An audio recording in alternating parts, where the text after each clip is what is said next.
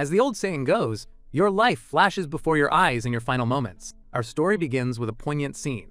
A protagonist's father lying on his deathbed. With his last breaths, the father implored Shui to care for his mother and sister, a memory swiftly followed by an image of his own mother offering him a childhood snack. His mother then spoke of a new job, urging him to concentrate on his studies. Later, he saw his little sister, lollipop in hand, as he gently advised her to always obey their mother. The serene memories shattered, cutting to a schoolyard where a bully cruelly stomped on his snack. The bully then sneered, questioning why the young man even bothered showing his face at school, while his cohorts held a girl captive. The aggressor screamed at our protagonist, proclaiming him too weak to ever be a hero. The girl he had tried to protect, surprisingly, told him he shouldn't have hurt the bullies, urging him instead to look out only for himself. In that crucial moment of distraction, a speeding truck bore down on him, its horn blaring a deafening warning. He stood frozen, unable to comprehend the terror as the massive vehicle rushed closer. An instant later his umbrella was snatched away, and a chilling thought echoed, "Is this truly my end?" Lying on the cold ground, a crimson pool spreading beneath him, the boy knew his life was truly over.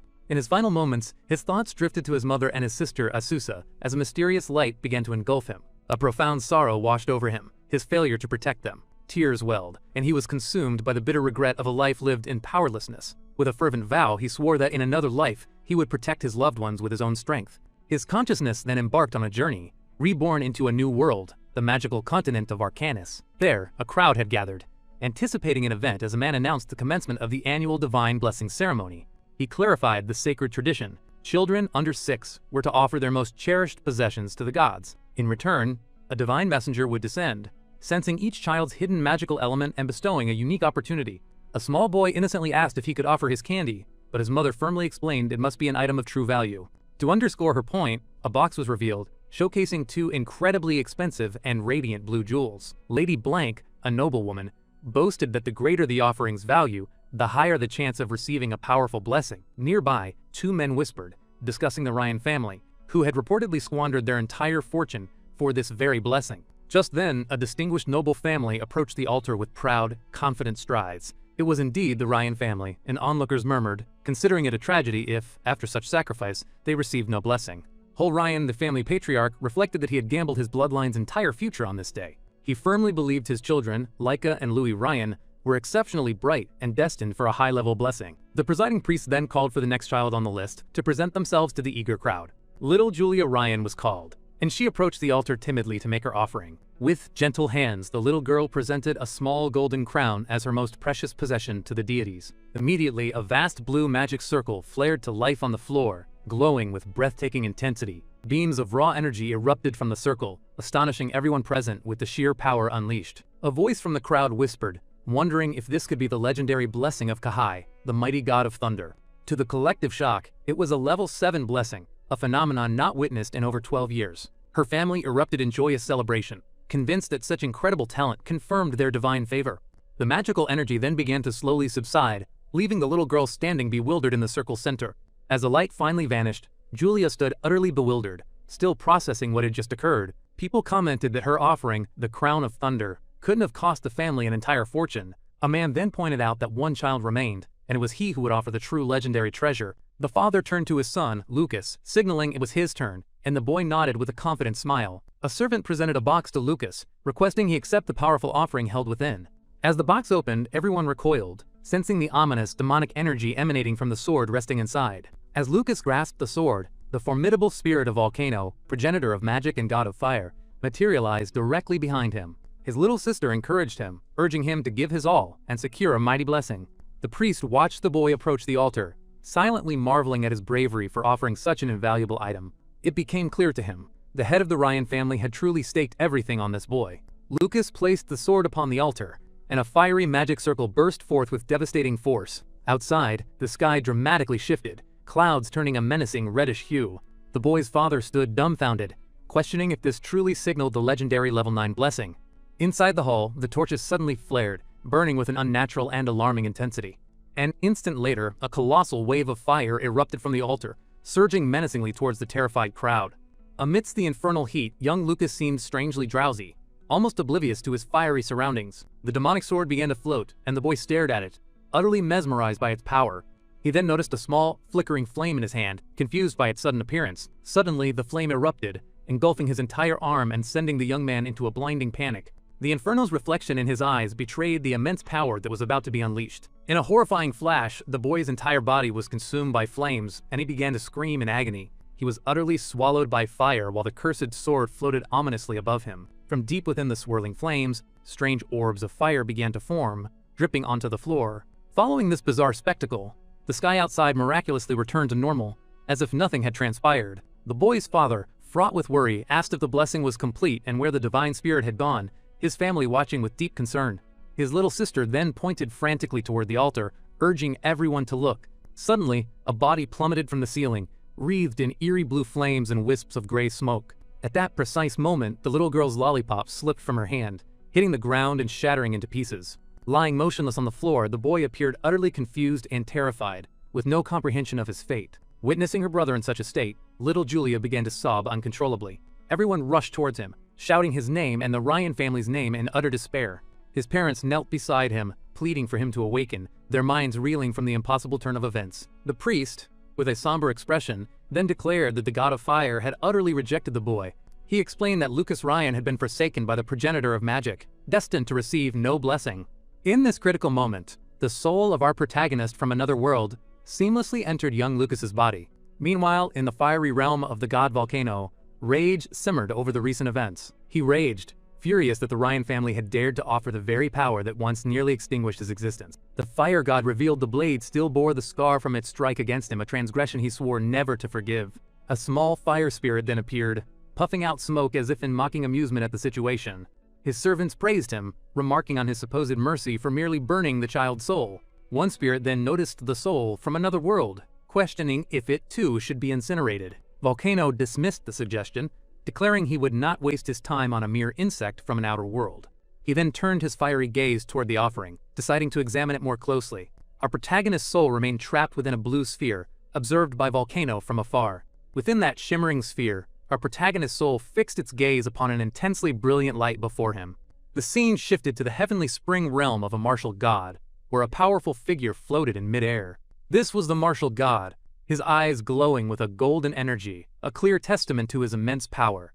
With a grim, determined expression, the martial god seemed to steel himself for a momentous conflict. His feet radiated the same golden energy as he began to stride across an invisible pathway in the air.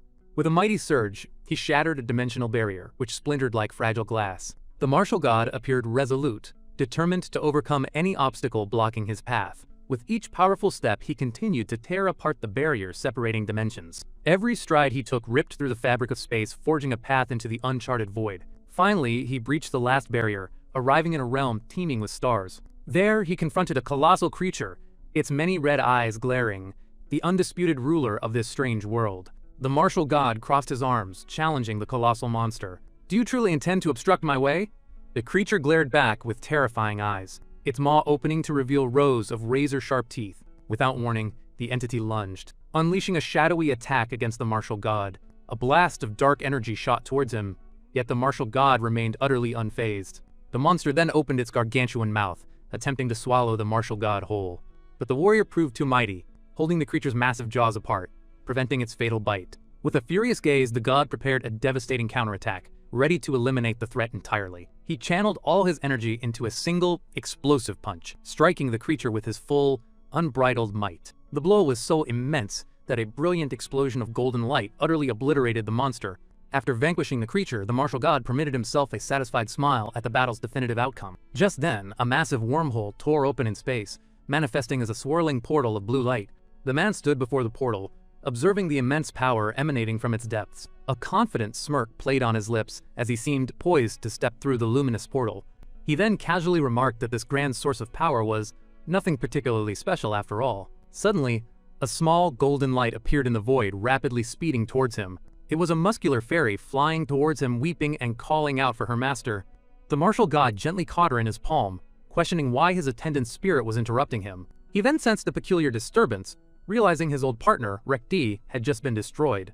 The warrior pondered what could possibly be unfolding on the continent of Arcanus to cause such an event. He recalled a time 1,000 years ago when martial arts reigned supreme over magic, a stark contrast to Volcano's current worship. The fairy retorted that if he hadn't been so engrossed in martial arts, that pathetic god would never have ascended to power. The man replied that, regardless, spreading the way of martial arts was a heavy burden to carry. A small flame appeared, and he admitted his lack of interest in developing it, yet acknowledged his inherent duty. He felt compelled to pass on his knowledge, ensuring martial arts would not simply vanish from existence. For this reason, he declared, even a small being like himself must remain perpetually devoted to training. He then turned, beginning to walk towards an intensely bright white light. His consciousness condensed into a tiny point of light, embarking on a journey through the vast void of deep space. Suddenly, our unconscious protagonist heard a voice, wondering if he had somehow survived his apparent demise. He then opened his eyes, finding himself in an utterly new and disorienting situation, unable to comprehend what was happening.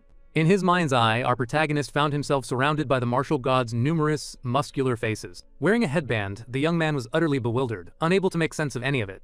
The entity introduced himself as Mars, the martial god, declaring his intention to bestow a divine blessing. Abruptly, Lucas awoke in a bed, questioning if the entire experience had merely been a bizarre dream. Just then, the muscular fairies materialized, flying excitedly about and chanting the martial god's name. The boy was stunned, as the entity announced it would bestow upon him the blessing of the martial god. Immediately, a beam of golden light struck him, leaving the young man completely paralyzed. He received the level 9 martial god's blessing, removing all previous limits on his martial arts training. Sitting up in bed, he pondered the meaning of it all, especially martial god level 9.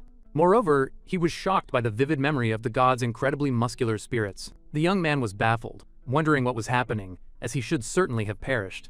He recalled the horrific truck accident, utterly unable to comprehend why he was still alive after such an ordeal.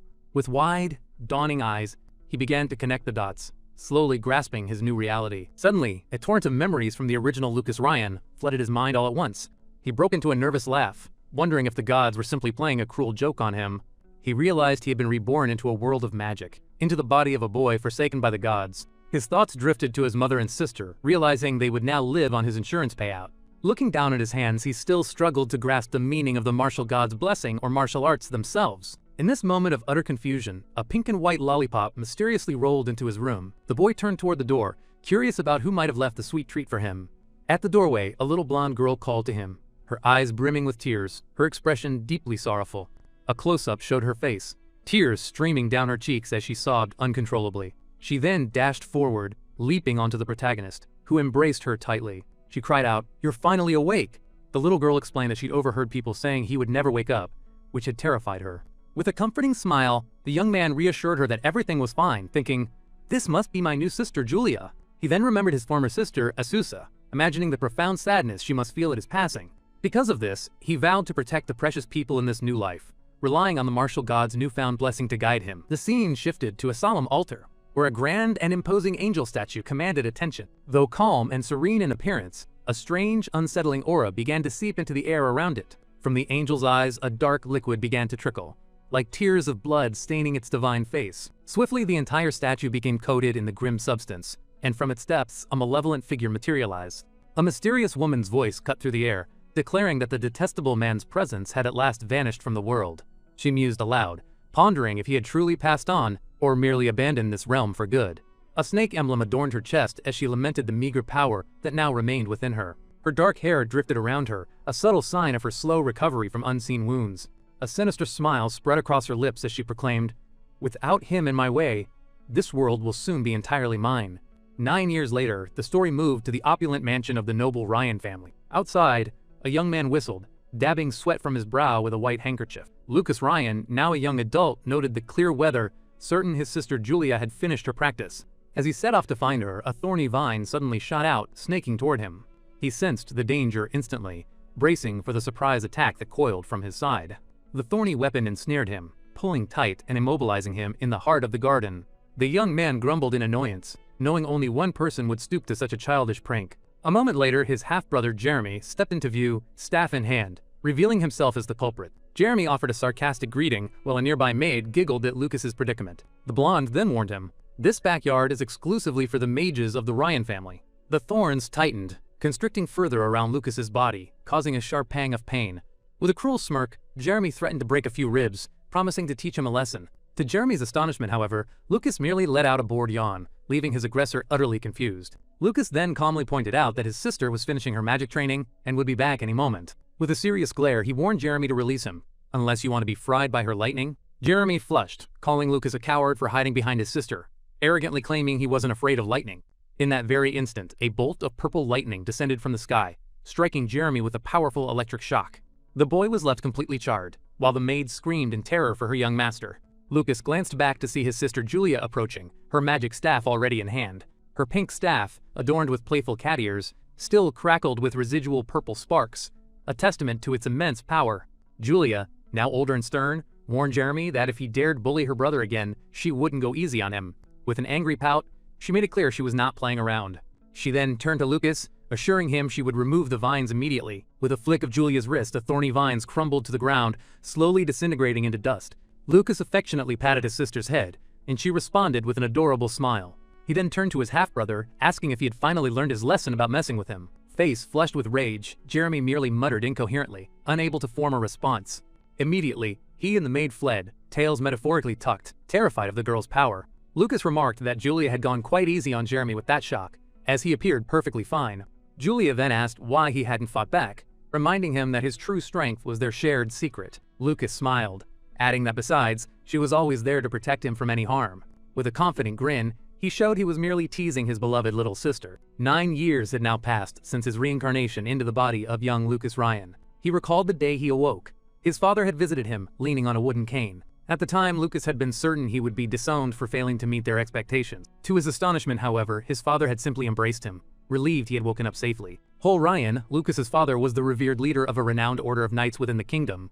This position meant he was rarely home, yet he remained a loving and attentive father. When Hall learned Lucas was training in martial arts, he sent a letter with crucial information. The letter mentioned that the family archives held several old tomes on martial arts, ripe for his study. Armed with a candle, young Lucas ventured into the dusty archives, seeking the books his father had mentioned. That letter was the spark. It allowed Lucas to set a bold and ambitious plan for his future in motion. Back in the present, shouts from outside the mansion echoed, calling for young Master Lucas. Inside, 2 maids complained, noting how young Lucas, despite his age, ran off daily to some unknown location. One maid reassured the other not to worry, claiming he'd be expelled soon for his lack of magic. Just then, they felt a tremor. They wondered if someone was practicing earth magic, oblivious to the true, surprising source of the disturbance. The scene cut to Lucas, who was training, relentlessly punching a solid stone wall with immense force. We then saw young Lucas within a secret cave, one he had personally excavated for his training. He revealed the hideout was directly beneath his room, built painstakingly with his own hands. He explained he'd spent 6 months digging out the space, dividing it into 4 distinct areas: a study, storage, a training ground, and a makeshift bathroom complete with an inexpensive tub. Since completing the training area, he had practiced in secret every day, relentlessly pursuing strength. After another day of grueling training, Lucas prepared to soak in his medicinal bath. The purple water splashed, spectral forms rising from its depths, hinting at its potent properties. Relaxing in the tub, he noted this medicinal bath was the most effective method for his martial arts training. He recounted that 3 years had passed since he began training with the quote, chaotic tempering technique. As a result, he was now so durable that magical attacks of level 5 or below couldn't even scratch him.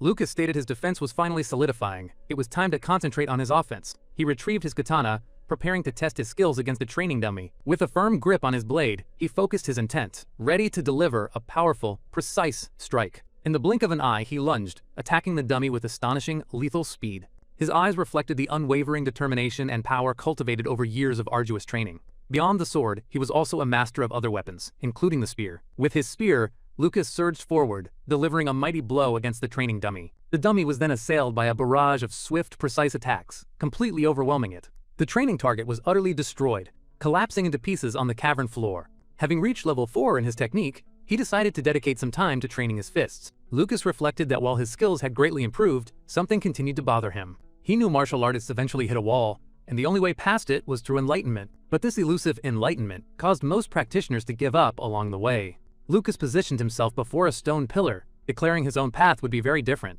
The young man took a deep breath, concentrating all his energy to unleash a powerful strike on the pillar. With a determined gaze, he prepared to demonstrate the fruits of his arduous training. He smashed his fist with all his might into the massive stone pillar before him. The impact was immense. The pillar shattered into 1,000 fragments, creating a large cloud of dust. Amidst the debris, Lucas observed the outcome of his power with a confident expression. His fist technique reached level 5, a clear demonstration of his ever-growing strength and skill. Lucas then realized his levels only increased. For him, there was no upper limit. This was due to the divine blessing he received, allowing his abilities to evolve without end. Suddenly, a clock on the wall began to chime, signaling that it was nearly midnight. He remembered his father, Hole, was returning home tonight, and they were scheduled for a family dinner.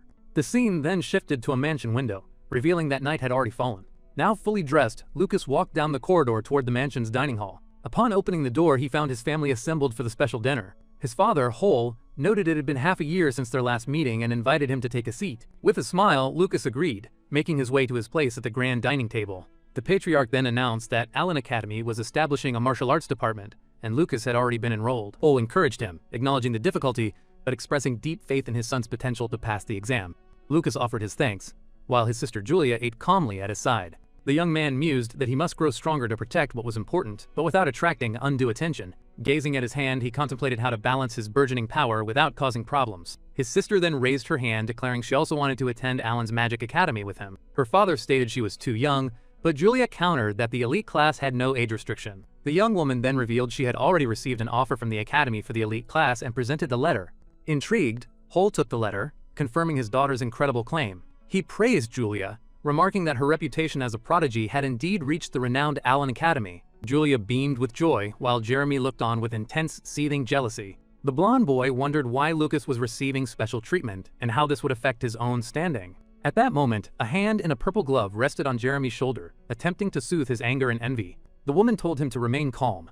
Jeremy was slightly startled by the unexpected touch. With a serene look, she advised him not to concern himself with Lucas's situation. This was Jessica Ryan, Jeremy's mother, who added there was no guarantee Lucas would even pass the exam. A malicious smile played on her lips, suggesting she was plotting something against Lucas. A week later, the morning of their journey dawned, and the family assembled at the gate for their farewells. Lucas and Julia's mother embraced them, urging them to be careful and promising a visit soon with a special pudding. She then placed a gleaming gold coin into each of their hands, a precious keepsake, a good luck charm not to be forgotten. This coin, she explained, was an ancient relic from the Buon dynasty, a power that had united the world 10 millennia past. Their father added that the coin bore the image of the first emperor Mars on one side and his fabled weapon on the other. Lucas, the protagonist, instantly recognized the emperor's visage.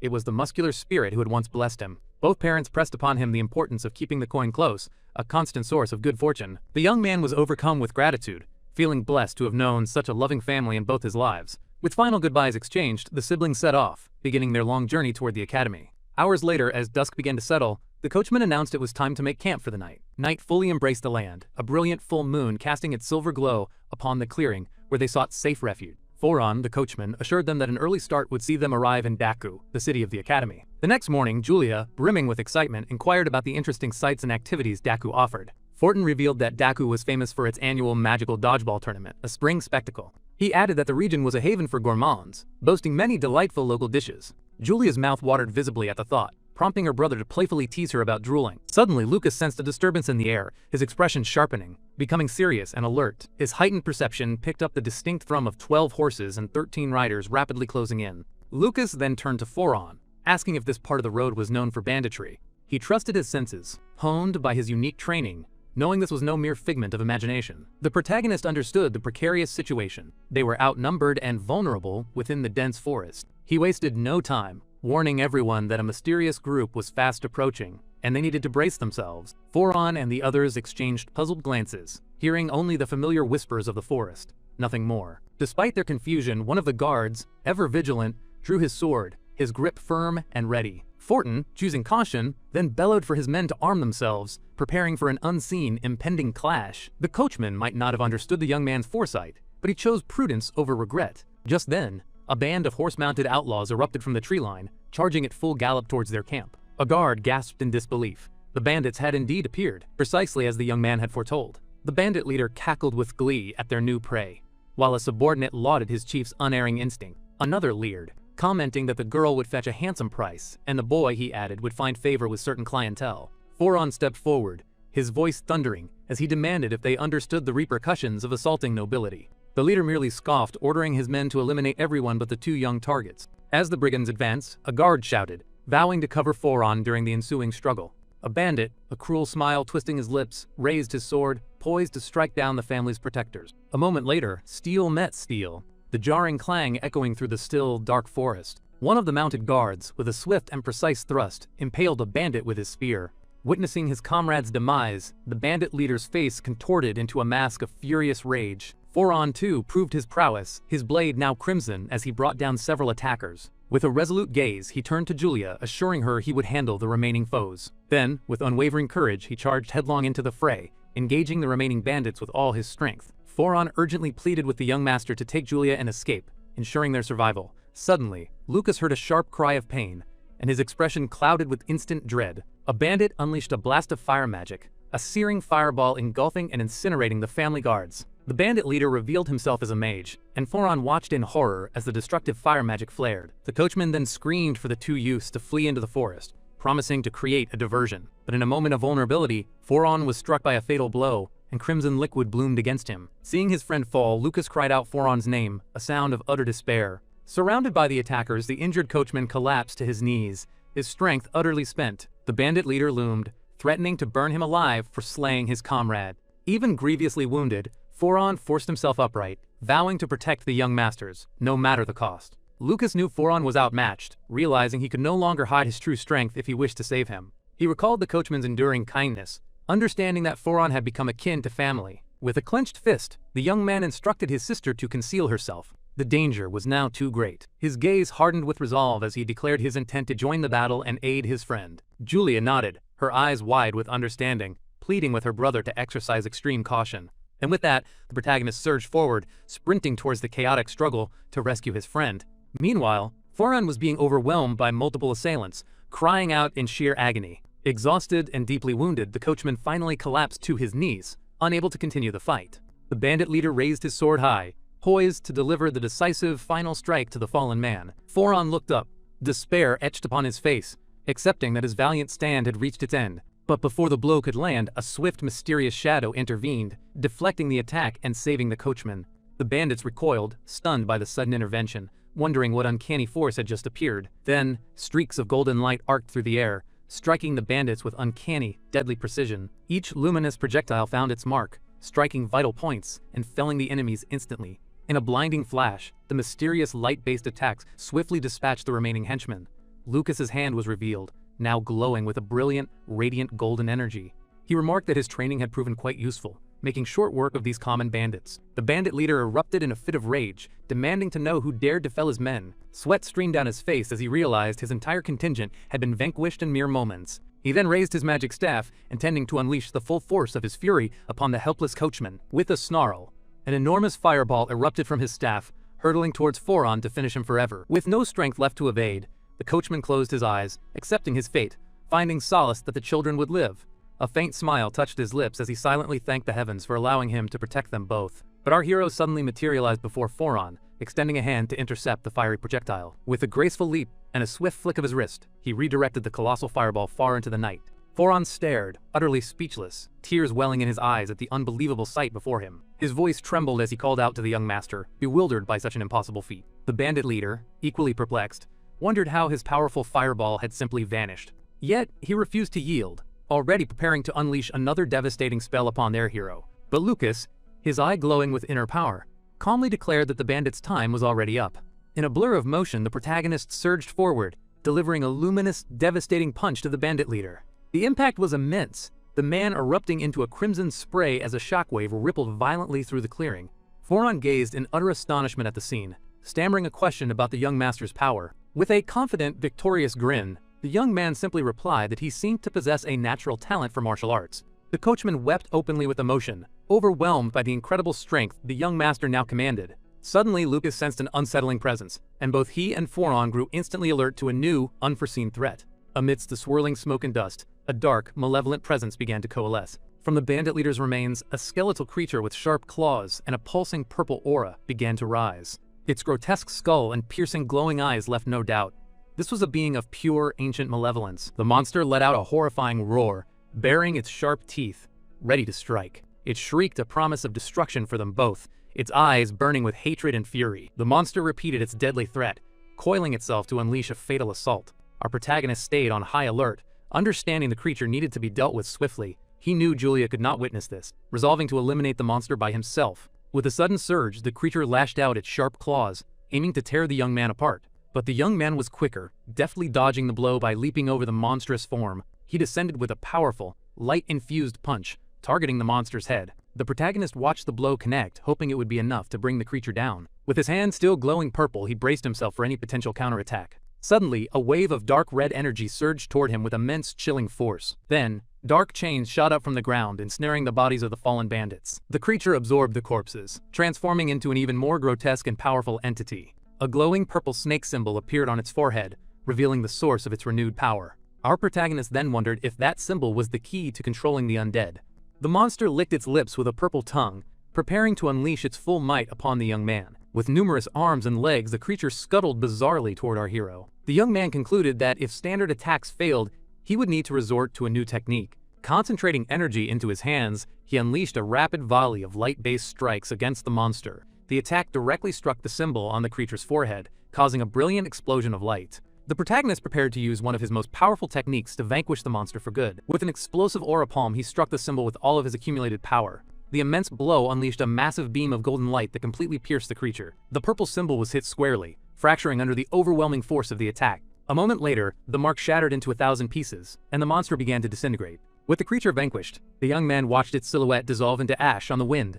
Exhausted after the intense battle, the protagonist sank to the ground to regain his strength. He let out a sigh of relief, thankful to have defeated the monster and protected everyone. His sister Julia then rushed to his side, checking if he was alright after the difficult fight. She leaped into his arms, congratulating him for defeating all the bandits by himself. Fortin, who had watched everything from afar, was left completely stunned, unable to process what had happened. Suddenly, the protagonist sensed another presence approaching, turning toward the forest on high alert. A horse whinnied, and the young man realized their group wasn't the only one attacked by the bandits. A young woman with white hair appeared on horseback, her face etched with desperation. She was bound and gagged, leaving our hero taken aback by her state. In a dark chamber, numerous bodies hung upside down, their appearance ghastly. A creature with sharp fangs greedily licked the red liquid dripping from them. It was the same woman from the altar, now discovering that subject number 44 had been eliminated by an unknown hand. She decided that restoring her power was the top priority, and stepped into a dark, mysterious pool. The night wore on, a waning moon shining down from the sky upon the group's camp. Back at the camp, Julia learned the white-haired girl's name was Mayor Rasta. Lucas found the name familiar, yet couldn't recall where he might have heard it before.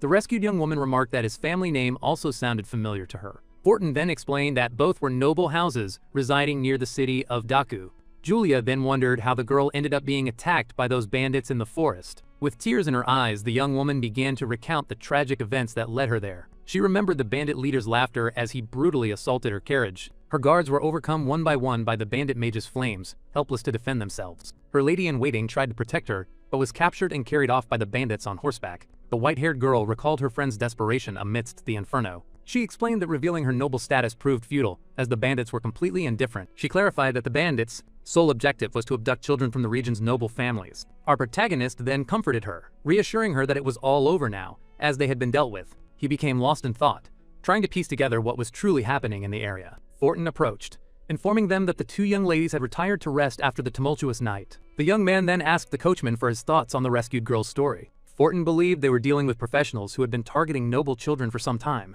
The young man mused that bandits wielding magic and the power to control the dead was highly unusual. The coachman's expression turned grave as he considered the implications of that night's events. He concluded that a terrifying demon must be orchestrating everything, controlling these puppets from the shadows. Fortin stated he would report everything to the master, adding that the Rasta family's cooperation would be invaluable. The protagonist then suggested they alter their plans to avoid any further trouble on their journey. The following day, the group arrived in the city of Daku, but their plan to stay was immediately cancelled. The young man explained that some bandits could still be in the city, making it safer to proceed directly to the academy. He asked his sister and their new friend to understand that this precaution was for everyone's safety. The white-haired young woman agreed with our hero's decision to avoid additional risks. With the change in plans, the protagonist's sister wore an expression of pure disappointment. With a gentle smile, he promised that on their return trip, he would treat her to anything she wanted to eat. The girl's spirits lifted at the promise, and the rescued young woman smiled, observing the siblings' close bond.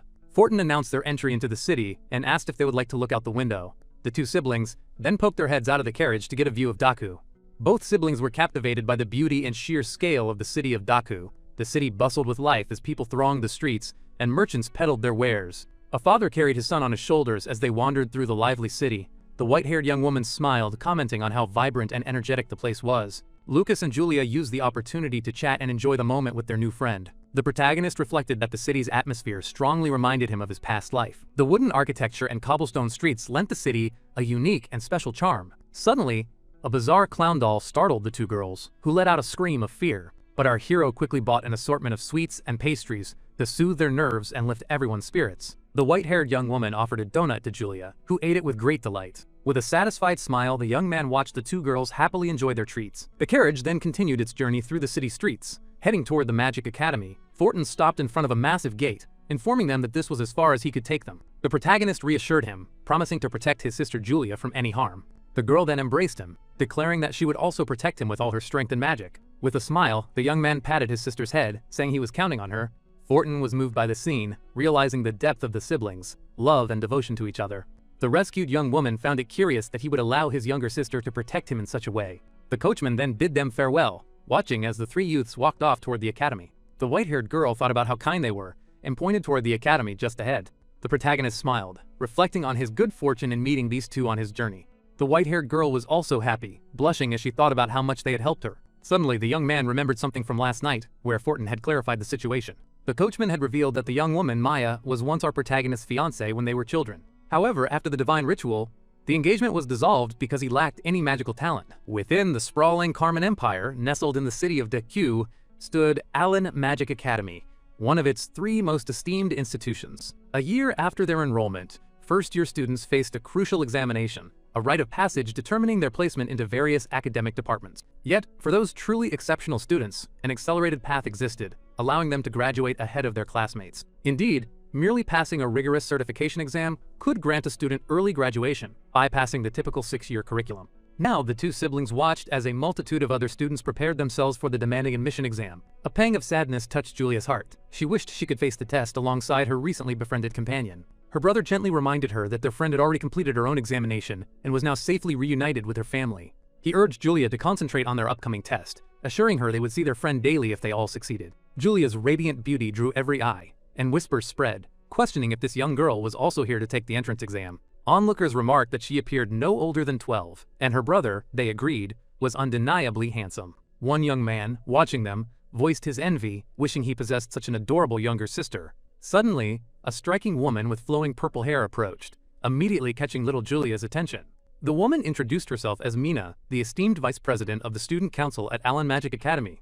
A warm smile graced Mina's lips as she playfully inquired if the young girl had perhaps snuck in to accompany her elder brother. Julia, with unwavering pride, quickly denied it, declaring she was indeed there to take the admission exam alongside him. A flicker of recognition crossed Mina's face. Could this be the very girl who had received an exclusive offer for the elite class? A knowing smile then bloomed as she confirmed her suspicion. This young girl was a true prodigy, destined to be an exceptional student.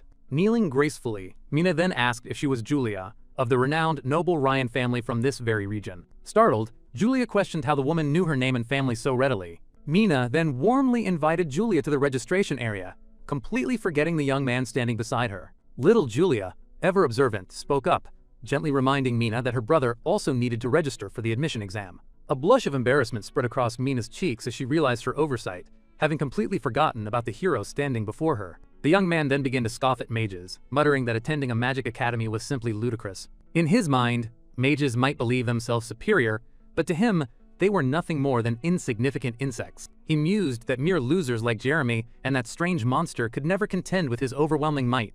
He grumbled, convinced he was merely wasting his precious time here, all due to his parents' well-meaning intentions. The student council member, startled, realized he had been speaking his thoughts aloud, causing him to become flustered by the sudden attention. Mina quickly apologized for her oversight, then called him by name, seeking to confirm his identity. Lucas, suddenly aware he was the focus of everyone's gaze, attempted to conceal his growing irritation. Mina then invited them to follow her, offering to personally guide them to the examination hall. The protagonist noted with a measure of relief that she was among the rare few who did not regard him with prejudice. Soon, the group arrived at a vast hall, already bustling with a large crowd of students gathered for the impending exam. With a graceful flick of her wrist, Mina conjured and distributed emblems, instructing everyone to register with a council member. She clarified that the exam number was etched upon each emblem, which must remain visible throughout the entire test. The examination, she explained, comprised 3 distinct phases. First, the measurement of magical potential, followed by an assessment of elemental compatibility, and finally, a demonstration of destructive power. Our protagonist then inquired if the testing procedure remained the same for those entering the martial arts department. He muttered under his breath, suspecting the academy had simply been too lazy to devise a specialized test for martial artists. With a defiant crack of his knuckles, he prepared to unveil the true might of a martial artist to all present. His resolve hardened. He would demonstrate the overwhelming power of martial arts and utterly shatter their narrow-minded preconceptions. An instructor's voice boomed, announcing the commencement of the first test, directing students to place their hands upon a glowing magical orb. When it was our hero's turn, the instructor fixed him with a look of undisguised disdain and contempt, yet the man was utterly stunned by the ensuing result, proclaiming it a phenomenon seen perhaps once in a millennium. The young man's magical potential registered at an absolute zero, and the vast hall immediately erupted in a wave of cruel ridicule. A weary sigh escaped him. He felt as though he were reliving the very same ordeal that had plagued his childhood. Next, a girl with purple hair stepped forward, placing her hand upon the luminous sphere to measure her own magical potential. The other students gasped as a distinct purple light emanated from the magical sphere, filling the air. That vibrant purple signified a potential of 7 out of 10, instantly marking her as a first-class student. Our protagonist, however, couldn't fathom the excitement. To him, such a result was nothing particularly special. He then called out to his sister, urging her not to hold back, but to reveal her genuine power to everyone. The girl gripped the sphere with both hands, concentrating intently as she prepared to unleash her inner energy. The sphere then began to pulse with an intensely brilliant, blinding golden light, forcing all present to avert their eyes. A towering beam of golden light shot upward, piercing the hall's ceiling, leaving everyone utterly awestruck by the sheer display of power. The other students stared in profound disbelief, unable to reconcile what they were witnessing with reality. Within the dazzling light, the number 10 materialized, signifying the girl possessed the absolute maximum magical potential. Mesmerized by her extraordinary talent, everyone hailed the young girl as a true prodigy among prodigies. After the test, the girl smiled, clearly pleased with her result, and glanced at her brother with an expression of proud accomplishment. She bounded over to him, eagerly asking if she had been incredible during the potential test. The young man praised her warmly, assuring her that with such talent, she would one day become a great archmage. Two envious students began to quietly mock our protagonist, but were swiftly silenced by a discerning friend. The protagonist inwardly noted that everything was unfolding precisely as planned, and there was no sense in starting a confrontation now. He understood that so long as Julia's talent continued to shine so brilliantly, his own school life could remain pleasantly peaceful. All his arduous efforts to amplify his sister's inherent talent were finally yielding their desired fruit. He had secretly employed the powerful mage's consecration ability to enhance the young girl's magical potential. The instructor then announced the second test, and the students collectively began to make their way toward the designated spirit cabin. They entered a magnificent hall crowned with a grand glass ceiling, allowing brilliant light to bathe the entire space. Hand in hand, the two siblings walked onward, heading toward the next phase of their examination. A vast hall, marked by several prominent blue pillars, served as a compatibility testing area. Within its expanse, countless elemental spirits danced and shimmered, each a vibrant display of magical prowess. The other students watched in silent awe, captivated by the sheer diversity of spirits that filled the space. The instant little Julia stepped into the hall, every spirit in the room surged forward, forming a swirling, protective circle around her. A gentle smile graced her lips as she reached out, interacting with the spirits who clearly reveled in her warmth. Elsewhere, a frustrated student grumbled, lamenting his inability to draw even a single wind spirit to his side.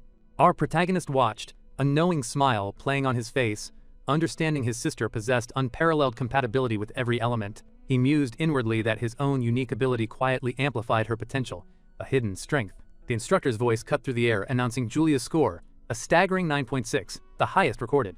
This remarkable achievement instantly drew a mixture of admiring and envious stares from her peers. Students flocked to her, showering her with praise and requests for friendship, but the sudden attention proved overwhelming. With a sudden rush, she fled to her brother, seeking solace and refuge in his comforting embrace. He gently soothed her, inquiring what had so suddenly startled her. Trembling, she explained that everyone's gazes filled her with fear, clinging tighter behind him. Her brother explained that as a true genius, this kind of attention would become her new normal. He urged her not to mind the others, encouraging her to slowly grow accustomed to the spotlight. A small smile returned to her face as she declared her resolve to grow stronger, so she might one day protect her older brother. He realized then that building his sister's mental resilience would be crucial for her future. Elsewhere, two students conversed, their discussion centered on Julia's astonishing exam results. One scoffed, pointing out her brother's apparent uselessness, given his 0 compatibility score. They recalled the earlier scene when he had entered the hall, and every spirit had recoiled, fleeing his presence. For reasons unknown, the spirits seemed to harbor an intense disgust and repulsion towards the young man. The other student then brought up a peculiar incident following the second test. He described witnessing a fire spirit's arm spontaneously tear away, a sight that had deeply unnerved him. His friend dismissed it, suggesting the spirits were too small and he must have imagined it. Our protagonist, overhearing their hushed tones, grew thoughtful, his mind pondering their words. He found it hard to believe someone had witnessed what truly happened during that second exam. He recalled how the fire spirits, due to their bond with the fire god, had been especially hostile towards him.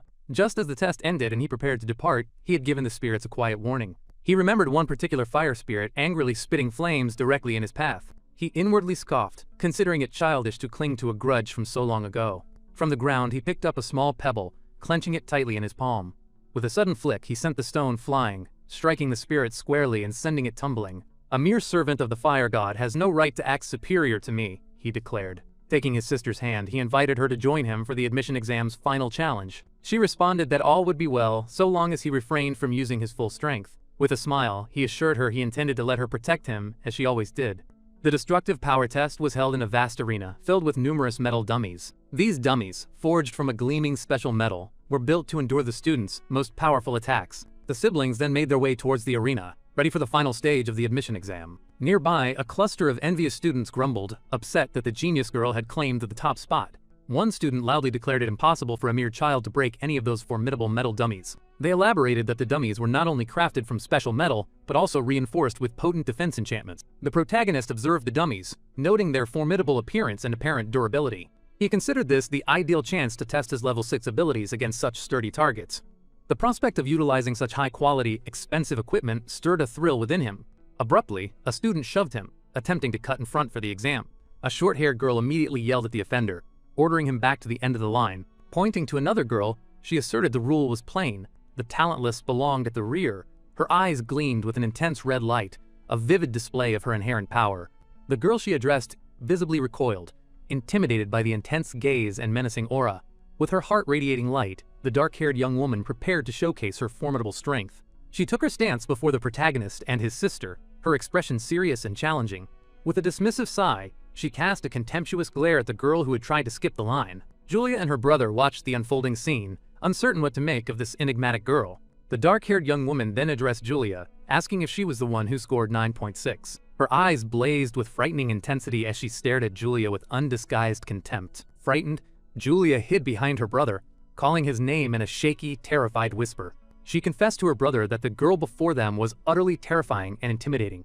The young man then turned to the dark-haired girl, demanding to know her identity and purpose. She introduced herself as Iwa Miranda, granddaughter of the formidable and influential Duke Miranda. The protagonist recognized the distinctive Miranda family crest, identifying them as one of the Empire's 3 paramount noble houses. His own mother, Catherine, had also been a Miranda, from a lineage renowned for legendary mages. This realization meant Iwa was his mother's younger brother's daughter, making them cousins. The girl looked confused, wondering what he meant, having never heard of him. He clarified their familial tie, asking her to cease glaring at him so fiercely. Iwa erupted in fury, having never been told of a cousin, and branded him rude and arrogant. She vowed to humiliate him publicly, her eyes flaring with a malicious, burgeoning power. The young woman then readied a powerful, destructive spell, aiming it at our protagonist. Iwa cast a mind control spell, commanding him to strip for public humiliation. Yet, the protagonist merely offered a mocking smirk. The spell had no effect whatsoever. The dark-haired girl stood in utter shock, her magic having failed completely. The young man then taunted her, questioning the quality of the noble Miranda family's upbringing. Iwa could not comprehend why her signature spell had failed to control him. He provoked her further, stating her weak magic was useless against a true martial artist. At that moment, the instructor called our hero's name for the next part of the exam. Before departing, he pointed to his sister, cautioning her not to overly display her abilities during her test. Iwa then shifted her focus to Julia, vowing to seize the top spot from her in the power test. A magical screen shimmered, displaying student rankings with Julia firmly in first place. The young man noted his cousin's second-place ranking and her effective declaration of war on his sister. He decided that for a peaceful school life, he could not permit her to usurp Julia's top position. With this resolve, he offered his sister a piece of candy, hoping to ensure her strong performance in the coming test. The girl ate the candy, but her face immediately scrunched in disgust at its bitter, unpleasant flavor. The young man gave her a firm pat on the back, helping her swallow the pill he had given her. The young girl complained that he had tricked her. It was clearly medicine, not candy. He apologized, explaining it was a special magic potion brewed from extremely rare ingredients. The instructor called our protagonist's name once more, and he quickly made his way to the testing site. The young man approached the metal dummy, ready for his destructive power test. The instructor directed number 5 to strike the dummy with full force for evaluation. The young man informed the instructor he could not use magic, a statement that clearly confused him. He then asked if simply striking the dummy would suffice to complete the power test. A confident smile played on his lips as he prepared to unleash the full power of his martial arts. A wave of derision rippled through the onlookers, their voices mocking, suggesting he was destined only to break his hand in the coming test. Julia's eyes blazed with fury at the venomous remarks aimed at her brother, and she braced herself, ready to leap into action. A thought flashed through her mind. Had her brother not cautioned her to behave, those insolent students would already be learning a harsh lesson. Intrigued by the unfolding scene, Iwa leaned forward, wondering aloud if her brother truly lacked the ability to wield magic. She remembered her own mental magic, utterly ineffective against him, and found the idea of his inability hard to reconcile. The protagonist's sister, standing tall, proudly declared her brother an extraordinary individual, defending his honor. Yet, the dark-haired young woman remained skeptical, a gnawing suspicion that her older brother was somehow manipulating the truth. Suddenly, a deafening crash reverberated through the arena, and every head snapped towards the screen, expressions of disbelief painted on their faces. The protagonist's cousin stood frozen, utterly astonished by the unexpected turn of events in the young man's examination. A bewildered student mumbled a question about what had just occurred, but a collective bewilderment hung in the air.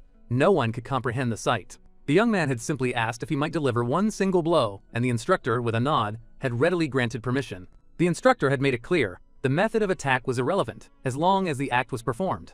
With eyes alight with resolve, our hero prepared to unveil a hidden power to all who watched. He mused to himself that his abilities multiplied exponentially with every 3 advancements in his power level. Reaching power level 6, he braced himself, poised to unleash one of his most formidable techniques. He stamped his foot, a forceful thud against the ground, channeling every ounce of his energy into preparation for a devastating strike. His eyes pulsed with an inner light as he surged forward, a blur of motion racing towards the formidable metal dummy. A golden flame enveloped his fist as he delivered a precise, powerful strike directly to the dummy before him. The dummy emitted a sharp beep, a red circle illuminating to confirm the blow had been successfully registered. The force of the impact was immense, sending the dummy soaring through the air, only to collide with a violent crash against the arena wall. A colossal cloud of dust erupted, billowing upwards, and the very ground of the arena shuddered under the sheer power of the assault. When the dust finally began to settle, it revealed the metal dummy utterly destroyed, a cavernous, gaping hole torn through its chest.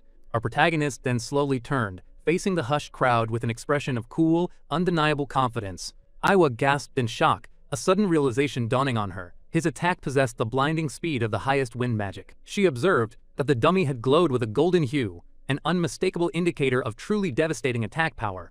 The dark-haired young woman understood then that she alone had truly comprehended the young man's hidden, formidable strength. The instructor, recovering from his shock, congratulated him, remarking that it had been a full decade since a testing dummy had met such a fate. The young man offered a quiet smile and his thanks, while his sister cheered, openly celebrating his triumph in the power test. A triumphant smile spread across the girl's face as she flashed her brother a peace sign, a silent acknowledgement of his victory. The protagonist reflected that he had not only averted a failing grade, but also managed to keep his true power largely hidden, all thanks to the short-sightedness of those who had underestimated him. As the day progressed, the initial awe surrounding the young man's destructive power gradually faded from the students' minds. Instead, all eyes were drawn to the truly astonishing, rare talent displayed by the petite, yet undeniably mighty Julia. The girl then focused, and a massive surge of magical energy began to swirl and coalesce around her. Arcs of vibrant purple lightning crackled from her hands, and her staff pulsed with an unnervingly intense glow. A luminous purple magic circle shimmered into existence on the ground beneath her, signaling her readiness to unleash her most potent attack. Her hair whipped wildly around her as she cried out the spell's name, unleashing a devastating barrage of crimson lightning. The red bolts descended from the heavens like a furious storm, striking the metal dummy with immense destructive force. The dummy emitted a red beep, confirming the attack was indeed red lightning, known as the second most powerful type. The other students watched in utter awe of the girl's raw power, their murmurs hailing her as a future honor roll student. But once the attack subsided, Julia slumped abruptly to the ground, prompting whispers among the onlookers. Had she been overwhelmed by her own immense spell? The girl herself was perplexed, utterly bewildered by how she had suddenly commanded such formidable, unforeseen power.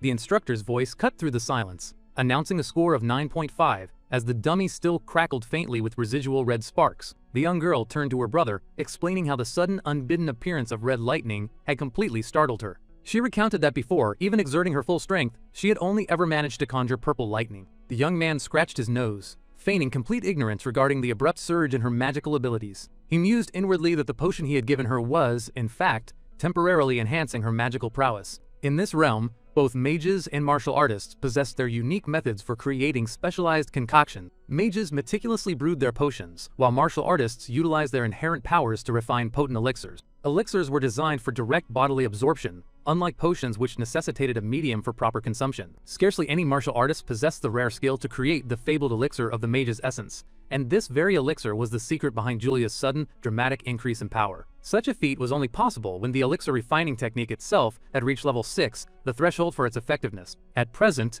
only our protagonist and the esteemed Minister of Martial Arts possessed the capability to craft this particular elixir.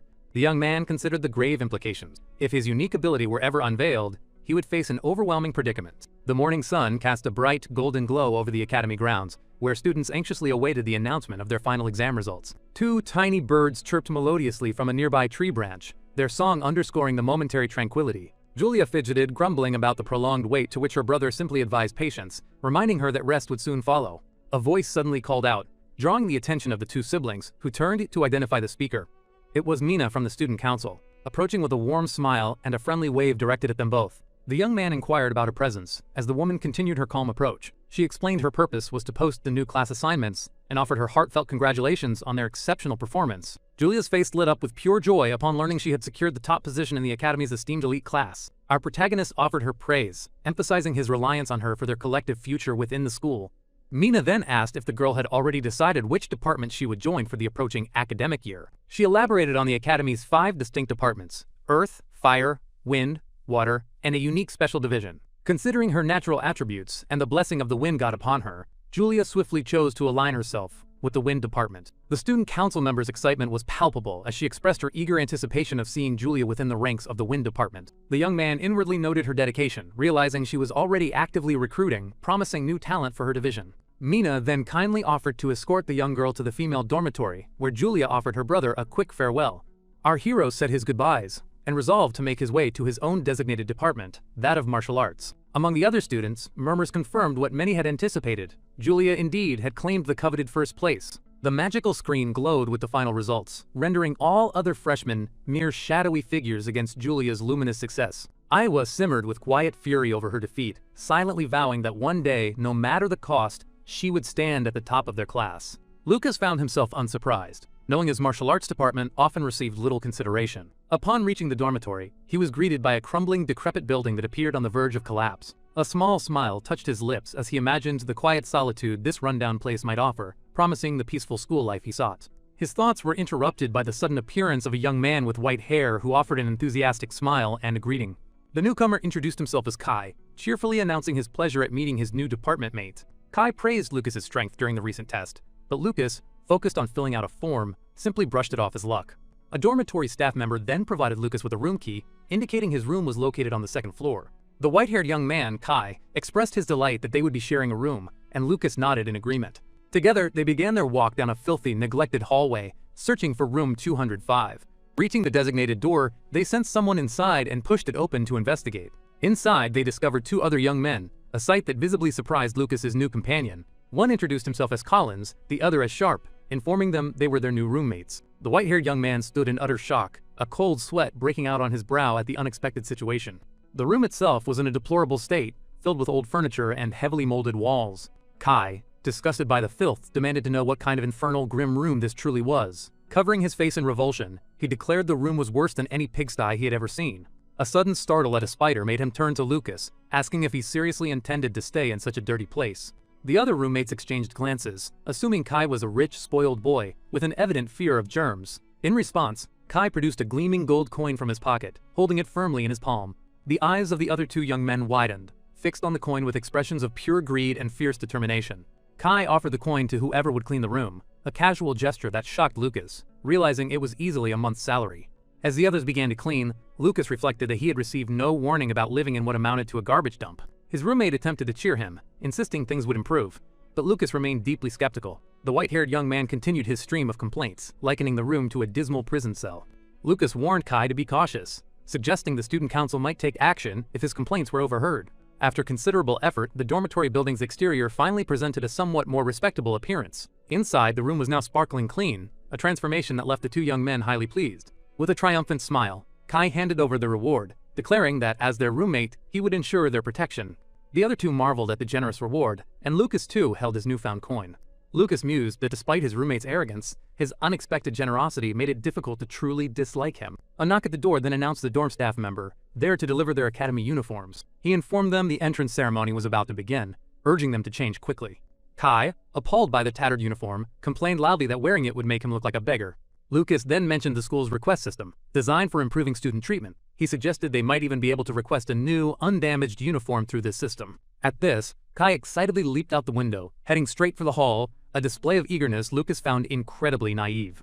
The scene shifted to the academy's main hall, dominated by a large statue of a witch at its front. Now dressed in his uniform, Lucas walked with confidence toward the ceremony hall. His determined expression clearly showed he was ready for any challenge the academy might present. He then stepped into the immense hall, already bustling with students gathered for the entrance ceremony. His roommates found the hall luxurious, though Kai, ever boastful, claimed his own house was far more impressive. Lucas scanned the crowd for his sister, and Kai pointed toward the front, explaining that was where the elite students sat. There, at the front, sat Julia, resplendent in the beautiful white and gold uniform of the elite class. His roommate then informed him their department's assigned seats were located at the very back of the hall. With a quiet smile, Lucas stated he didn't mind, remarking instead that the elite uniform suited Julia perfectly. Other students from their department grumbled about the distant seating, feeling a sense of discrimination. A girl seated beside Lucas also seemed displeased with the arrangement, observing everything in quiet silence. Suddenly, the hall's numerous candles ignited with magical golden flames, instantly capturing everyone's attention. Following this, a massive lotus flower crafted from fire materialized in the hall's center, a dazzling display of power. A hand reached out, grasping a small flower of fire, demonstrating impressive magical mastery. Floating in the air, a young man declared that all new students should feel honored by his very presence. He introduced himself as Theodore Fallum, president of the student council and a future great mage, announcing his intention to explain the academy's point system. The female students in the hall were completely captivated, commenting on his powerful aura. They hailed him as a genius, a level 6 mage, while Lucas merely observed the spectacle. Theodore began his speech, explaining the point system formed the very foundation of everything within the academy. He stated that any resource, from rare books to even magical beasts, could be acquired using these points. However, he noted that points earned through ordinary work were minimal, yielding at most 5 per hour. For this reason, he explained, it was far more efficient to earn points by participating in departmental events. Lucas then understood Mina's unexpected friendliness toward them before the entrance ceremony. The president then revealed his council position granted him a monthly income of up to 500 points. Finally, he alluded to one last method for acquiring points, though it involved a certain degree of risk. With a sinister smile and eyes glowing purple, he revealed the final method, monster hunting. He explained that behind the school lay a mountain range teeming with magical beasts, ripe for hunting. Lucas clenched his fist, his interest undeniably piqued by the mention of the magical beast mountain range. A smile spread across Lucas's face, thinking that place was a training ground, perfectly suited for his needs. Hours later, as night fully descended, the dormitory stood bathed in the soft glow of moonlight. Within, his roommate lay peacefully asleep in his bed. A tranquil incense stick burned steadily, its subtle fumes ensuring a deep and undisturbed slumber for all. Quietly, the young man slipped out of the dormitory, his path set towards the distant magical beast mountain range. He remembered the martial arts building, situated at the campus's rear, quite close to where he intended to go. Soon enough, he reached a towering wall, fully aware that the mountain range began on the other side. He crouched low, gathering his strength for an impressive leap. In a blur of motion, the martial artist soared effortlessly over the formidable barrier. He cleared the wall, landing softly amidst the trees on the campus's wilder edge. The moment his feet touched the ground, shadowy creatures erupted from the darkness, attacking without a moment's warning. Our hero swiftly dodged the assault, then leaped to deliver a powerful kick to a monstrous purple frog. The sheer speed and strength of the young martial artist clearly took the creature by surprise. With a precise, concentrated strike, he shattered the monster's horn.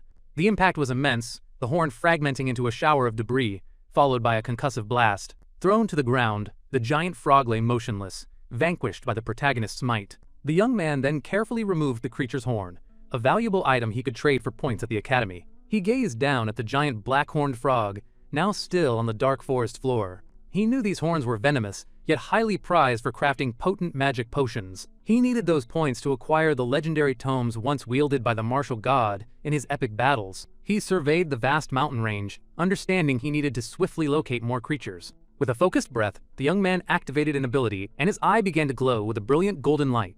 Ripples of golden energy fanned out through the trees, meticulously scanning the surrounding area for any hidden beasts. His senses soon pinpointed a monster, a creature with a massive drooling maw filled with razor-sharp teeth. It was a level 1 giant rat, its red eyes burning, its back bristling with sharp spines. Without hesitation, our protagonist lunged forward, striking the creature with a powerful, decisive handchop. With a cold gaze, the young man simply uttered, "Go to sleep," and the creature was instantly defeated.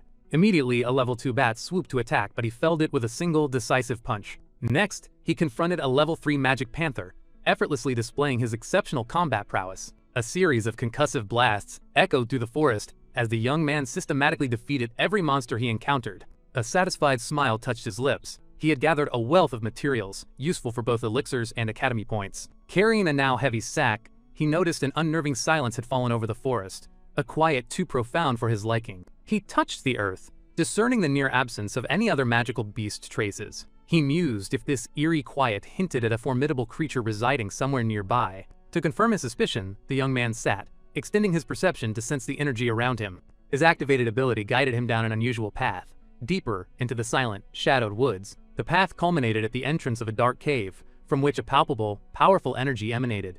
From the cave's oppressive darkness, a giant wolf with glowing purple eyes snarled menacingly at our hero. The protagonist remained unfazed, a confident smile gracing his face as he declared he had finally found his true target. The creature launched an attack from afar, which he deftly dodged, realizing it had sensed his presence from a full kilometer away. A strange bluish smoke began to seep from the cave's entrance, further signaling the creature's imminent arrival.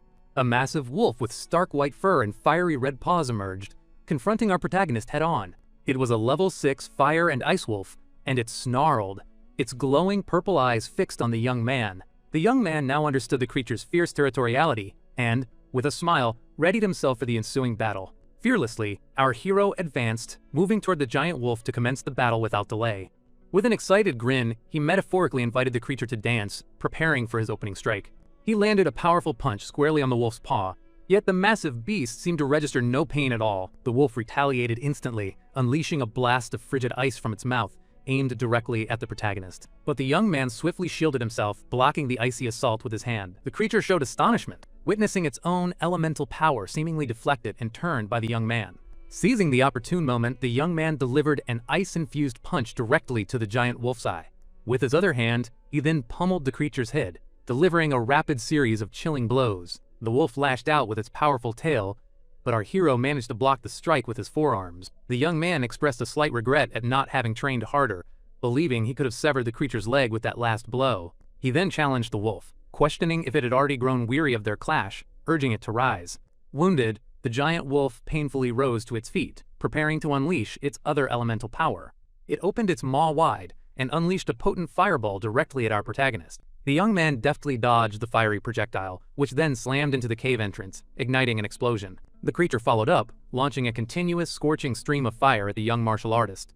The intense fiery assault bathed the entire forest in an orange glow, forcing our protagonist into swift, agile evasions. The wolf became entirely engulfed in flames, its form a terrifying spectacle as it prepared a devastating final attack. With a guttural howl, the creature unleashed the full, unbridled force of its firepower upon our protagonist. Yet the young man managed to close the distance, grappling with the wolf, enduring the searing flames. The creature was clearly taken aback by the young man's audacious courage, seemingly unable to comprehend how he withstood such intense heat.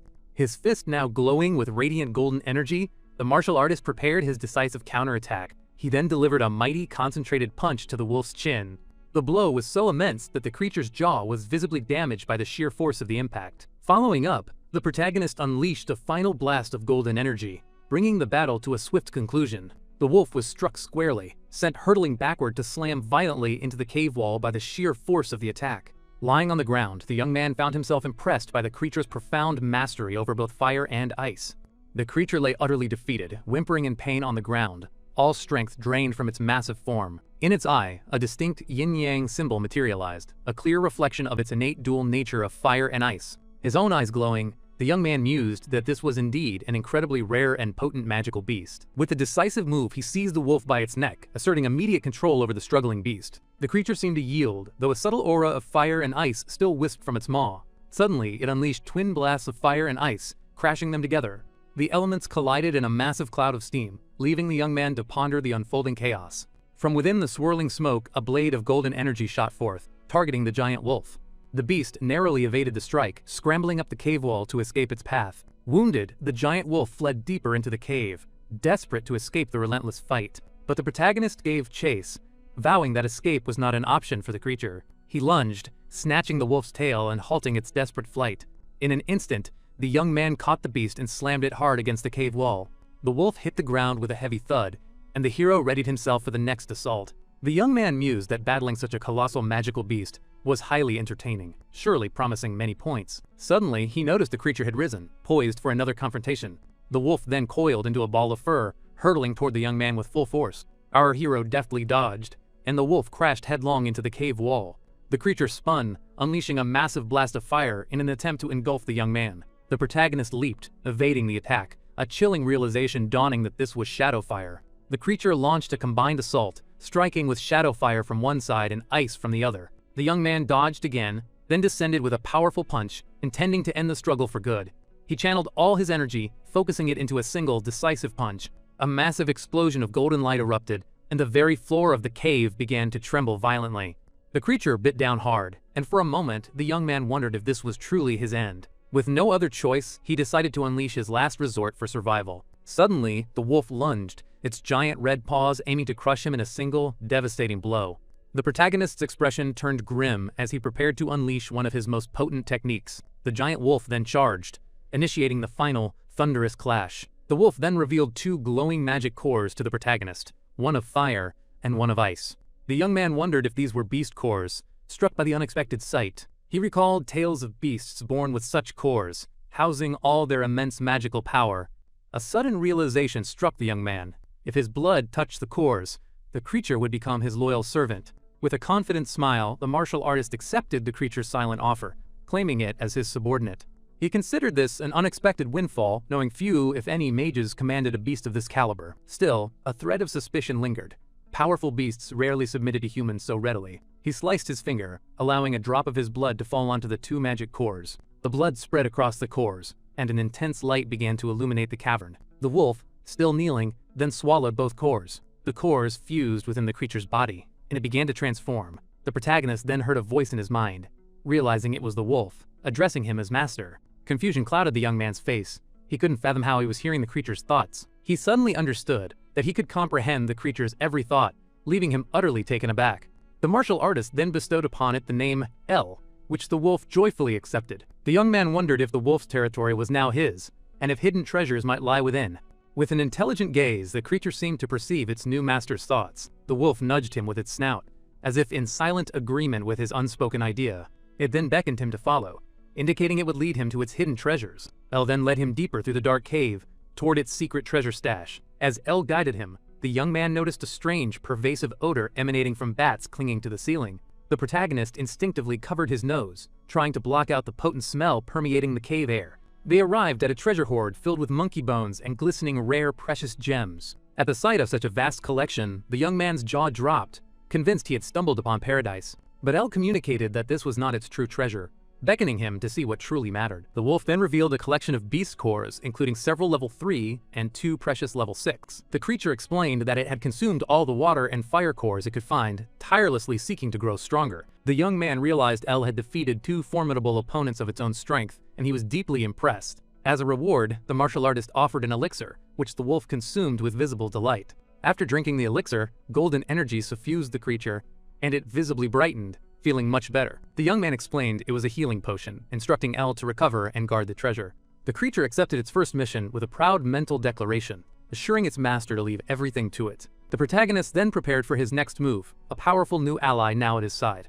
A confident smile touched his lips. The young man seemed to be plotting something grand for his future at the academy. The scene then shifted to the academy's classroom building, early the following morning. The young man entered the classroom and settled into his seat for the day's first lesson. He yawned, mentioning he'd been awake all night, yet felt no fatigue thanks to an inherent sense. The young man quietly grumbled that El had persistently pestered him while he tried to count his newfound treasures. A clock on the wall began to chime, signaling the imminent start of class.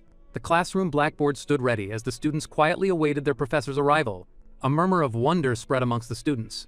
The professor should have already been in the room. Kai grew anxious, fretting that the administration had forgotten to assign a professor to their class. Suddenly, footsteps echoed, and a man stumbled into the room, swaying unsteadily. The man kicked a liquor bottle, grumbling aloud about having drunk too much the night before. He then slammed his book onto the desk with a jolt, startling every student in the room. The protagonist and his roommate exchanged wide-eyed glances, shocked by the new professor's dramatic entrance. The man introduced himself as Sugar Art, declaring his responsibility over the martial arts department. The young man observed the professor intently, sensing immediately that this was no ordinary man. With steady hands, Sugar Art penned his name onto the blackboard in white chalk. A quiet yawn escaped him as he picked up a book, ready to commence the day's first lesson.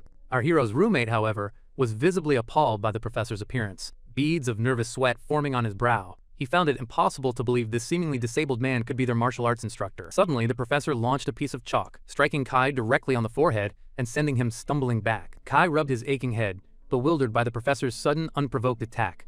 Our hero, while initially surprised, quickly recognized the professor's swift movement as the mark of a highly skilled individual. He surmised that Sugar Art must be at least a level 5 or level 6 martial artist. The professor then sternly instructed them not to speak without permission, before beginning to call attendance. He called for Tishi, and the girl promptly raised her hand, acknowledging her presence. Next, our protagonist's name was called, and he too raised his hand and answered. When the professor called for Collins, our hero had a fleeting memory of seeing the girl somewhere before. Professor Sugar Rat then announced he had forgotten the textbooks, appointing Tishi as the class representative to retrieve them. The girl was taken aback by the unexpected appointment, questioning if he could truly be serious. With a determined gaze, the professor confirmed his seriousness, leaving no room for doubt. Kai rose to his feet, protesting that the representative should be chosen fairly, through a competition. He then began to boast of his family's prestige and his own formidable skills, declaring himself the most qualified for the position. Before he could finish his declaration, the professor struck him again, a piece of chalk finding its mark on his forehead. With a faint glow emanating from his fingertips, Sugat revealed he was the one who had thrown the chalk at the white-haired young man. He sternly reminded Kai not to speak without permission, then forcefully snapped the chalk in his hand. The professor dispatched Tishi to fetch the books, and instructed the rest of the class to study independently. The girl felt a surge of pleasure at the opportunity, determined to seize this chance to alter her destiny. Kai grumbled about the pain, muttering insults about the professor, while our protagonist observed him thoughtfully. Our hero's gaze sharpened. He suspected the professor had sustained a severe injury, judging by his movements. Sugar Rat met his gaze with a glare, prompting the protagonist to wonder just how powerful the man had been before his injury. The young man then stated he had no complaints, earning him Kai's accusation of being a coward for not speaking his mind. A few hours later, the scene shifted to the bustling front of the Magic Academy's dining hall. The two friends walked together, Kai lamenting that their professor had forced them into hours of self-study. Suddenly, the protagonist's sister appeared, calling out his name with an excited smile. The young man affectionately patted his sister's head, asking about her first class. She enthusiastically shared that her teacher Linda was incredibly kind, and had even encouraged her to become class representative. The girl then asked if her brother had been chosen as his department's representative. With a gentle smile, our protagonist informed his sister that he had not been chosen this time. The young man then invited everyone to lunch, and Julia, in particular, grew excited at the prospect of eating. At the academy, meals were purchased using points, with the exchange rate differing for each department. Their dining hall table was soon laden with a feast of delicious food, including cakes and an array of sweets. Julia ate happily, even offering some of her food to her brother, who smiled warmly beside her. Meanwhile, Kai's face was a mask of pure shock and despair, unable to comprehend what he witnessed. He cried out, lamenting that the elite class received 100 points for a single coin, while their own meager earnings yielded only 10. A staff member then loudly admonished a student, telling him to leave if he had an issue with the rules. The woman declared that students lacking talent must simply work harder. Kai felt as though his fundamental rights had been stripped away. With a kind smile, Julia offered Kai some of her food, attempting to lift his spirits. The young man wept with emotion, declaring her kindness, while Lucas found his reaction a touch overly dramatic. As the group ate, slow, silent footsteps approached from behind them. It was Maya, the white-haired girl they had rescued, who greeted them with a gentle smile. Julia invited her to join them, but Maya politely declined, explaining she had already eaten, and instead offered them cookies as a thank you. The little girl was delighted by the cookies, thanking her new friend for the delicious gift. Our hero sampled a cookie, complimenting Maya that she was an excellent baker. The white-haired girl became shy, a faint blush rising to her cheeks at the protagonist's praise. Kai then approached, asking the young man for a cookie, which he shared with his new friend. He introduced himself, and the protagonist inwardly panicked, realizing he could not let Kai discover she was his ex-fiancée. With a polite farewell, the young woman departed, Julia watching her go with a warm smile. The protagonist stifled a yawn, musing that the dining hall was a particularly inconvenient place to encounter acquaintances. Just then, Mina from the student council approached their table, inquiring if they were enjoying their meal. She leaned in, whispering the young man's name with an awkward, shy tone. Suddenly, Theodore, the council president, floated past them, propelled by fire magic, impressing all who watched. The young man clapped sarcastically, and our hero internally noted what a massive show-off Theodore was for using magic indoors.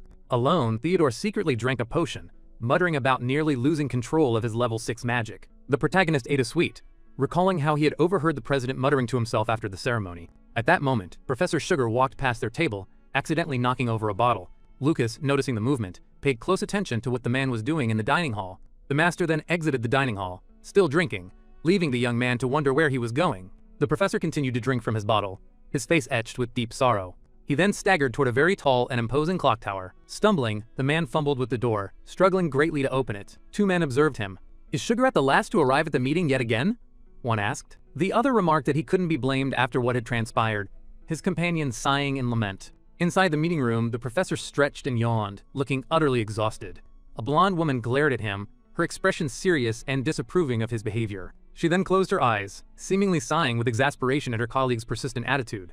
An older man announced that everyone had arrived, and the meeting could finally commence. He then revealed the day's agenda: the Academy's magical beast taming tournament. The director stressed the vital importance of taming multiple beasts for survival within the Empire's borders. This understanding led to an annual tournament for which more than 2,000 level 1 beasts had already been readied. Amidst discussions, a man in a green suit put forth a suggestion: exclude the martial arts students from the upcoming tournament. Sugarat's hand slammed down on the table, his face reflecting fury at what he perceived as a prejudiced suggestion from his fellow professor. With a furious glare, the master of martial arts vehemently opposed the notion, rising to defend his students' right to participate. The blonde woman then sided with Sugarat, asserting that every student, without exception, must take part in the event. Other professors concurred, emphasizing that all students deserve to be treated with absolute equality. The man in the green suit found himself bewildered, unable to grasp why everyone seemed to align with Sugarat and Linda. He pondered if they still clung to the belief that the martial arts professor was a level 8 powerhouse. Nevertheless, he relented, declaring that the martial arts students could participate if they truly insisted. The director then brought the discussion to a close, announcing that the martial arts department would indeed participate. After the meeting concluded, the man in the green suit departed the room, with other professors following close behind. One professor turned to Linda, questioning her certainty in the decision to support Master Sugarat. They acknowledged that martial arts involved combat, yet felt the upcoming tournament might prove too demanding for those students. A confident smile played on the blonde woman's lips, suggesting she held a specific plan for the students. She then recalled words spoken to her long ago, her gaze drifting thoughtfully towards the window. Sugarat's voice echoed in her mind, a profound statement. A coward unable to overcome adversity had no right to claim the title of martial artist. Back in the classroom, the professor announced that the tournament, now open to all, would commence in 6 days. He further informed them that a practical combat training session awaited them outside after class. With a determined look, Sugarat vowed to ensure every single one of his students could defeat a beast. Kai grumbled, asserting that the tournament was merely for selecting a representative, making their collective participation entirely unnecessary. Another student quickly silenced Kai, while our protagonist mused that Kai seemed perpetually intent on provoking the professor. The young man considered the imminent combat training, resolving to be careful not to use excessive force. Outside, the martial arts students had already commenced sparring, their forms clashing in practice. A female student struck a wooden pillar with a powerful kick, demonstrating both impressive force and refined skill. With a determined expression, Tishi showcased her prowess, proving herself to be among the strongest students in the department. Our protagonist observed, noting that all his peers were quite skilled, certainly not lacking in ability. He realized the professor possessed a keen eye, for Tishi was indeed the strongest in the class, surpassed only by himself. The young man then joined the training session, swiftly defeating his opponent with a precise blow. After hours of intense training, Professor Shagard announced the conclusion of the day's session. Kai collapsed to the ground, utterly exhausted, yet celebrating the welcome end of the rigorous training. His roommates announced their departure for the dining hall, promising to return with food for him. The white-haired young man explained that he had struck a deal with Collins to accrue additional points. One of the roommates expressed annoyance at not being privy to the deal, prompting an apology from Kai. Our protagonist reflected that Collins was indeed clever, devising such deals to earn extra funds. Kai then rose, proceeding to brag about his intelligence to our hero once they were outside. He told the young man he should learn from his example, even offering the lesson free of charge. But the protagonist placed a firm hand on Kai's shoulder, a grip that clearly conveyed his disinterest in the offer. With a polite smile, he declined, leaving Kai feeling a touch awkward at his friend's quick refusal. The white-haired young man then grumbled that the protagonist had no need for points, owing to his sister's provisions. Night descended, and a slender crescent moon cast its glow over the magical beast, Mountain Rain. The protagonist mused that Kai was mistaken. He did not, in fact, need his sister to provide for him. He wiped the corner of his mouth, stating he had all the bounty of nature readily at his disposal. With his new ally faithfully by his side, he prepared for another night of hunting and rigorous training. The young man then roasted a generous piece of meat over a crackling campfire, intended for both himself and his new companion. He lamented having to take his sister home, Feeling that time could be better spent on further training, the young man recalled Mina's persistent attempts to draw close to his sister and resolved that he could not afford to lower his guard. With a determined look, he vowed that if her intentions were malicious, he would ensure she regretted them profoundly. His companion then wagged its tail, drawing its master's attention to the savory roasting food. The wolf drooled, overwhelmed by the tantalizing smell of the meat, waiting anxiously for its share. With a smile, our hero offered the food to his new friend, who devoured it with unbridled joy. The young man reflected that perhaps having a tamed beast wasn't such a bad thing after all. He then told Elle that after they finished eating, it would help him train, though he promised not to cause it harm. The night of training proved intense, and soon his companion realized its master's promise had not been entirely kept. Meanwhile, at the Ryan family mansion, a night stood calmly, peaceful under the soft glow of the moonlight. Our protagonist's mother, Catherine, sat alone in the moonlit garden, her expression steeped in sorrow. Her husband, Hole, then approached her from behind. He comforted her with a gentle hand on her shoulder, asking if she was thinking of their children. She admitted she could hide nothing from him. With a soft smile, the man remarked that their children's classes must surely have begun at Allen Academy by now. With tears glistening in her eyes, the woman appeared deeply worried for her children's well-being. Hole then offered to take her to visit the children, and the woman thanked him, a grateful smile blooming on her face. Tears of joy welled in her eyes. She was overjoyed at the prospect of soon reuniting with her children. The scene then shifted to the estate of Count Grindu, where a clandestine meeting was already in progress. A barefoot woman moved toward the gathering of hooded and masked individuals. The cult members observed her, their malicious smiles hidden by masks, their red eyes glowing eerily. The green-haired woman then greeted Jessica, expressing her distinct pleasure at her attendance. She then invited Jessica to take a seat and join the secret gathering of the mysterious cult. Cloaked and masked, Jessica, Jeremy's mother, appeared to be deeply entangled with this malevolent group. The cult leader then presented her latest creation, the Jaded Dream, a highly potent potion. Jessica took a goblet of the dark beverage, preparing to sample the cult's new concoction. The leader then deliberately sliced her own arm, allowing drops of crimson blood to fall into the waiting goblets. The crimson liquid mingled with the drink, and the woman seemed to derive a strange pleasure from the self-inflicted pain. As a final touch, one of the cult members added a mysterious, unidentifiable ingredient to the drink. The woman then instructed everyone to partake in the beverage, and the cult members began to drink. The leader's bare feet touched the floor as she prepared to commence what she called the day's game. She declared the Jaded Dream a miracle of alchemy, announcing that the game would now truly begin. Jessica held her goblet, her gaze fixed on the shifting red liquid, her expression pensive. The liquid within the goblet shifted autonomously, as if possessing a life of its own, and the woman prepared to drink. From the shadows, one of the women wondered aloud how an 11-year-old girl had managed to defeat the Black Wind group. The leader explained that Julia's power stemmed from inheriting the combined talents of both the Catherine and Miranda families. With a sinister smile, the cult leader remarked that a mere level 7 individual should never have been able to defeat them. She then bit Jessica's lip, questioning whether her son's efforts would, in the end, yield any fruit. With a finger beneath her chin, the woman asked if Jessica truly desired to eliminate Catherine and her daughter to become a baroness. Jessica agreed, then asked what steps she needed to take to achieve her goal and gain such power. With a satisfied smirk, the cult leader prepared to impart the necessary instructions. She then activated a spell with her fingers, and a shimmering purple magic circle materialized on the floor. With a sadistic gaze, the woman mused that the moment a young bud withered was, in truth, truly beautiful. The morning light found Tichy at the academy, announcing yet another combat training session. Groans of protest rose from other students, their bodies aching as they muttered about Professor Sugarrat being a monster. Tichy, however, urged them on, explaining that such pain was a necessary forge for strength, a trial they must endure. Amidst the complaints, Kai and our heroes stood apart, claiming their bodies felt no pain, their resilience already remarkable. The white-haired young man, in a burst of confidence, then declared himself the strongest in their martial arts class. Our hero, however, knew better. This bravado was merely a lingering effect of the sleep incense he had employed the night before. Tichy watched the four, a quiet admiration in her gaze, acknowledging their impressive stamina for enduring such rigorous training. With the stage set, Kai stepped forward, ready to engage in combat training, preparing to spar against our protagonist. Kai launched a swift punch, but our hero easily sidestepped the attack, deflecting the blow with an open hand. The white-haired young man's eyes widened in surprise at his friend's defense, and he quickly readied his next move. Our protagonist seized the moment, countering with an open-hand strike that spoke volumes of his honed skill. His fist clenched, he braced himself, intent on revealing to Kai the true, formidable strength of a martial artist. A flurry of swift, precise punches followed, landing with undeniable impact upon Kai. Kai, a grin spreading across his face, complimented him, conceding that he was formidable in close-quarters combat. Our protagonist returned the smile, remarking that Kai himself was no less impressive. Unbeknownst to them, someone from a distance observed the martial arts students, their attention intently fixed on the spar. A subtle shift in the air, and the young man turned, sensing a gaze upon him from across the vast courtyard. A fixed gaze lingered, prompting him to wonder who could be observing him with such intensity. Beneath the shade of an ancient tree, an old man with long white hair sat in silent meditation. Our hero's thoughts drifted, contemplating if this silent elder was the source of the watchful eyes.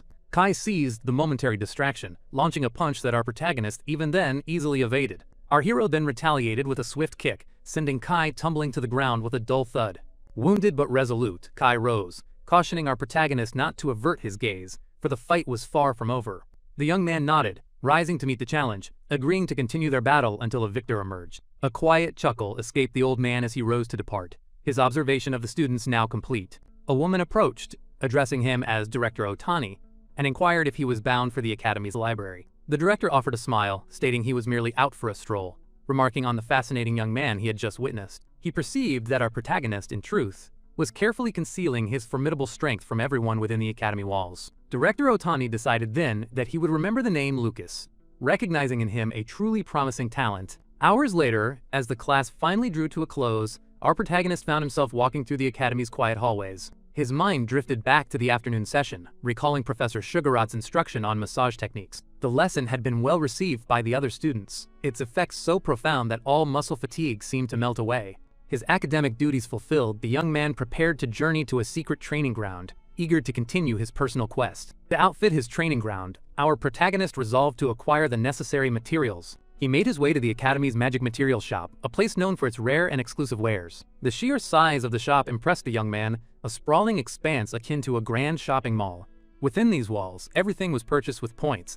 A high-quality training dummy alone demanded 30. While the selection was excellent, he mused, the prices were exorbitant, threatening to deplete his resources significantly. Relying on his sister was out of the question. The thought of her sacrificing her snack money filled him with guilt. Thus, he decided to purchase only the magic potion for now, planning to exchange his own materials for points later. At the counter, a clerk had dozed off, and our hero gently attempted to rouse her attention. The woman startled awake, an irritated expression crossing her face as she prepared to serve the new customer. The young man presented his academy card, politely requesting to purchase the magic bath potion. The clerk informed him the price was 5 points, and moved to complete the transaction. His card glowed with a soft purple light as the number 5 materialized upon the magic sphere. The woman then registered that he was a martial arts student, a judgmental flicker in her eyes at his expenditure of points. With a polite smile, the young man thanked her for the purchase, and the clerk handed him a small bag of potions. She offered a piece of advice, urging him not to waste his points, but he simply replied that this wouldn't be enough. Annoyance flared in the clerk's eyes. She assumed him a spoiled noble, utterly oblivious to the true value of money. Grumbling under her breath about her disdain for nobles, she watched as our protagonist left the shop, completely unfazed. Back in his secluded hideout, the young man began preparations for his medicinal bath within the cave. He slipped into the tub of purple water, a sigh of relief escaping him as he savored the embrace of rest after a long day of training and classes. He mused that while the medicinal effect remained strong, it seemed a waste to simply discard the potent bathwater. A sudden noise broke the quiet, and he saw a pair of luminous purple eyes observing him from the encroaching darkness. Then, a giant maw, bristling with sharp teeth, emerged from the shadows, letting out a low growl directed at our protagonist. Having concluded his bath, the young man set about collecting materials, intending to exchange them for academy points. Wisely, he chose to deal only in common level 2 materials, a discreet choice to avoid drawing undue notice. A sudden noise broke the quiet, prompting him to turn, curious about the commotion within the cave. To his astonishment, he discovered his companion, eagerly lapping up the very water from his medicinal bath. Shocked, the young man confronted his servant, demanding an explanation for their unusual use of his bathwater. A silent standoff ensued between master and servant, neither quite sure how to address the peculiar situation. Eventually, the young man relented, musing that perhaps the potent water would also serve to strengthen the wolf's physique. Thus, the matter of waste was resolved, and our hero turned his thoughts back to preparing for his imminent mission. He resolved to exchange the collected materials incrementally, aiming to remain inconspicuous. At the material shop, the clerk offered a magical assist with his goods, an offer he politely declined. He found it advantageous that the clerk seemed to presume his family had supplied him with such an abundance of resources. The following day, Professor Sugarat's patience wore thin. Exasperated by his students' lack of serious preparation for the upcoming tournament, he bellowed, declaring that any unwilling to train could abandon their efforts and return home at once. With his customary strictness, the professor then began to meticulously correct the students' stances and postures. He critiqued Kai's feeble punch, to which the young man retorted that he had already bested his peers. With a mere flick, the professor sent Kai sprawling, our protagonist observing that the master always targeted the eyes. The professor then turned to the other three, questioning how they could possibly have fallen to such a seemingly weak opponent. A sigh escaped the professor's lips, as he lamented the perpetual headache caused by spoiled noble students. He then commanded Tishi to spar with Kai, intent on teaching the white-haired young man a much-needed lesson. The two assumed their positions on the training field, poised for the impending confrontation. With an arrogant smirk, Kai boldly announced his intention to prove his superior skill. Tishi, her expression calm and confident, simply gestured for him to begin. The girl lunged forward, her powerful kick stirring up dust, a clear display of her formidable strength. In a flash, she unleashed a rapid succession of swift, precise kicks upon him. A wicked smile spread across Kai's face as he prepared to counterattack, certain of his own superiority. Yet Tishi proved swifter, landing a powerful punch to his chin that utterly disrupted his balance. She swiftly followed up with an elbow to the face, a testament to her honed combat technique. The girl then manifested a water ability, striking him with a concentrated blast of pressurized water. Stunned by her ability, Kai could scarcely believe she wielded magic. Tishi seized the momentary advantage, delivering a powerful kick to his face with all her might. Dazed by the impact, the white-haired young man let out a nervous, disbelieving laugh. He then warned her not to underestimate him, bracing himself to unleash his own skills. But Tishi was quicker still, landing a precise open palm strike directly to his chest. The blow's sheer force sent the young man flying through the air, only to land hard upon the ground. It was then that our protagonist truly grasped why the professor had selected Tishi as their representative. As our hero observed the unfolding scene, the professor's voice boomed, demanding everyone take their training seriously. Tishi then approached Kai, still sprawled on the ground, gently inquiring if he was alright after their bout. The professor, noticing Kai's irritation, announced that by tomorrow everyone must confront a beast. He threatened expulsion for any who failed, leaving Kai utterly shocked by the abrupt declaration.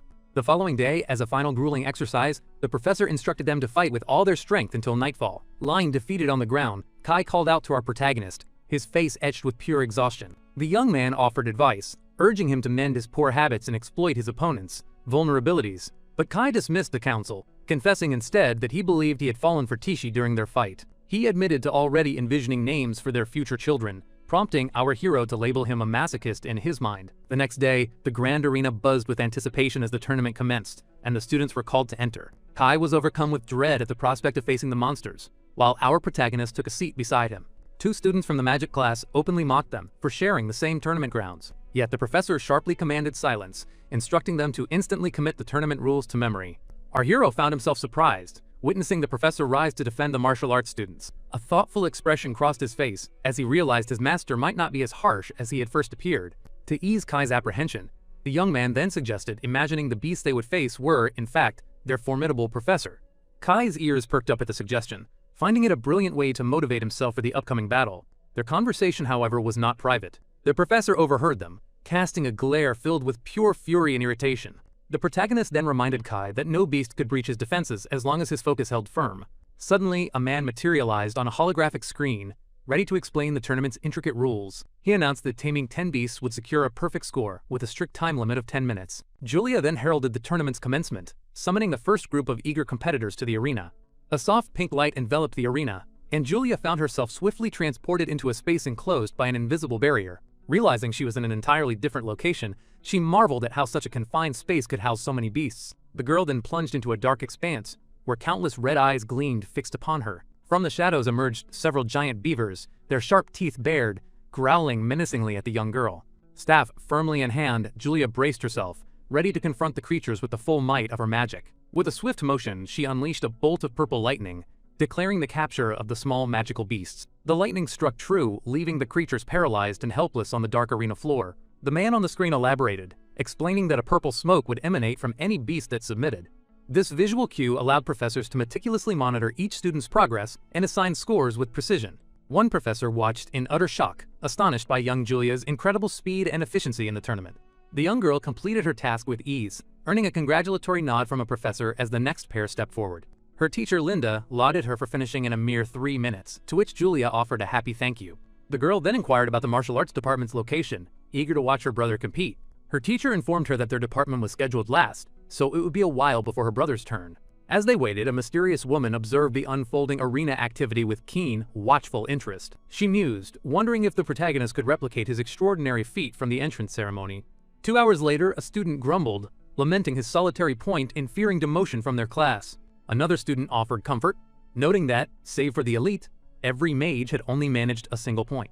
Kai's desperation grew, a chilling doubt creeping in about their future in the martial arts department. Yet the protagonist calmly reassured him, asserting that they were no weaker than any of the mage classes. The professor cracked his knuckles, agreeing they were correct and should never underestimate their own strength. He elaborated that injuries were non-existent, as level 1 beasts simply lacked the capacity to harm humans. The master then asserted that in close-quarters combat, their prowess far surpassed that of low-level mages. The students looked surprised by this unexpected encouragement, prompting a grumble from the professor, annoyed by their bratty reaction. Tichy, their representative, confirmed her findings. No one had indeed sustained any injuries. She added that most mages were utterly exhausted, having depleted all their mana during the test. Tichy also disclosed that the arena was ingeniously equipped with barriers, preventing students from being overwhelmed. She then offered crucial advice: flee if victory was impossible, and always manage their stamina wisely. The students erupted in grateful cheers, celebrating the invaluable tip, and the master inwardly approved of his representative choice. Suddenly, a man with a mocking smile interjected, claiming he'd overheard someone spying on his class.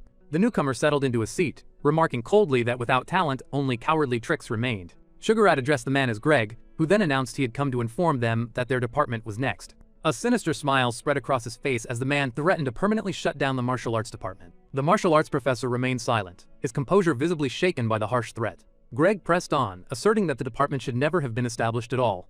With a final, taunting laugh, he turned and left, Master Sugar watching him disappear. Lucas, reminded of bullies from his past life, glared at the departing man with seething hatred. The protagonist rose to his feet, declaring that as the top student, he would be the first to enter.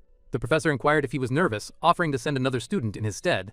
With a look of steely determination, our hero refused, insisting he would indeed go first. His eyes began to glow, and the protagonist declared he would enter the arena first, precisely as he had planned all along. With a newfound resolve, he pledged to secure a high score, silencing every voice that dared to doubt them. His classmates, seeing his determination, felt a surge of energy, their shouts echoing with the promise to prove their department's worth. Professor Shigard watched their transformation, remembering the fear that had gripped them only moments ago. The young men recalled Tishi's wisdom, while the master inwardly considered them a collection of simpletons. 10 minutes later, our hero sprinted through Arena 10, skillfully navigating a chaotic maze of monsters. His fist clenched. The young man readied himself, preparing to unleash his abilities upon the creatures. He spotted the magical perception circles, deciding to steer clear of them to remain undetected in battle.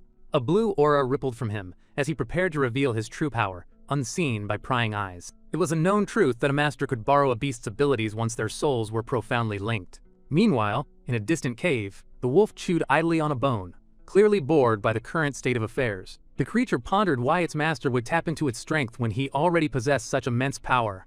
Back in the arena, a colossal spectral blue wolf paw materialized, a clear display of his borrowed might. With that, the martial artist declared that overcoming the low-level magical beasts here was a simple task. Suddenly, a colossal, menacing owl appeared, soaring towards him with an intense, fierce gaze.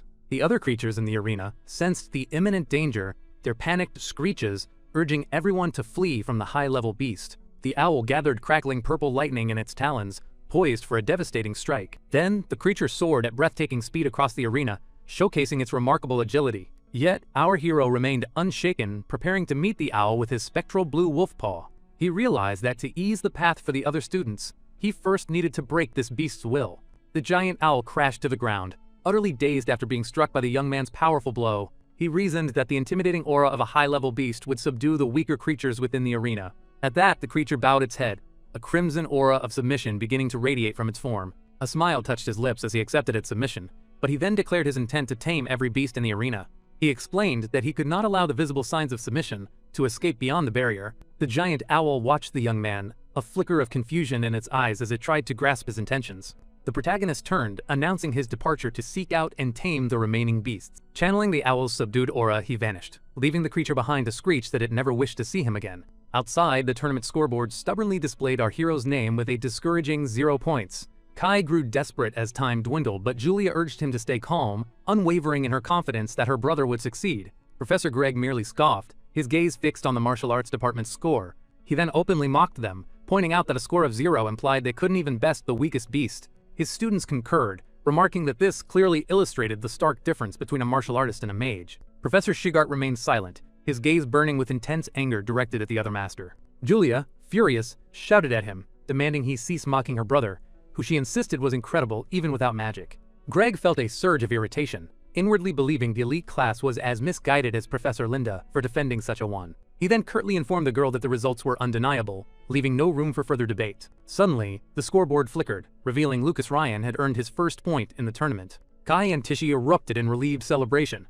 for this meant he could remain within their department. Another professor scoffed at their celebration, proudly noting that the highest score in his own class was a solid 5. But to the man's utter astonishment, our protagonist's score continued its steady climb, relentlessly rising. As the score hit 5 points, Professor Greg's annoyance grew, fueled by the wild cheers erupting from the young man's classmates. The professor stared, unable to believe this department of so-called useless students had matched the score of his top pupil.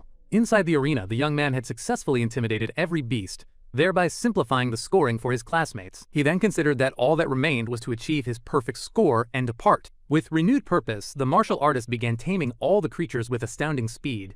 One by one, the beasts fell subjugated beneath our protagonist's overwhelming power. Finally, he reached the 10th creature, and the formidable giant owl once more submitted to him. Witnessing the final result, Professor Greg was utterly stunned, a cold sweat breaking out on his brow. The scoreboard then flashed, announcing that Lucas Ryan had achieved 10 points, a perfect score in the tournament. His little sister overflowed with joy, her eyes shining as she exclaimed, "That's my brother!" A collective gasp rippled through the stands. The other students could scarcely believe the martial arts department had achieved the maximum possible score. The young man gently patted Julia's head, and she looked up at him with shining eyes, affirming that she had always known he could accomplish such a feat. Suddenly, Professor Greg's voice boomed across the arena, declaring it impossible for a martial arts freshman to tame 10 formidable beasts. He then pointed an accusing finger at the young man, loudly claiming he must have used an imposter to take the test. Little Julia bristled with anger at the unfair accusation, but her brother remained perfectly calm, his expression unruffled by the unfolding drama. In an instant, an inspector seized Greg by the face, sternly stating that the protagonist had done nothing wrong. The inspector's gaze hardened as he challenged Greg, asking if he dared to insinuate that an official inspector would accept a bribe to permit cheating. Greg's face blanched with terror. He had completely forgotten about the inspectors and now understood that confronting them was a grave mistake. He stammered an apology, and the inspector, unfazed, announced he would investigate the barrier to get a definitive answer. Kai grumbled about the judging becoming a mockery, but the hero calmly advised him to settle down. With a confident smile, the young man stated plainly that he had nothing to hide from anyone at the academy. 10 minutes later, inside the arena, the giant creature was seen looking extremely frightened. The magical barrier then dissipated, and the other creatures looked towards the sudden light with surprise and confusion. They realized the powerful human had vanished, and the outside world was finally visible to them. With a piercing screech, the creature urged everyone to escape, and the beasts immediately bolted for freedom. However, one of the inspectors quickly raised his magic staff, preparing to intervene in their frantic escape. He then cast a powerful containment spell directly towards the fleeing creatures. The magic struck an old beast squarely, trapping it in the air with a shimmering rope of golden energy. The inspector observed that while agitated, the beasts were certainly not weak enough to have warranted replacement. One of the men then turned to his colleague, directly asking if he believed the students' scores were truly fair. The head inspector replied that he found no evidence of wrongdoing, though something undeniably strange had happened to the creatures. They decided to send all 10 beasts for a full inspection and resume the tournament without further delay. An announcement soon followed, confirming no problems had been found, and the next competitor was instructed to prepare. The protagonist found it intriguing that, even without concrete proof, they still refused to fully believe in his abilities, yet he wore a confident look, appearing one step ahead of everyone at the academy. He glanced towards Tichy and his master, a knowing thought in his mind. The real surprise was yet to come.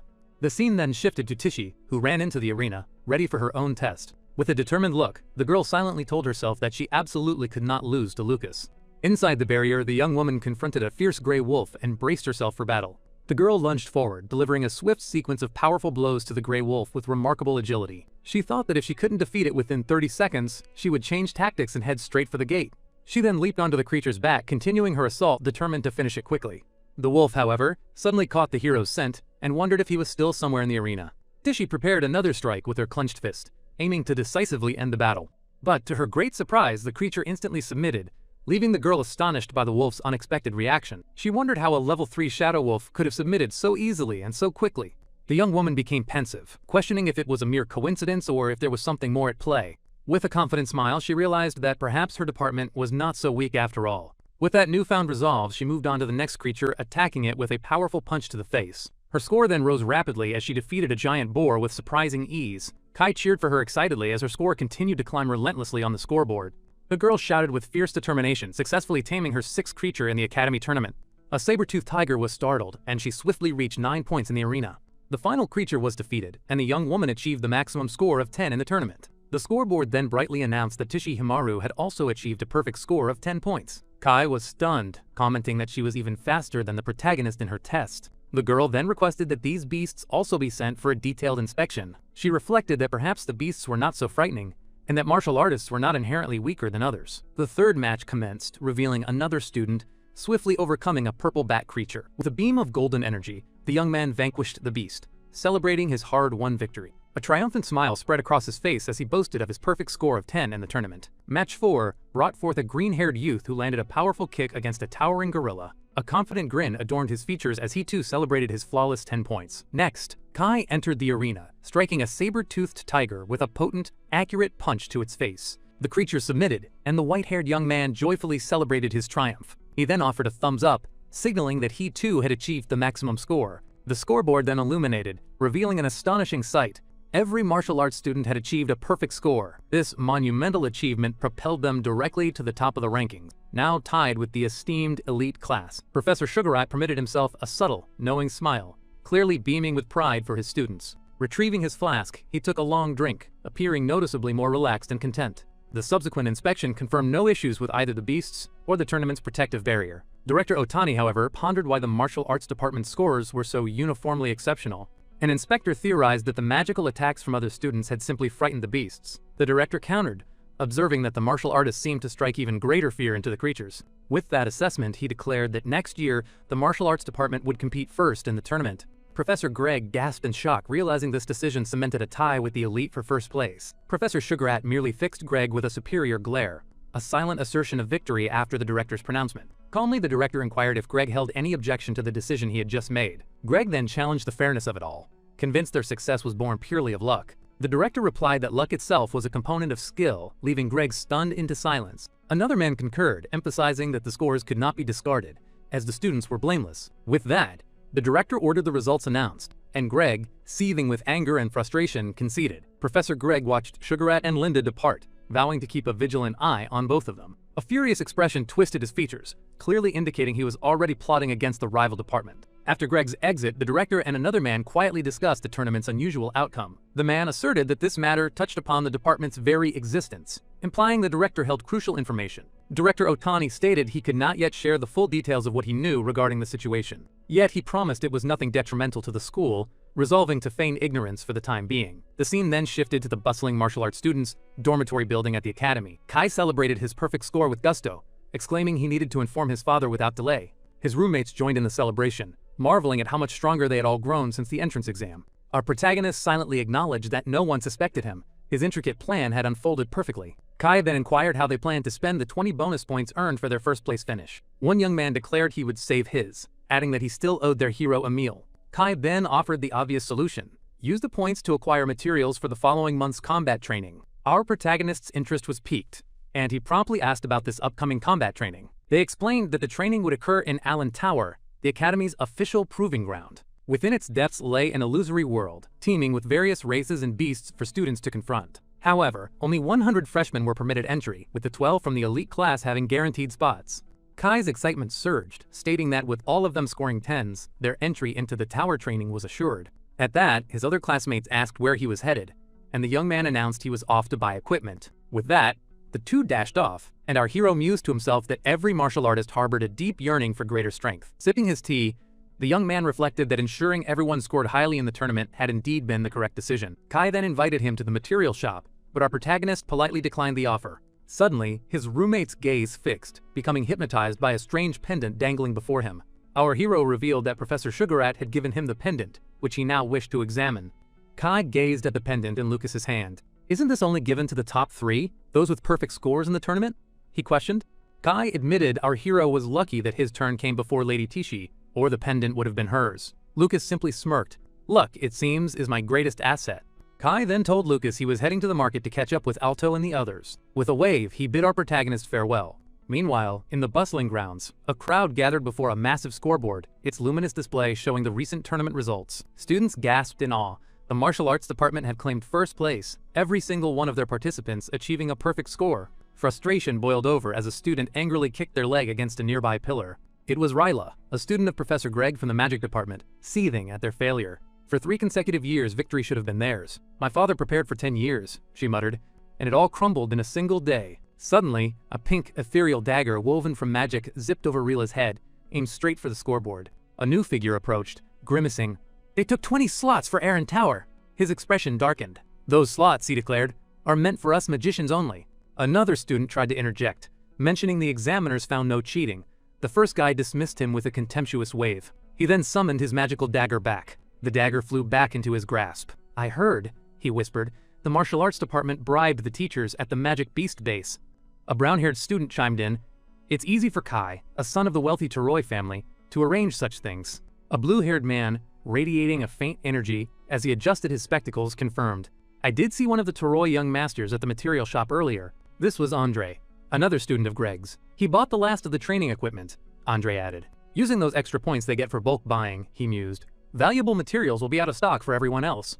Rila gripped her wand tighter.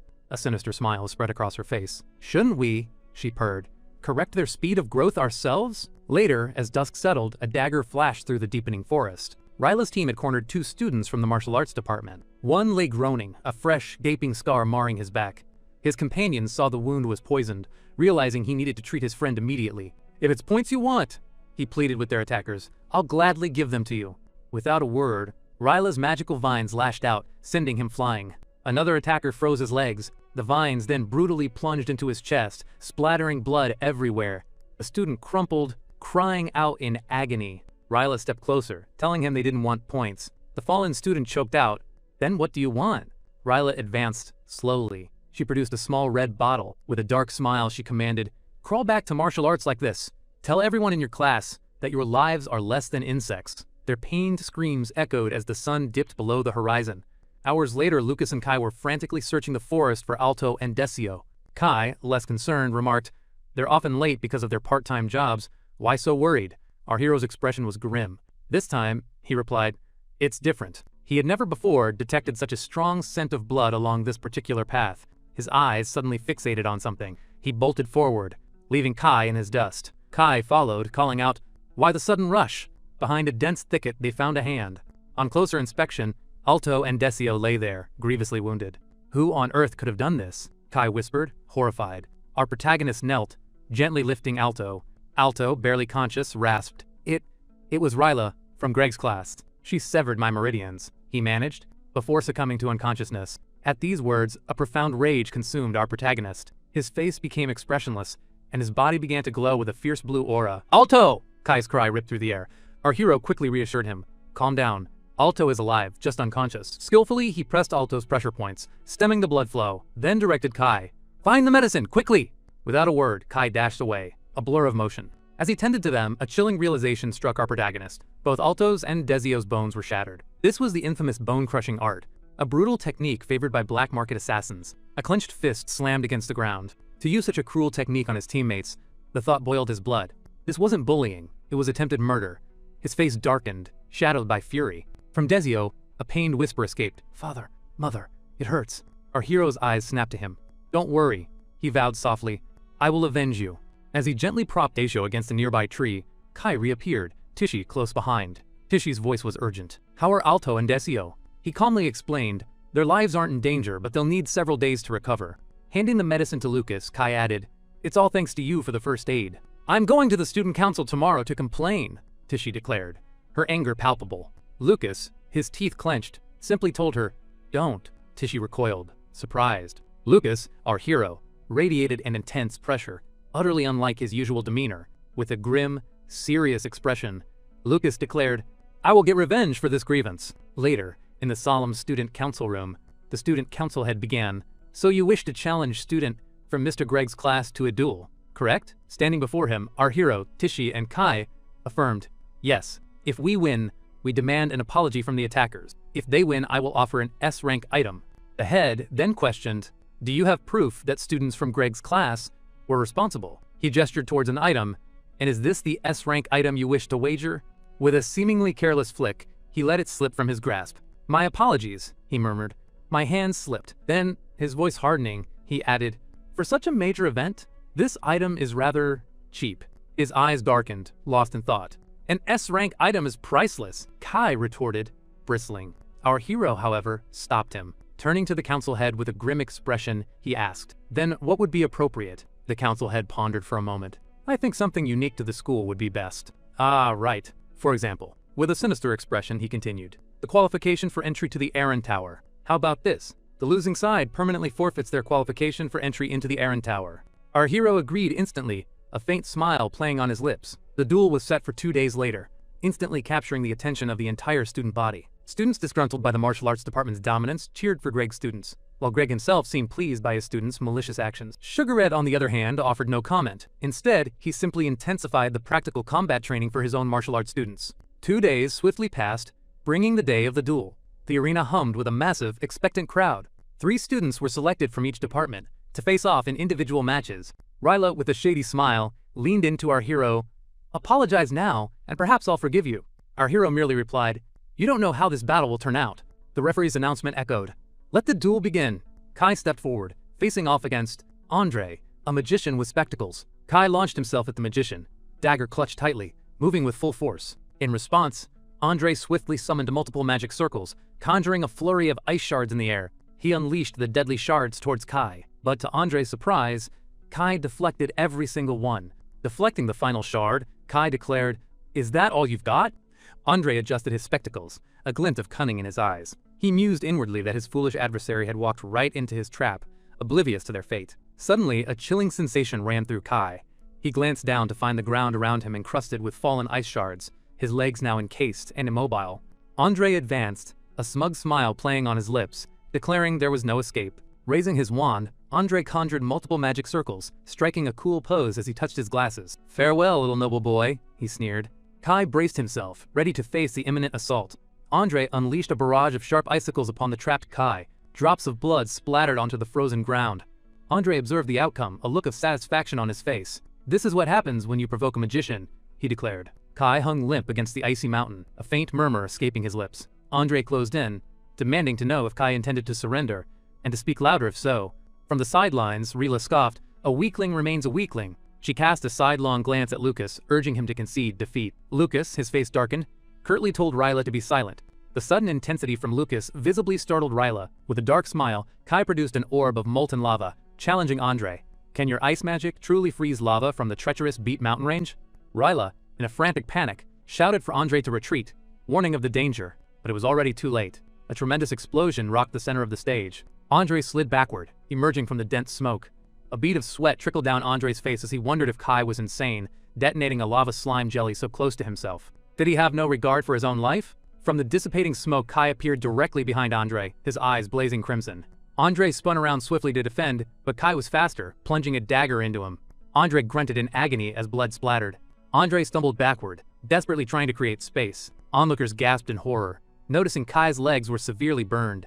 Kai had willingly sacrificed his own legs to shatter the ice prison, a testament to his insane resolve. With tears in his eyes, Kai grinned, recalling Lucas's words. "Once you shatter the spell he's so proud of, the opening is yours." Andre, still grunting in pain, muttered in disbelief that a mere martial artist could wound him. Annoyed, Andre launched another attack, confident Kai, being wounded, couldn't possibly dodge. But to Andre's astonishment, Kai produced yet another lava slime. He detonated it behind his own back, triggering another massive explosion. The force propelled Kai forward like a projectile, dagger clenched in hand, directly at Andre. Andre's ice magic struck Kai's hand, instantly freezing it. Yet Kai seemed utterly unaffected, his expression growing even more ferocious. A flicker of fear crossed Andre's face as he frantically told Kai to keep his distance. Kai closed the gap, delivering a brutal headbutt to Andre.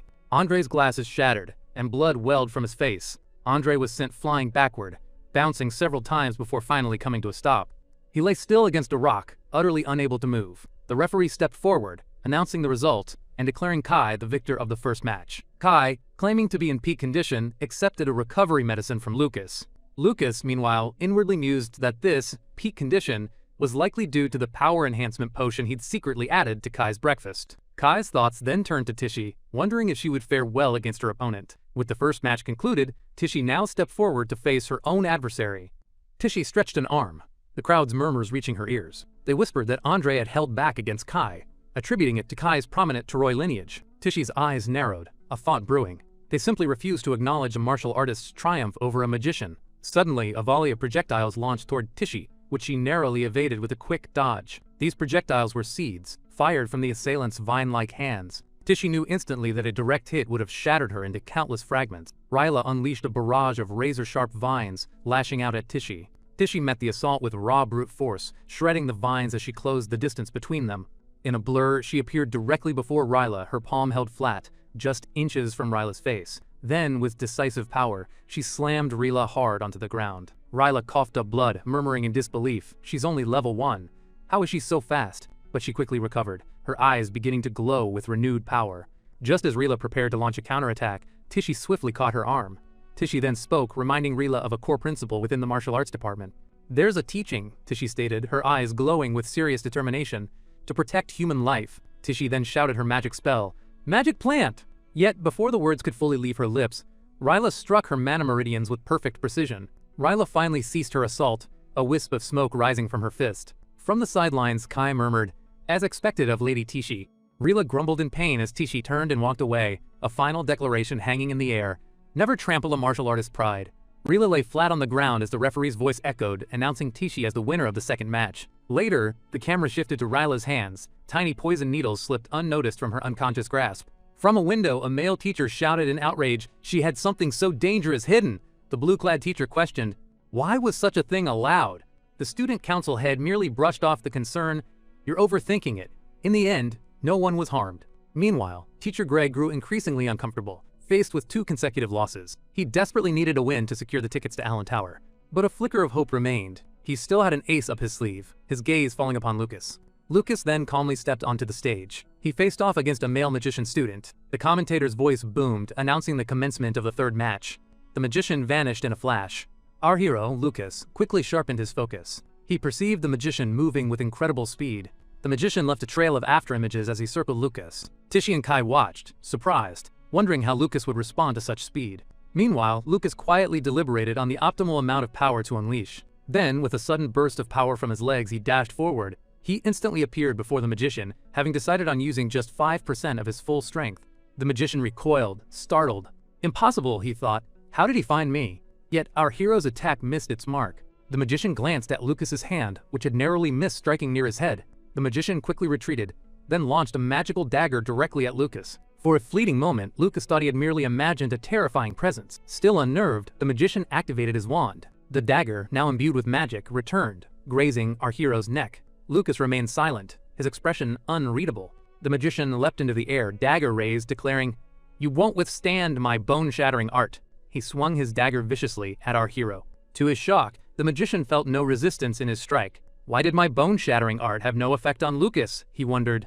Lucas dodged, then countered with a swift movement, stating, quote, "Don't think you're winning without taking any damage." Meanwhile, Kai was sweating, mesmerized by the high-paced battle unfolding before him. The magician slid back towards Lucas, attempting to launch a sneak attack. He launched his dagger directly at Lucas's face. But to his utter surprise, Lucas caught his hand mid-motion, stopping it just short. "Now," Lucas declared, looking at him, "it's my turn." Lucas's foot struck the earth with surprising force. A cloud of dust erupted, shrouding both Lucas and the magician in a dense smokescreen, obscuring them from prying eyes. The magician reeled in disbelief, stunned that a martial artist, supposedly a mere level 1, could generate such power from a single kick. Lucas's gaze sharpened, telling the magician that now, with their privacy secured, there was no need to worry about onlookers. He then asked if the magician was ready.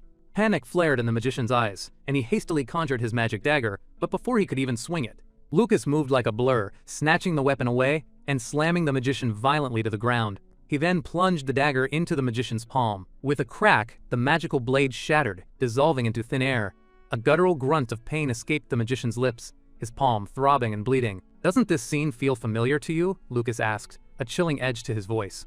He pressed on. "How does it feel to be stabbed by your own weapon, the very one you used against Alto that day?" As he spoke, Lucas lunged into the air, raising his leg for a kick, unleashing only 2% of his immense strength. The kick connected, sending the magician flying through the air. It landed perfectly on the magician's face, leaving a clear imprint. The magician coughed blood, his cries echoing in agony. Lucas's eyes glowed crimson as he swiftly closed the distance, his fist poised for another strike. Meanwhile, the magician's mind raced, wondering why his magic wouldn't obey, fearing the last attack had severed his magical meridians. Beyond the swirling smokescreen, the onlookers grew increasingly anxious, utterly unaware of the brutal confrontation unfolding within. Just as Lucas's punch was about to connect with the magician's battered face, the magician screamed, "I surrender!" His admission of defeat echoed as the smoke began to clear.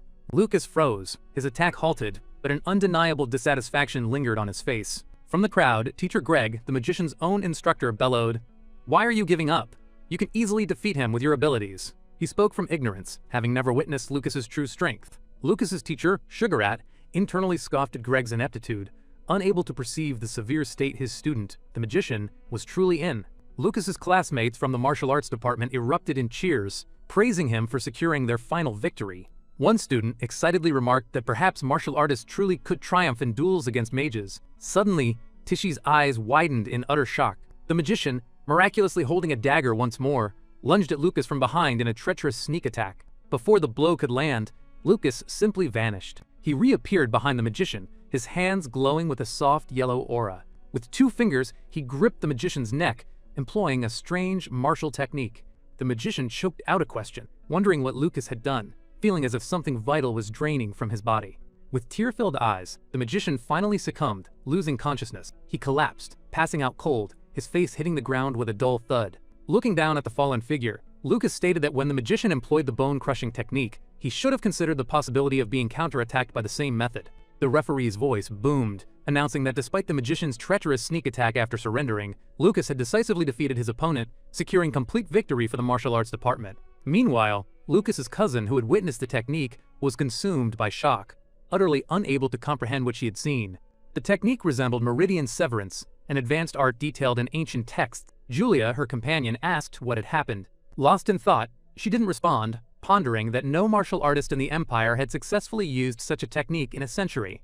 A single question burned in her mind. "Lucas, who exactly are you?" The martial arts students continued their cheers, showering compliments on the 3 victors as they made their way back to the dormitory. A girl, grinning after watching her teammates' matches, declared that mages weren't so strong after all. From now on, she vowed, she'd challenge any mage who dared to look down on her. Tisha urged her to calm down, reminding her that today they had simply performed better than usual. Suddenly, the overconfident girl bumped into a figure that felt as solid as a wall. It was none other than Teacher Sugarat, who, with crossed arms and a stern gaze, chastised them for becoming cocky after a mere minor victory. Frightened, the girl meekly mentioned that they had also won the taming tournament. Teacher Sugarat clarified that their taming victory was merely due to the beast being under intense stress from the prolonged attacks of the previous students. In other words, it had simply been luck. He then asserted that only the 3 duel matches had been won through genuine skill. Pointing to the winners, he declared that only they possessed true ability, not the entire martial arts department. "So let me ask you," he continued, "do you intend to live your entire lives as mere hangers-on to the strong? Even if you are unreasonably attacked and nearly killed, like Collins and Alto were? Are you content to leave revenge, and even your own survival, to the hands of others?" Before turning away, Teacher Sugarat delivered his final words. "If you truly believe such a way of living is acceptable, you will never become strong." He then walked away, suggesting they would be better off quitting the martial arts department immediately. Stung by the harsh truth, the overconfident girl now declared, "This is truly frustrating. I will definitely get stronger and prove myself." Lucas reflected that his teacher was right. Confidence was important, but it must never overshadow rigorous training. After distancing himself from the students, now in a quiet garden, the teacher was halted by the click of high heels. A woman's voice remarked, "You're really starting to act like a proper homeroom teacher." Teacher Sugarat replied that he simply didn't want them to end up like him, then inquired about her purpose for visiting. The blonde woman, leaning against a tree, handed him an envelope sealed with red wax. The scene then shifted to the hands of the defeated magician, whose magical meridians were now bursting in a grotesque spiderweb pattern. The young man stared at his hand, a pained grumble escaping his lips. The night fell, and a horse carriage, driven with urgency, sped towards the magnificent clock tower. A man burst into the building, his fist tightly clenched, his face a mask of fury. He slammed his hand onto a nearby table, demanding to know how a simple freshman duel could have escalated into such a disaster. He roared that his son, Bike, had his magical meridians shattered, forever losing the ability to wield magic. The headmaster listened in stunned silence, uncertain how to address the situation. His face contorted with pure rage, he insisted the headmaster impose severe punishment and disband the martial arts department, holding them accountable. Bike's father's attention suddenly shifted to the shattering sound of a liquor bottle hitting the ground. Teacher Sugarat entered, calmly stating that the perpetrator certainly deserved punishment. He then revealed that all 3 of Greg's students had employed the identical magic previously used on Colin and Alto, strongly implicating them as the ones who severely injured his own students. With a grave expression, he urged the headmaster to punish Greg and his students severely, strictly adhering to school regulations. The teacher inwardly lamented, convinced those 3 foolish students had even resorted to forbidden, illegal arts to overpower their opponents in the duel. Teacher Greg, however, wondered why this accusation was being brought up at such an inconvenient moment. The teacher then loudly questioned Teacher Greg for attempting to change the subject, when the focus remained on who was responsible for his student being struck by a forbidden technique. Teacher Sugarat, maintaining a calm demeanor, explained that the technique's forbidden nature remained unconfirmed and a meridian crusher was far beyond the capabilities of a rookie martial artist. Bike's father conceded in his thoughts. It was indeed unlikely that Ryan's incompetent son, scorned by the gods, could possibly command an ancient forbidden technique. Teacher Greg then waved a dismissive finger, asserting that an advanced martial artist, however, could certainly wield a forbidden technique. He pointed out that the only advanced martial artist present at the duel site was Teacher Sugarat himself. Teacher Greg then fixed his gaze on Teacher Sugarat. He stepped closer, confronting Sugarat face to face, and lightly tapped his finger on Sugarat's chest, implying, "Could it be that you are the true culprit?" Sugarat retorted that if he possessed such a forbidden technique, he would have used it on Teacher Greg long ago. The headmaster interjected, asking how Sugarat then explained Bike's current devastating condition. Teacher Sugarat simply suggested it might be Bike's own karma. He recalled a conversation with Lucas, who had denied using forbidden techniques, offering a different theory instead. Lucas had speculated that Bike was illicitly acquiring dirty techniques from the black market, paying enormous sums for them. Lucas had further theorized that perhaps those from the black market grew concerned about their secrets being exposed. Sugarat finished Lucas's thought, suggesting a powerful figure from the underworld had seized the opportunity of the duel to make their move. Back in the present, the headmaster stroked his chin thoughtfully, deep in contemplation. Bike's father scoffed, refusing to believe such ridiculous rumors could simply dismiss the matter. Teacher Greg agreed, calling it mere speculation. Sugarat argued it was still more plausible than a beginner martial artist wielding an ancient forbidden technique. Regardless, he stressed, someone capable of such power had indeed been present. Teacher Sugarat then issued a stern warning to Bike's father. Carelessly incurring that person's wrath would lead to grave consequences. The scene then shifted to a different section of the Grand Clock Tower. Inside the colossal library, Director Otani moved along a corridor, a lamp illuminating his path. He finally stopped before a particular book, a triumphant, "Found it!" escaping his lips. Holding the book, he observed its dust-free surface, a clear sign of recent use. Placing the lamp on the floor, he began to rapidly flip through the book's pages. His eyes halted on a page depicting the very two-finger claw technique Lucas had employed during the duel. A satisfied grin spread across his face as he murmured, "Just as I thought." He then erupted into a burst of laughter. Meanwhile, the scene transitioned to the hot springs, nestled deep within the magical Beast Mountain range. There, our hero poured a potent potion into the spring, thinking it was time to complete Alto and Colin's treatment. Alto and Colin sat, unclad, submerged in the steaming waters of the spring. The potion quickly diffused, transforming the spring into a dazzling blue. Alto let out a pained grunt as his body shimmered with ethereal glitters. The potion began to work its magic on his bandaged wounds. Streams of brilliant blue energy coursed through his muscles, mending them. Colin, too, grumbled in discomfort as the recovery process took hold. Blue energy flowed, repairing his muscles and tendons with the potion's powerful touch. Our hero watched them, silently acknowledging their pain but urging them to endure just a little longer. He clenched his fist, a determined expression on his face. He declared that even martial artists possess the ability to employ healing techniques, just like mages.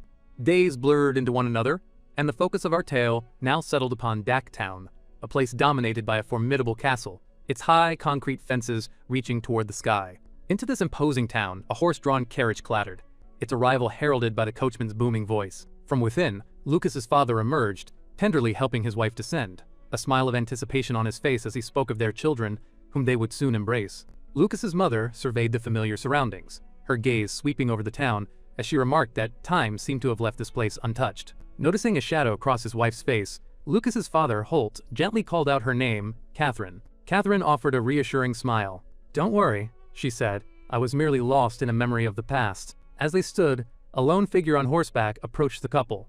Lucas's mother's eyes, upon seeing him, welled up with tears of pure joy. The young man dismounted, stepping forward. It was Sign Miranda, Catherine's younger brother and the father of Iowa. For those who might have forgotten, Iowa was Lucas's cousin, a talented young mage who had achieved the second position in the magical department, just behind young Julia. Sign, seeing his sister, offered a heartfelt greeting. A decade earlier, under a sky-stained dark crimson, the beast folk tribes had unleashed a devastating assault upon the Empire's borders.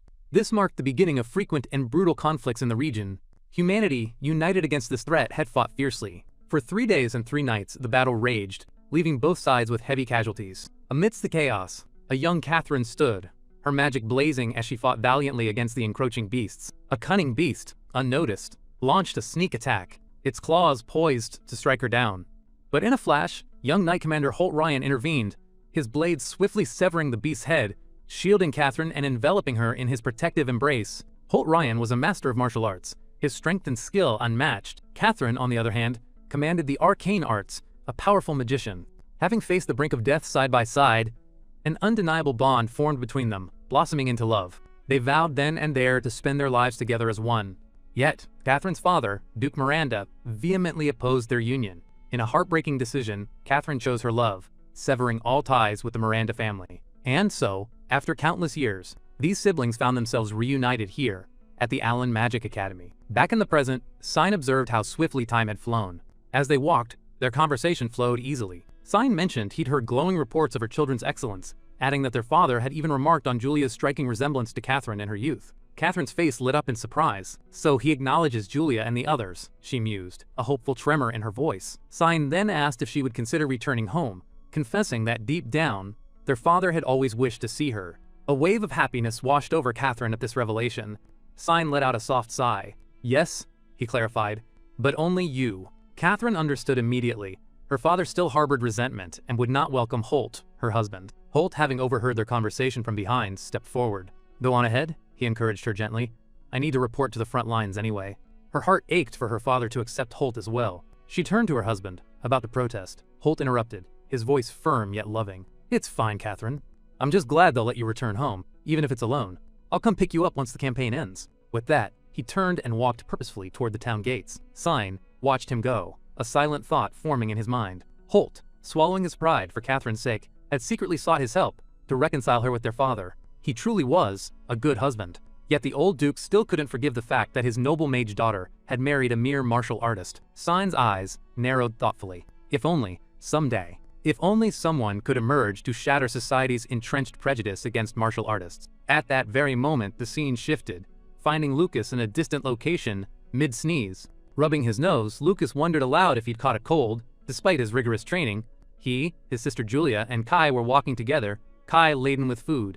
Julia teasingly remarked on Kai's unusual generosity in buying food for others. Indeed, Kai was burdened with numerous lunchboxes and bags of food. He chuckled, promising Julia that once Alto and the others fully recovered, he'd make sure they treated him in return. Lucas chimed in, finding no fault in Kai's plan. Nearby, magician students murmured amongst themselves. "Look, it's the martial arts department's Luck King," one whispered. "Apparently, an assassin attacked Pike right before their duel, and he only won by sheer luck." Another voice chimed in, "Blessed with luck 3 times in a row? What's the deal with that?" Julia, who had been silently absorbing their disparaging remarks about her brother, began to stir. She slowly turned toward the gossiping students, a demonic shadow seeming to fall over them. They instantly blanched, falling silent as she demanded to know whose gossip she was hearing. Kai quickly told Lucas he would take the lunch to the dorm, suggesting Lucas go to the cafeteria with Julia first. Lucas readily agreed, leaving Julia behind, still delivering a stern lecture to the now terrified gossips. Later, at a cafeteria table, Julia took a spoonful of food, her face transforming into an expression of pure delight. Lucas, taking a bite from his bread, noticed her hairpin. "Is that new?" he asked. She confirmed it was, explaining that Awa-chan had given it to her as a gift from the Miranda family. As he chewed, Lucas internally mused that it was no surprise the Miranda family sought to reconnect with Julia, hoping to mend family ties. She was, after all, an undeniable genius mage. Pushing some of his own food closer to Julia, he urged her to get along well with Iwa, for their mother's sake. Julia, hearing quote, "Mother," remembered. "Speaking of mother, I need to write a letter informing her I've become class representative." From behind, a blue-haired girl, having overheard, stepped forward and warmly congratulated Julia on her new position. Leaning in conspiratorially, the blue-haired girl declared that Julia would undoubtedly become a pillar of the school in the future, assuring her of unwavering support. Just then, a nearby girl abruptly rose from her seat with a loud thud, startling the blue-haired girl. The girl then hurried away, bumping shoulders with another student, who indignantly demanded to know where she was looking. A close-up from behind revealed a black-haired woman with bangs framing her forehead, her teeth clenched in silent fury. In the quiet confines of a teacher's office, a short time ago, a tense conversation was unfolding. A student stood stiffly before the desk, listening as her seated teacher delivered a difficult assessment. "Your abilities in mental magic," the teacher began, "are indeed comparable to Julia's. However," she continued, a note of finality in his voice, "Julia surpasses you in every other aspect. That is why I believe she is the more suitable candidate for class representative." "Iwa, please try to understand." The words hung in the air, but all Iwa could do was grit her teeth, a bitter wave of frustration washing over her. Returning to the present, Iwa stormed out of the bustling cafeteria. Her fist was clenched so tightly her knuckles were white, and a silent vow echoed in her mind. She would prove, through sheer skill, that the teacher was merely playing favorites. From her table, Julia watched the hurried exit, a flicker of confusion crossing her face. "She's gone," Julia murmured to her companions. She seemed really angry about something. A small frown creased Julia's brow as she realized something else. Iwa hasn't been eating properly either. I think I'll buy her some lunch and bring it to her. The blue-haired girl beside her, Mina, looked up with curiosity. "Are you too close, Julia?" "Yes, she's my roommate," Julia confirmed with a nod. "And her mental magic is incredible. I saw it for the first time today." Lucas, sitting with them, chimed in, "Mental magic is certainly a rare talent." Mina opened her mouth as if to add something, but then she hesitated, her thought left unspoken. Instead, she lightly tapped a single finger against the tabletop, a faint shimmer of magic gathering at its tip. In response, a translucent blue sigil bloomed on the floor beneath them, expanding upward into a shimmering sphere that enveloped their table. Lucas recognized it instantly.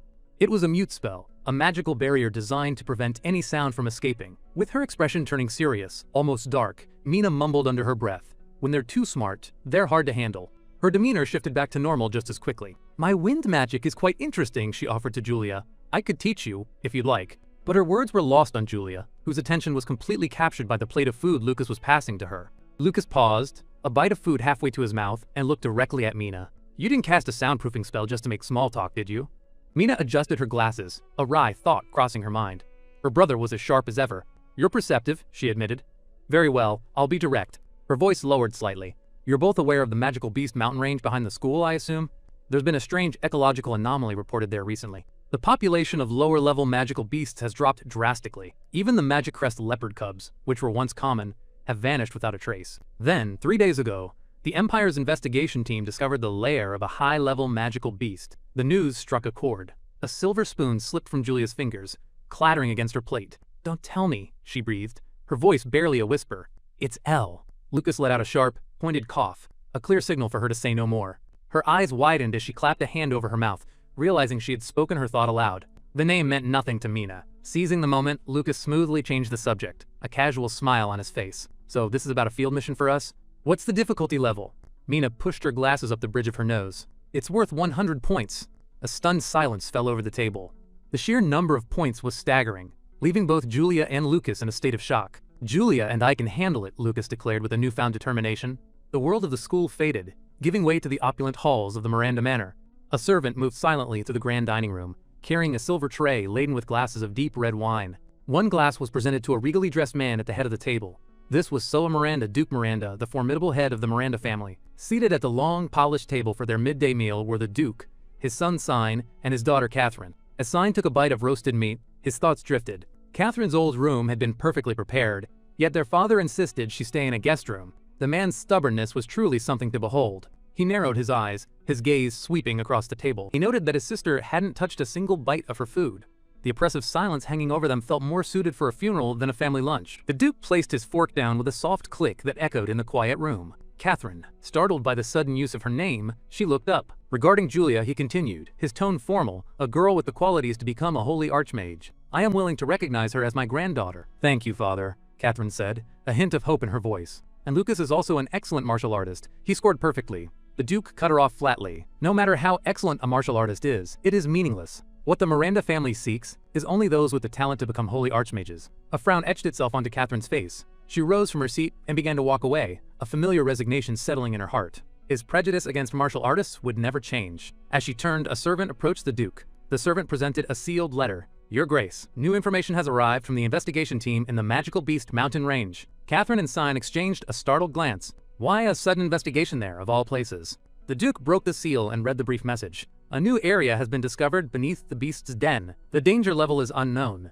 "Did something happen at the mountain range?" Sine asked. Catherine, her mind immediately on her children at Allen Magic Academy, voiced her own fear. "Will they be in danger?"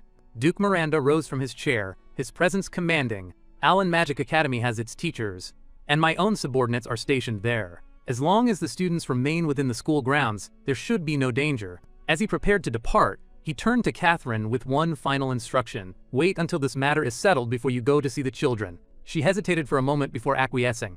"Yes, father." But as he left, a deep and undeniable worry washed over her features. The following day at Allen Magic Academy, a student clerk looked up from the mission board with an apologetic expression.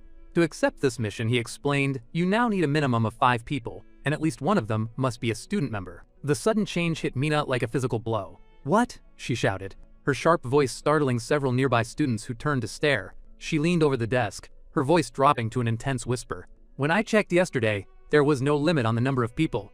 The clerk shifted uncomfortably. "I'm sorry. The president changed the mission requirements. There was an anomaly reported in the cave within the mountain range." Mina's hands clenched into fists at her sides as an image of the smug student council president flashed in her mind. "That man," she grunted under her breath. "He deliberately changed the conditions betting I couldn't gather 5 people." Standing behind her, Lucas watched the scene unfold with a sense of detached curiosity. Is the student council vice president so isolated that she can't even find 4 others to join her? No wonder she's been so friendly with Julia since the entrance exam, he mused. With a heavy sigh of defeat, Mina turned back to Julia and Lucas. "Sorry," she said, her shoulders slumping. "It looks like we'll have to give up on this mission." Lucas and Julia, however, exchanged a look of shared determination. "Don't worry," they said in near unison. "Just leave the recruiting to us." A surprising wave of emotion washed over Mina, and she felt tears of gratitude welling in her eyes as she thanked them. "They're such good kids," she thought, a pang of guilt striking her. "I'm starting to feel bad about planning to use them as pawns." But she instantly pushed the sentimental thought away, regretting the momentary weakness. Just then, a loud voice accompanied by the clanking of metal called out, "Senior Mina!" A figure in gleaming armor strode toward them. "Since my best friend Lucas is going on a field mission, I'll lend you a hand." It was Kai, covered head to toe in full plate armor, a massive shield on his arm and a sword at his hip.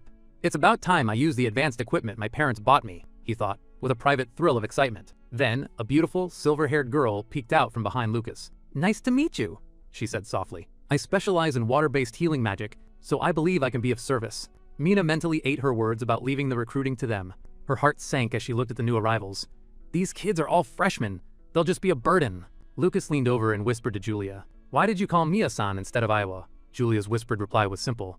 "Aiwa-chan wouldn't have listened to me." A frown creased Mina's brow, but she quickly smoothed it over. "Well, whatever, they're just here to make up the numbers anyway. As for the mission itself, Julia and I should be able to handle it." Deciding to set off immediately, she activated her acceleration magic. "Even with this, it will take half a day to walk to the magical beast's den," she announced to the newly formed group. "So let's hurry." Several hours of brisk walking passed, the terrain growing wilder and more remote. They finally arrived at their destination, the dark maw of the magical beast's den looming before them. Near the entrance, a flag bearing the Miranda family symbol fluttered in the breeze. "Looks like the Miranda family survey team is currently investigating this place," Mina told the group. She knelt down, her fingers brushing against something soft in the dirt. She picked up a vibrant blue feather. "There are traces of a battle here." A short distance away, Lucas and Julia shared a private sigh of relief. At least they hadn't stumbled upon Elle's cave. Suddenly a primal sense of danger flared through Lucas, sharpening his senses to a razor's edge. His eyes shot upward, spotting a harpy diving from the sky, its claws extended directly for him. "Attacks from above," he yelled, warning the others. Mina reacted in an instant, her magic wand glowing as she began to chant a spell. "Wind Blade!" A shimmering scythe of compressed air shot from her wand and slammed into the harpy, causing it to spew a mouthful of blood. The force of the spell nearly tore the creature in two.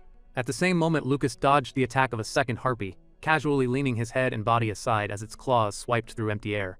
Another harpy appeared behind Mina, launching a volley of sharp, arrow-like feathers at her back. She sensed the attack and spun, her wand already raised to cast a counterspell. But before she could, Kai lunged between her and the harpy. His massive shield took the full brunt of the attack, the feathers pinging harmlessly off the reinforced steel. He turned his head toward her with a wide, confident grin. "Leave the close combat to us." His boast, however, left him distracted for a crucial second as another harpy's claws slashed toward his exposed side. Before the talons could connect, Lucas closed the distance in a flash, delivering a powerful upward kick that cleanly severed the creature's feet. Lucas and Kai now stood back to back, a solid core in the swirling chaos. "Stay focused," Lucas commanded, his voice calm and level. From their position in the rear, Mia completed her spell, a shimmering water spirit barrier enveloping the two fighters. "Leave the support to me," she declared confidently. More and more harpies filled the sky, their shrieks echoing off the rocks as they completely surrounded the small group. Mina watched the freshmen working together and felt a strange sense of nostalgia. This feeling of a team coordinating, of everyone having each other's back. It had been a while. She turned to Julia, her voice cutting through the din. "These magical beasts dislike wind and lightning magic." Her eyes widened in sheer disbelief at the sudden, overwhelming surge of magical power that erupted from Julia. Julia raised her staff high, and the very air around her began to thrum and crackle with raw, purple lightning. "Barrier magic!" she commanded, her voice ringing with power. A complex magical circle flared to life at her feet, as a massive, crackling sphere of electrical energy expanded outwards, encasing the entire party. The harpies that swooped in to attack were instantly struck by brilliant arcs of lightning that leaped from the barrier's surface. They fell from the sky in smoking heaps, charred black and lifeless. "Whoa!" Kai breathed, staring in awe at the display of Julia's power. Mina was utterly speechless, her mind struggling to comprehend such devastating magical force from a first-year student. Julia called out to her, but the vice president was still lost in her thoughts, reevaluating everything she thought she knew. Snapping back to the present, she gave Julia a shaky nod. "Everything is fine." A single bead of sweat traced a path down her cheek as a chilling realization dawned on her. She had completely and utterly underestimated the capabilities of these pawns. With a gentle glow, Mia extended her hand, her healing magic swirling forth to mend Kai's fresh injuries. Kai marveled at the instant restoration, proclaiming her magic, likening her to a goddess herself. A shy flush touched her cheeks as she brushed off his praise as mere exaggeration, yet secretly, her mind conjured an image of the hero whispering those very words. The imagined scene ignited a brilliant pink explosion within her thoughts, leaving her utterly flustered and overcome with embarrassment. The hero observed her peculiar reaction, a puzzled frown creasing his brow as he tried to decipher the mystery of her sudden mortification. Their journey then led them deeper, into the maw of a vast cave, Mina voicing her astonishment at its sheer, cavernous scale. The tip of her magic staff pulsed with light, pushing back the oppressive darkness and unveiling the true immensity of the subterranean world before them. Julia, equally impressed, pointed out the subtle signs that hinted at an even grander chamber lying hidden much deeper within the earth. Together, the two girls took the lead, Mina's steadfast light serving as their beacon, guiding the small party through the encroaching gloom.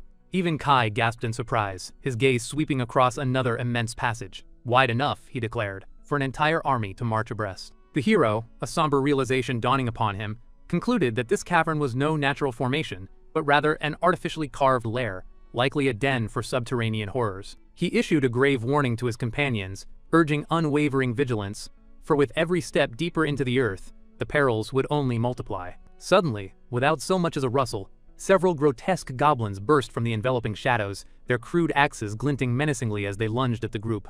Julia reacted instantly, conjuring a vibrant sphere of purple energy that erupted into a shower of powerful lightning, electrocuting the attacking creatures. Piercing shrieks of agony tore through the cavern as the goblins were struck by the girl's potent magic, their forms seizing before collapsing lifelessly to the cold stone floor.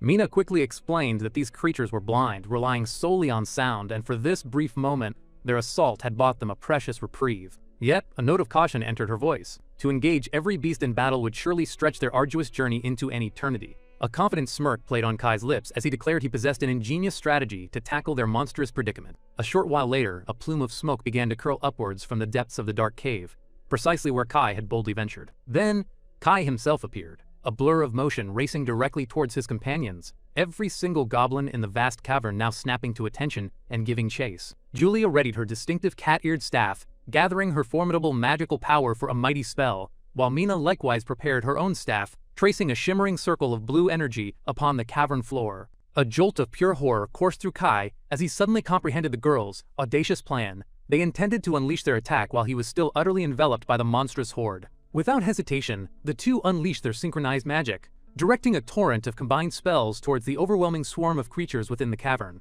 Their concentrated magic struck the goblins head-on, culminating in a blinding explosion of brilliant light and raw purple energy. The girls' combined explosion unleashed an immense shockwave, a devastating force that tore through everything caught in its destructive path. The hero and Mia watched the spectacle unfold, the former remarking with an appreciative nod on the sheer efficiency of Kai's daring strategy. Swelling with pride, Kai then launched into a triumphant boast about his brilliant foresight in luring all the enemies into such a convenient, concentrated location. He even went so far as to assert that only a hero adorned with his caliber of top-tier equipment could possibly execute such a daring maneuver. Indeed, thanks to Kai's audacious scheme, the entire monstrous threat was swiftly and effectively eradicated, leaving the path clear. Once again, Mia stepped forward, her gentle magic flowing forth to mend the various scrapes and bruises Kai had inevitably sustained during his dramatic escapade.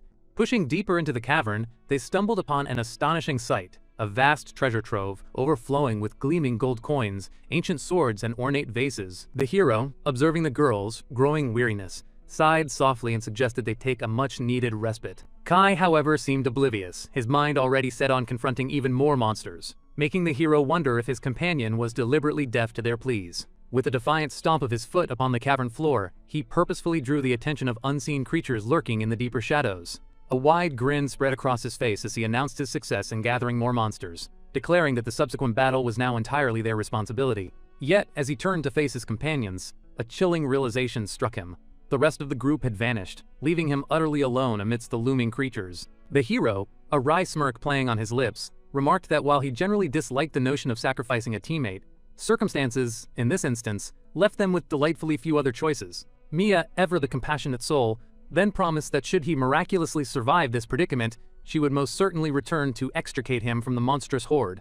Abruptly, the entire cave began to tremble violently, and the white-haired girl looked up, her eyes wide with alarm at the sudden, ominous rumble. She nervously inquired if the sound had been Kai, but the hero grimly clarified that the tremors originated from the very heart of the monster nest. Mina then thoughtfully asked if they ought to investigate the source of the disturbance, and a silent consensus seemed to ripple through the group. The hero noted with a grimace that the scent of blood was overwhelmingly strong, and a pulsing red aura shimmered ominously from the direction of the tremors. Before they ventured further, the woman extended a healing potion to Julia, urging her to drink it. She explained that while they might not need to actively intervene, it was always prudent to check the situation as a necessary precaution. As they cautiously approached the site, a chilling scene unfolded before them. The lifeless bodies of several knights lay brutally scattered across the cavern floor. A gasp of horror escaped the girls, Mina's voice a whisper, as she wondered if the entire investigation team had been utterly annihilated. A profound sense of dread settled over the hero as a new, more intense tremor began to shake the very foundations of the cavern.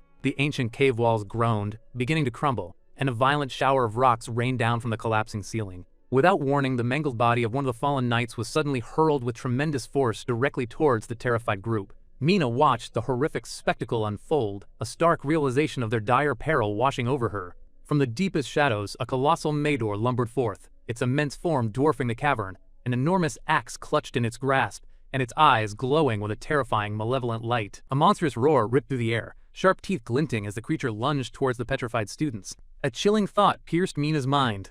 Why would a Calamity-class beast appear in such an unexpected place? The young woman's composure crumbled into panic, her mind struggling to grasp the unfolding horror of this academy mission. A strange familiarity washed over the protagonist. This formidable presence felt like an echo from a past encounter. With a desperate cry for caution, he thrust his companions out of harm's way, narrowly dodging the monster's devastating blow.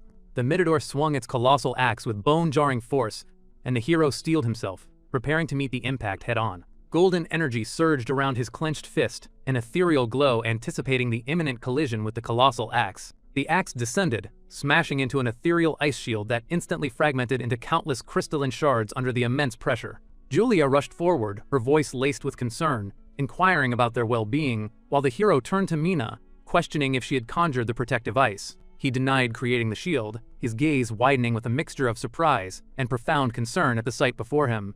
The hero then revealed that the very individual now ensnared in the Minotaur's formidable grasp had been their unexpected savior, the creator of the ice shield. With a terrifying squeeze, the monster tightened its grip on the man, a guttural growl questioning his audacious interference in its violent dominion. A memory resurfaced for the hero. This brave knight had come to their aid, even as his own body bore the marks of grievous wounds. The man's voice tore through the air, a desperate plea for them to alert the Imperial army and summon immediate reinforcements. He cried out that the ancient seal had been shattered, his words met by the creature's menacing, glowing eyes fixed upon him. The Minotaur delivered a devastating punch, the force of the blow shattering the knight's armor and sending fragments scattering.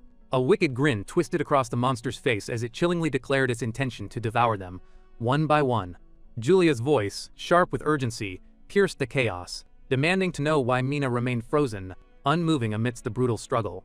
Mina's healing potion slipped from her numb fingers, her entire being seemingly locked in shock by the monster's sudden, horrifying arrival.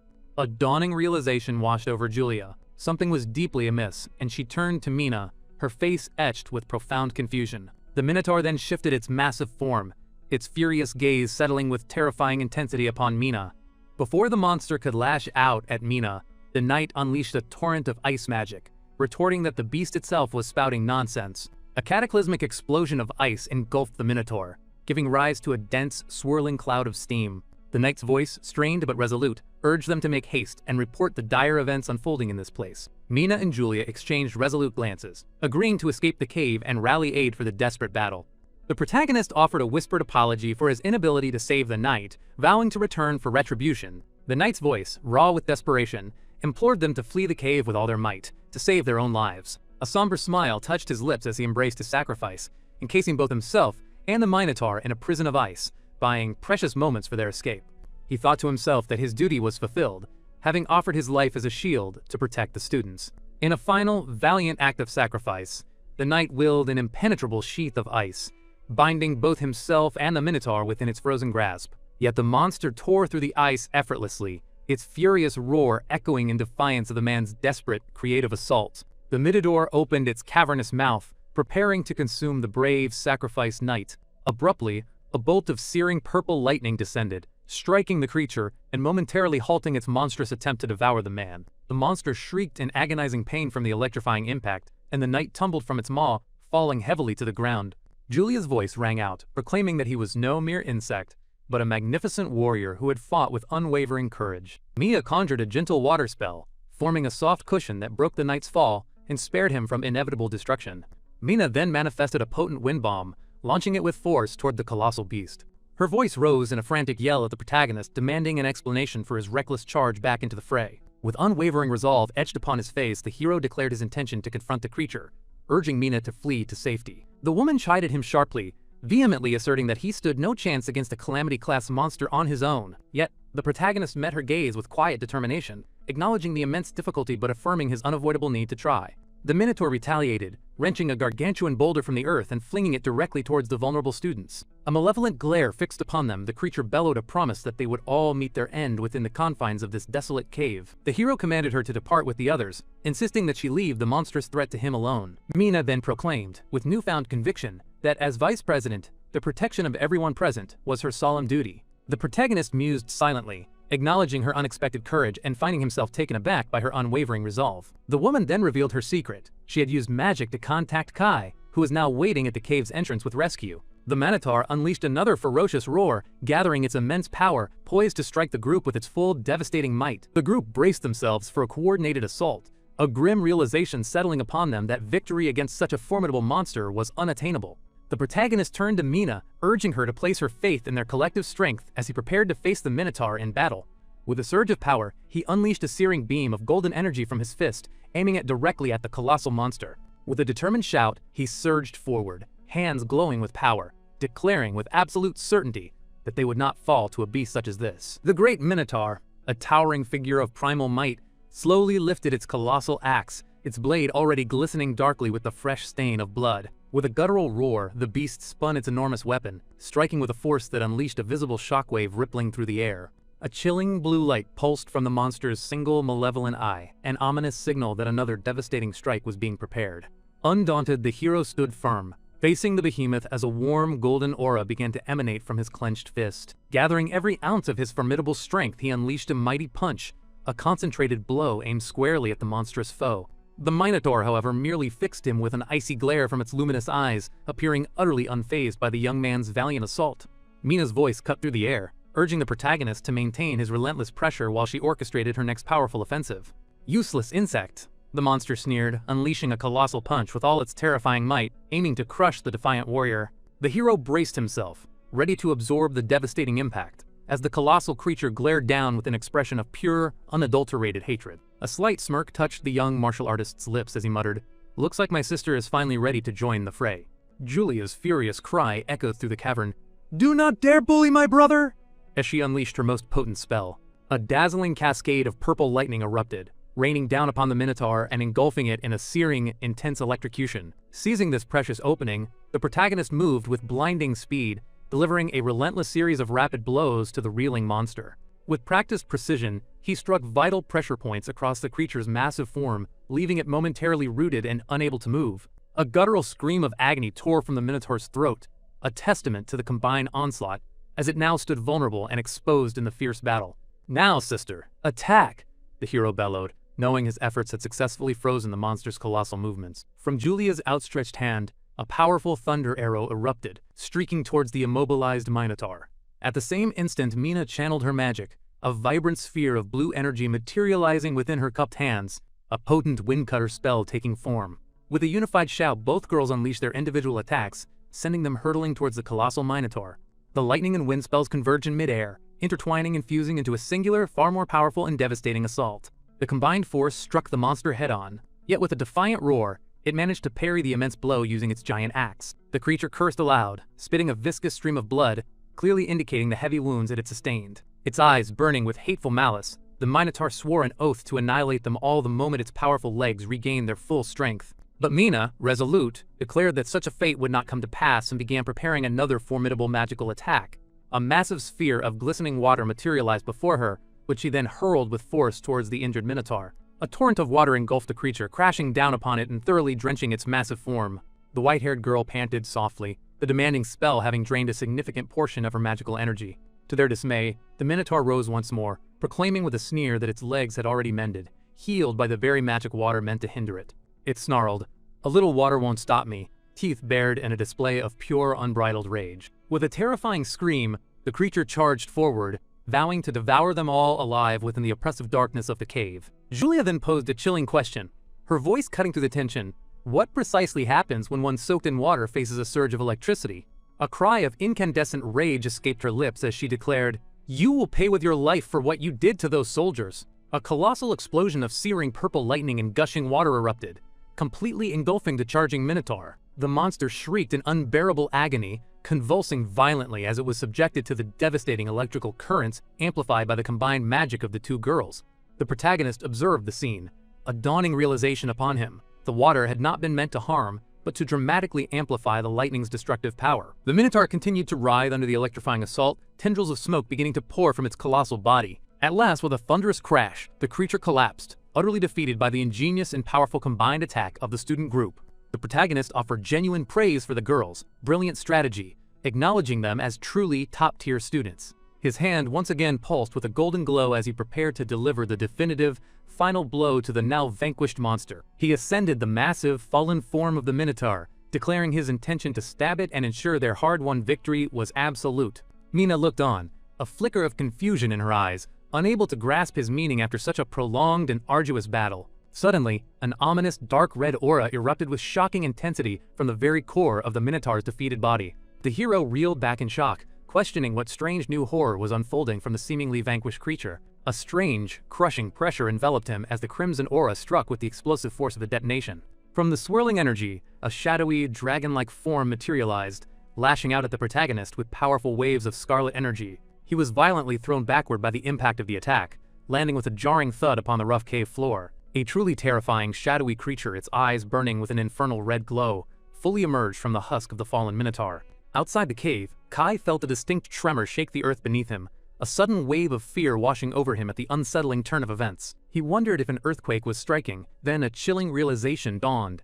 Something far more dangerous and sinister was unfolding within the cavern. With grim determination, the young man swiftly decided to call for immediate reinforcements, murmuring a desperate plea for everyone inside to hold on. Deep within the cave, a monstrous roar ripped through the air, shaking the very stone around them. Crimson and black lightning burst from the creature's massive form, coalescing into a sinister, red star symbol that branded itself upon its chest. The transformation was complete.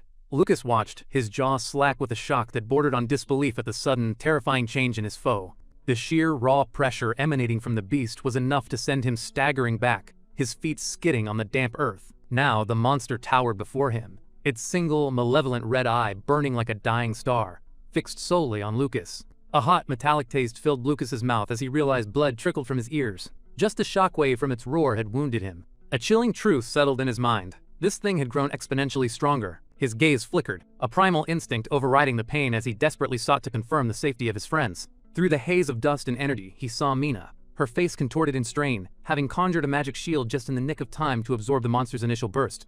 The effort had utterly drained her, and now, her magical energy spent, she collapsed to the ground. Beside her, Mia lay motionless, and little Julia, unconscious and vulnerable. At the sight of his fallen teammates, Lucas's expression hardened, a dark resolve settling over his features. A vibrant yellow energy began to pulse around him, channeling fiercely into his clenched fist, preparing for the desperate attack to come. The monster let out another thunderous roar, a challenge echoing through the cave as it lumbered menacingly towards Lucas. With a burst of incredible force, Lucas launched himself from the ground, blurring through the air, straight towards the colossal beast. He met the monster's gargantuan fist head-on with his own, a desperate clash of power against immense size. His eyes glowed with an intense yellow light, and with a grim, unwavering expression he declared, "I'll kill you." A flicker of genuine shock crossed the monster's face as it looked down at its own hand. Lucas had, in one devastating blow, severed the palm of its hand. Without a moment's hesitation, Lucas spun, his fist already cocked and ready for a follow-up strike. The monster, reeling, lashed out with its other hand, but Lucas was faster, surgically slicing its fingers into multiple, grotesque pieces. Now, both of the monster's mighty hands were gone. Undaunted, the creature adapted, aiming a powerful kick at the hero with its massive leg. Lucas fluidly dodged the attack, executing a nimble somersault in mid-air before landing gracefully back on his feet. A chilling thought occurred to him. The monster didn't seem to feel any pain at all. He immediately braced himself, a new, unsettling change unfolding right before his eyes. The monster's severed arms began to regenerate, flesh knitting itself back together at an alarming rate. With fully restored limbs, the monster reached for a colossal axe, embedded in the cave floor. It swung the weapon with terrifying force, aiming directly for where Lucas had been standing just moments before. Lucas leaped backward with incredible speed, narrowly escaping the devastating blow. He coughed, a spray of blood escaping his lips, the sheer wind pressure from the monster's attack enough to inflict damage. He cursed inwardly, realizing he had severely underestimated the internal injuries he'd sustained from that initial roar. "Not bad at all," the monster rumbled, a sinister approval in its voice. The true blood of a true warrior is starting to stir. With that, it lunged, bringing its giant axe down in a thunderous arc. A colossal explosion erupted precisely where Lucas had stood, tearing through the cave. But Lucas had already sprinted away, narrowly outrunning the impact's blast radius. The monster's menacing gaze tracked Lucas's hasty retreat. It raised its immense axe once more, striking the ground with renewed fury. The impact sent tremors through the cavern, and the ceiling began to violently shake. Jagged cracks spiderwebbed across the stone, and large chunks of the ceiling began to break away and plummet downwards. Lucas's eyes widened, quickly realizing the shower of falling rocks was headed straight for his unconscious teammates. Without a second thought, he sprang into action. He sprinted with desperate urgency towards his vulnerable comrades. He met a giant rock, hurtling towards little Julia with a powerful kick. The massive stone shattered into fragments, and Lucas landed back on the ground, a sigh of relief escaping him. He looked at his teammates, a moment of profound relief washing over him, knowing he had arrived just in time. Crushed beneath a new cascade of debris, the monster now knelt, yet from its form emanated a crimson-red aura, far more intense and menacing than before. Its maw opened wide, and a searing roar erupted, a concentrated blast of raw power. The devastating attack streaked directly towards Lucas, but Lucas couldn't dodge. His teammates lay vulnerable directly behind him, offering no escape. He met the attack head-on, bracing himself. The monster's roar, he realized, was bouncing off the newly collapsed rock wall, amplifying and strengthening the incoming shockwave. As the furious assault finally subsided, Lucas remained standing, battered but resolute, having successfully shielded his teammates from the monstrous blast. The aftermath was severe. He coughed up a sickening gush of blood, his body pushed past its limits. And in that moment of crippling weakness, the monster saw its chance, swinging its axe in a brutal vertical arc towards Lucas. Screaming, "Die!" The monstrous axe, meant to cleave Lucas, suddenly halted mid-swing, frozen in the air as if by an unseen force. A flicker of confusion, then outright shock, registered on the monster's brutish face. In a blink, Lucas had caught the colossal axe blade, halting its deadly descent mere inches from his body. With the monstrous weapon now firmly in his grasp, Lucas cast a quick, reassuring glance towards his allies. A tremor of panic began to ripple through the monster's massive frame. It strained, bellowing with renewed effort, attempting to force the trapped axe forward. With a swift, powerful yank, Lucas tore the axe from the creature's grip, then moved with lightning speed, severing its limbs. "Do you truly believe," Lucas's voice cut through the air, "that you can defeat me?" Before the monster could react, Lucas vanished from his spot, a mere blur in the chaotic scene. In an instant, he reappeared, standing poised behind the towering beast, the giant axe now a formidable extension of his will. His eyes burning with fierce determination, Lucas declared, "As long as breath remains in my body, I will never allow you to lay a single hand on Julia or the others." The monster whirled around, its bulk, clumsy but swift, ready to retaliate. Lucas, however, was faster, swinging the axe in a devastating arc straight towards the creature's face. One of its massive horns was cleanly severed, crashing to the ground with a sickening thud as dark blood erupted from the wound on its head. Lucas showed no mercy. His grip on the axe tightened, his resolve unyielding. He swung again, a vicious blow that not only cleaved the monster's remaining horn, but also carved a deep gash across its chest. The creature shrieked, a guttural cry of agony, as torrents of blood gushed forth, painting the ground. The second severed horn tumbled, striking the cavern floor with a heavy impact. Lucas landed lightly, his feet finding purchase amidst the chaos. He turned his head, his gaze locking onto the wounded beast, eyes now ablaze with an intense yellow glow. With a sudden surge, he launched himself forward, delivering a thunderous punch directly into the monster's abdomen. The monster's teeth shattered and flew, its mouth gushing a severe stream of blood. In a desperate move, the monster managed to seize Lucas's leg. It then brutally slammed him against the ground, again and again with unrestrained force. With a powerful swing, it hurled Lucas across the cavern, sending him hurtling towards a distant wall. Lucas tumbled violently before crashing into the unyielding stone of the wall. A jolt of sharp pain suddenly coursed through the monster's body. It glanced down at its arm, only to find its hand was no longer there. Lucas slowly rose to his feet. In his grasp, he held the monster's torn-off hand, while his own formidable body was revealed, every ripped muscle and shredded body visible, red veins standing out starkly against his skin. With a grotesque regeneration, the monster's missing limb instantly reformed, whole once more. A primal roar of fury and defiance ripped from its throat. Then, with synchronized ferocity, both combatants lunged, converging in the center of the arena. Their fists met with explosive force, unleashing a colossal shockwave that blasted debris across the entire chamber. They continued their brutal dance, exchanging blows repeatedly in the open air. With each impact, the surroundings buckled and crumbled, bearing witness to the escalating devastation. Through the maelstrom of destruction, Lucas's voice rang out, a chilling vow. He would end this creature. Within the monster's widening eyes, one could see the menacing reflection of Lucas, a harbinger of doom. Lucas, now consumed by pure rage, his eyes burning an infernal red, he unleashed a devastating punch into the monster's abdomen, a blow so immense it tore the creature in two. A final, agonized shriek escaped the monster, its eyes bulging with unimaginable torment. Still, Lucas was not finished. He sprang into the air, one leg drawn back and poised for a final strike. Then, with gravity's aid, he brought down a devastating kick onto the monster's head. The sheer force of the impact sent tremors through the entire cave, shaking the very ground of the surrounding area. In the aftermath of the cataclysmic blow, Julia stirred, slowly regaining consciousness. Both Mina and Julia awoke, sitting up dazed. Mina cried out in disbelief that they were still alive, while Julia's eyes frantically scanned for her brother. Then Julia froze, her gaze falling upon the horrific scene before her. Lucas, relentless and unyielding, was still savagely punching the monstrous broken form beneath him. At last, he ceased his assault, revealing a scene of absolute carnage, a gruesome tapestry of the monster's blood and shredded flesh scattered everywhere. Lucas stood, a solitary figure upon the remains of his foe, taking a deep, ragged breath, his face utterly devoid of emotion. Julia's voice, full of worry, reached out to her brother. Suddenly, the earth beneath them began to tremble. Red lightning sparked and danced around Lucas. His arm pulsed, growing large with a strange, angry red light. This fiery energy quickly spread all over him, and Lucas cried out in terrible pain. At last, the red energy took shape, forming a bull skull inside a five-pointed star. Meanwhile, far away, the scene changed to a place called the Hall of Wrath, a chamber filled with bubbling lava. Many dark statues stood tall around the edges of this fiery pool. Then, from the burning lava itself, a long arm slowly reached out. A moment later, a terrifying demon rose into the air, its body floating, its back adorned with great bat-like wings. The demon let out a furious roar. "I have returned to this foul world." Then, almost to himself, he growled a name. "Martial God." A narrator's voice revealed this was Valsaba, the demon lord of controlled wrath. He vowed he would tear the martial god into tiny pieces. From the side, a figure sat casually on a thick chain, remarking, "That sounds quite delightful." This was Jalsida, another demon lord. She told Valsaba that his awakening was due to the anger of the key they had picked. A grand throne then appeared, falling gracefully before Valsaba. He sat upon it and turned to Jalsida, asking if this key truly held enough hidden power. Jalsida simply chuckled in reply. She then pointed to a screen that showed Lucas now standing near lava. "Look," she said, "right now, he is breaking free from your control." Back with Lucas, the scene shifted.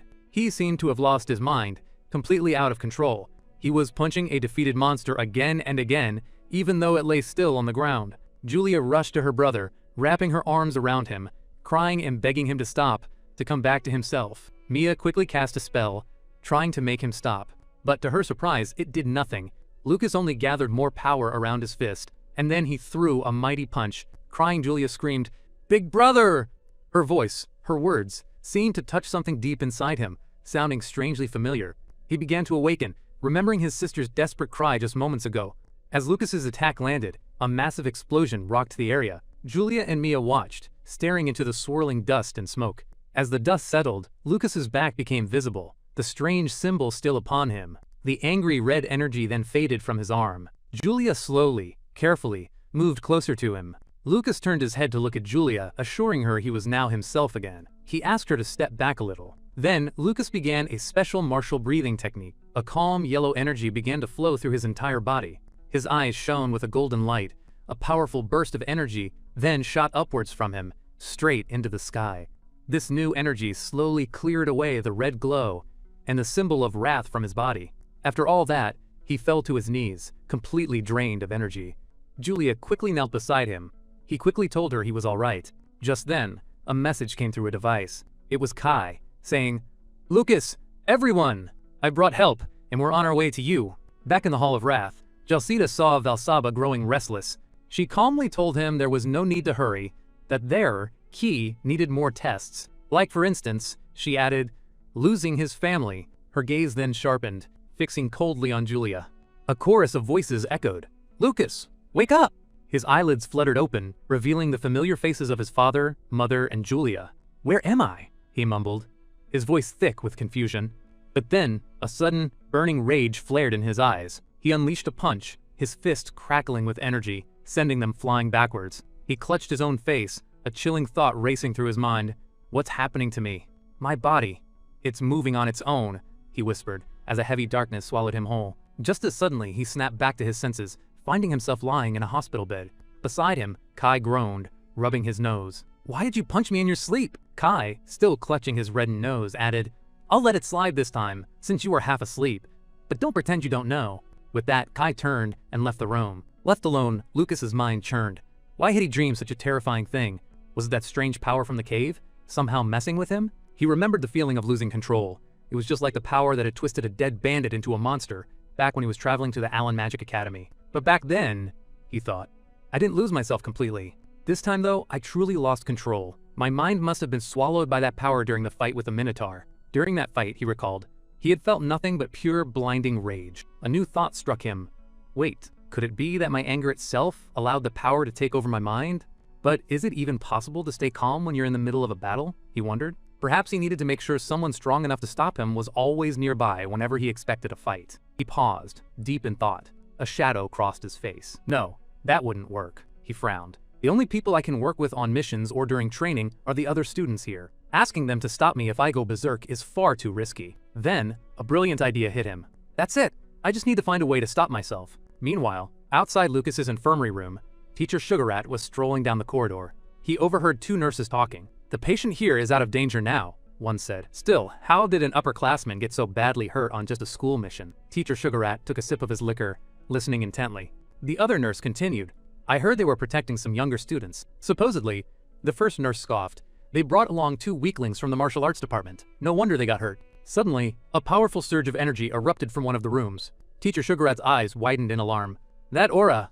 Is it an advanced martial artist? No, that can't be." The two nurses clutched their heads, confused. "The windows are closed, so why is there such a strong wind all of a sudden?" they wondered aloud. Teacher Sugarrat vanished instantly from his spot. Back in Lucas's infirmary room, he was busily working on something. A small smile played on his lips. He was pleased with what he had done. The clone technique had worked. Standing before him were 3 perfect copies of himself. He stepped closer, carefully examining each clone. He remembered an old book from the library. A clone's strength is only half of the original. If there are 3, the power splits evenly, giving each only 1/6 of my full strength. He flicked his wrist. The clones vanished. "They're too weak to truly stop me if I go berserk," he mused. "But they could at least buy others time to escape." Just then, he sensed someone coming closer. He paused, then greeted Teacher Sugarrat, who had just entered. Teacher Sugarrat looked at him. "Hey Lucas," he began. "From your entrance exam to the monster taming tournament to this recent mission, strange things always seem to follow you. I'll be direct with you. What exactly are you? And why did you come to this school?" Lucas fell silent, pondering his answer. A heavy silence settled over the room. Lucas broke the quiet. "I truly don't understand what you're talking about. I came to Allen Magic School to learn martial arts and grow stronger, nothing else." Without warning, Teacher Sugarrat swung his arm. His target was Lucas's neck. "To get stronger, huh?" Teacher Sugarrat's voice cut through the air. "Then show me your true skills first." Lucas, having blocked the sudden strike, asked, "What do you mean by my true skills?" "Teacher Sugarrat is sharp, just as I expected," Lucas thought to himself. Having someone like him around would usually make school life safe. But for me, it just makes things harder. Just then, someone else entered the room, their voice curious. Who is this man standing with Lucas? Oh, it completely slipped my mind, Teacher Sugarrat realized. Today is a day off, so parents can move freely around campus. Lucas's mother and his sister Julia walked in. His mother immediately told the man, "Please, step away from my son." Lucas quickly stepped between them. "Mom, this is Teacher Sugarrat from the martial arts department. He was just giving me some advice. He was saying you shouldn't face a powerful enemy head-on. Lucas added. Teacher Sugarrat, annoyed by this quick excuse, inwardly grumbled, sounds like he sensed his mother coming. With the misunderstanding cleared, Lucas's mother told her son to relax since it was a day off. Don't you agree, Teacher Sugarrat? She asked. In other words, she's telling me to leave, he thought, sighing inwardly. Teacher Sugarrat sighed. Well, the kid hasn't caused any real trouble yet, and as long as I'm his homeroom teacher, I'll make sure he doesn't. He then said his goodbyes and left. Lucas's mother set down her bags. Don't make your teacher angry with your selfish demands, son, she chided him. She sat down, explaining. I've been staying at the Miranda estate until things settled. I wanted to see you both as soon as I could. Hearing this, Julia's eyes welled up with tears. Oh, I wish I could have seen you much sooner, she cried. She began to cry, waving her hands like a small child. Her mother looked at Lucas, asking him to do something, but he just threw up his hands. I can't do anything, he said. Then Lucas asked, Isn't father with you? His mother explained, The situation at the front lines isn't looking good. After he brought me to the Miranda estate, he had to leave right away. So, the Miranda family accepts mother, but they still won't acknowledge father, Lucas thought, a frown on his face. What a stubborn family of mages. Then Lucas's mother told him that his father had sent a gift for him to celebrate his first-place achievement in the entrance exam. She pulled out a beautiful embroidered wooden box. Lucas's eyes widened when he saw the gift. Inside was the treasured sword, an heirloom passed down through the Ryan family. It had been damaged in a battle against the Beastman army decades ago and was too hard to fully fix, making it not very practical for fighting anymore. Still, it was a precious family treasure. She handed the sword to Lucas. Your father is placing all his hopes on you, she said softly. Lucas carefully pulled the sword from its sheath. He gazed at its beauty. I will do my very best not to disappoint father's expectations. Nearby, Julia began to feel a pang of jealousy. Their mother noticed Julia's pouting face. She burst out laughing. Julia, confused, asked, Why are both of you smiling? Lucas gently ruffled his sister's hair. Mom loves you the most, he assured her. I have a gift for you too, their mother said, handing Julia some beast pills. And I baked some special sweets just for you, Julia. Julia jumped in the air with delight. I love you, mother, she exclaimed. She then happily began to eat the sweets. Suddenly, her mother remembered something important. Julia, please give this to Jeremy later. Julia looked puzzled. What is it? She asked. Father prepared some beast pills as a gift for Jeremy too, her mother explained. Since Jessica didn't come this time, I brought them for him instead. Julia took the box. I don't really like Jeremy, she admitted, but I'll still give it to him. Her mother smiled, praising her for being a good girl. The scene then shifted to the boys' dormitory. There, Julia and Jeremy were together. Other students watched, wondering why Julia, who had taken first place in the elite course, was talking to Jeremy. Then someone pointed out, he's Julia's brother. Everyone was amazed that the famous Julia was Jeremy's sister. One classmate clapped Jeremy on the shoulder. Make sure to invite Julia on a mission sometime, he suggested with a grin. Jeremy slapped his hand away. He summoned vines that sprang up around his classmates, warning them, Back off! Jeremy then stormed inside the dormitory, leaving his classmates to wonder what was wrong with him. Inside, energy pulsed from his body. He thought bitterly, my father and mother have never even come to see me once. In his hand were the pills Julia had given him. He remembered the treasured sword, given to Lucas just for taking first place in an exam. Why does a loser like him get all the love from everyone, he fumed. In a surge of anger, he vowed, Lucas, I'm going to take back everything that should have been mine. Their happy times together flew by, and soon, their mother had to return to the Miranda estate. But she promised she would be staying in Dacktown for a little while longer. So even though Lucas and Julia couldn't see her every day, just knowing she was close by filled them with happiness. As for Mina, who was still recovering from her serious injuries, Lucas brewed a special new elixir just for her. They presented the elixir as a gift from the Miranda family. A clever story that stopped anyone from questioning its miraculous healing powers.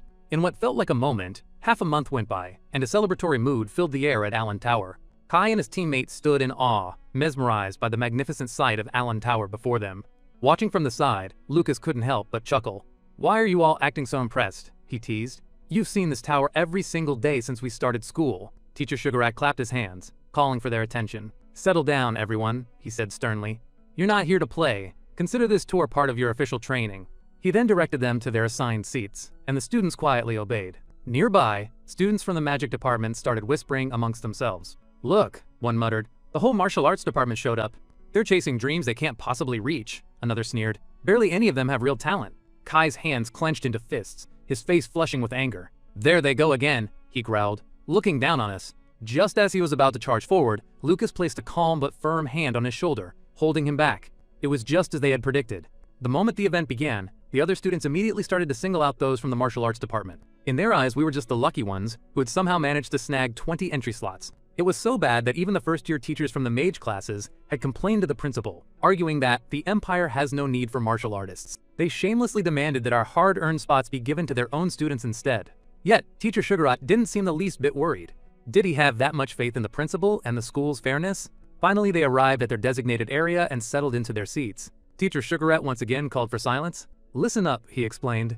"Every year, the third-year students enter Allen Tower first. They are here to set an example for all of you." Right on cue, a powerful voice boomed through the hall. "Third-year students, please prepare to enter." A young man with a determined look tightened his grip on his magic staff. 3 years, he whispered to himself, since I first came to Allen Magic School, and I finally get to step inside Allen Tower. The student, it turned out, was Jeremy. His teammate standing nearby rolled his eyes, thinking, "You're only just getting in now because this is the first time you've ever ranked in the top 100. Suddenly, a familiar voice called out Jeremy's name from the crowd of younger students. Jeremy and his friends turned to see who it was. "Oh look," his teammate smirked, "it's your genius little sister." It was Julia, waving and shouting, "Do your best, big brother." "Hey, your sister is cheering for you," his teammate nudged him. "You'd better not disappoint her." Julia saw he didn't even crack a smile. *HMPH. I only did it because mom told me to. Anyway, *, she thought with a shrug. Crex, oh well. *, she decided.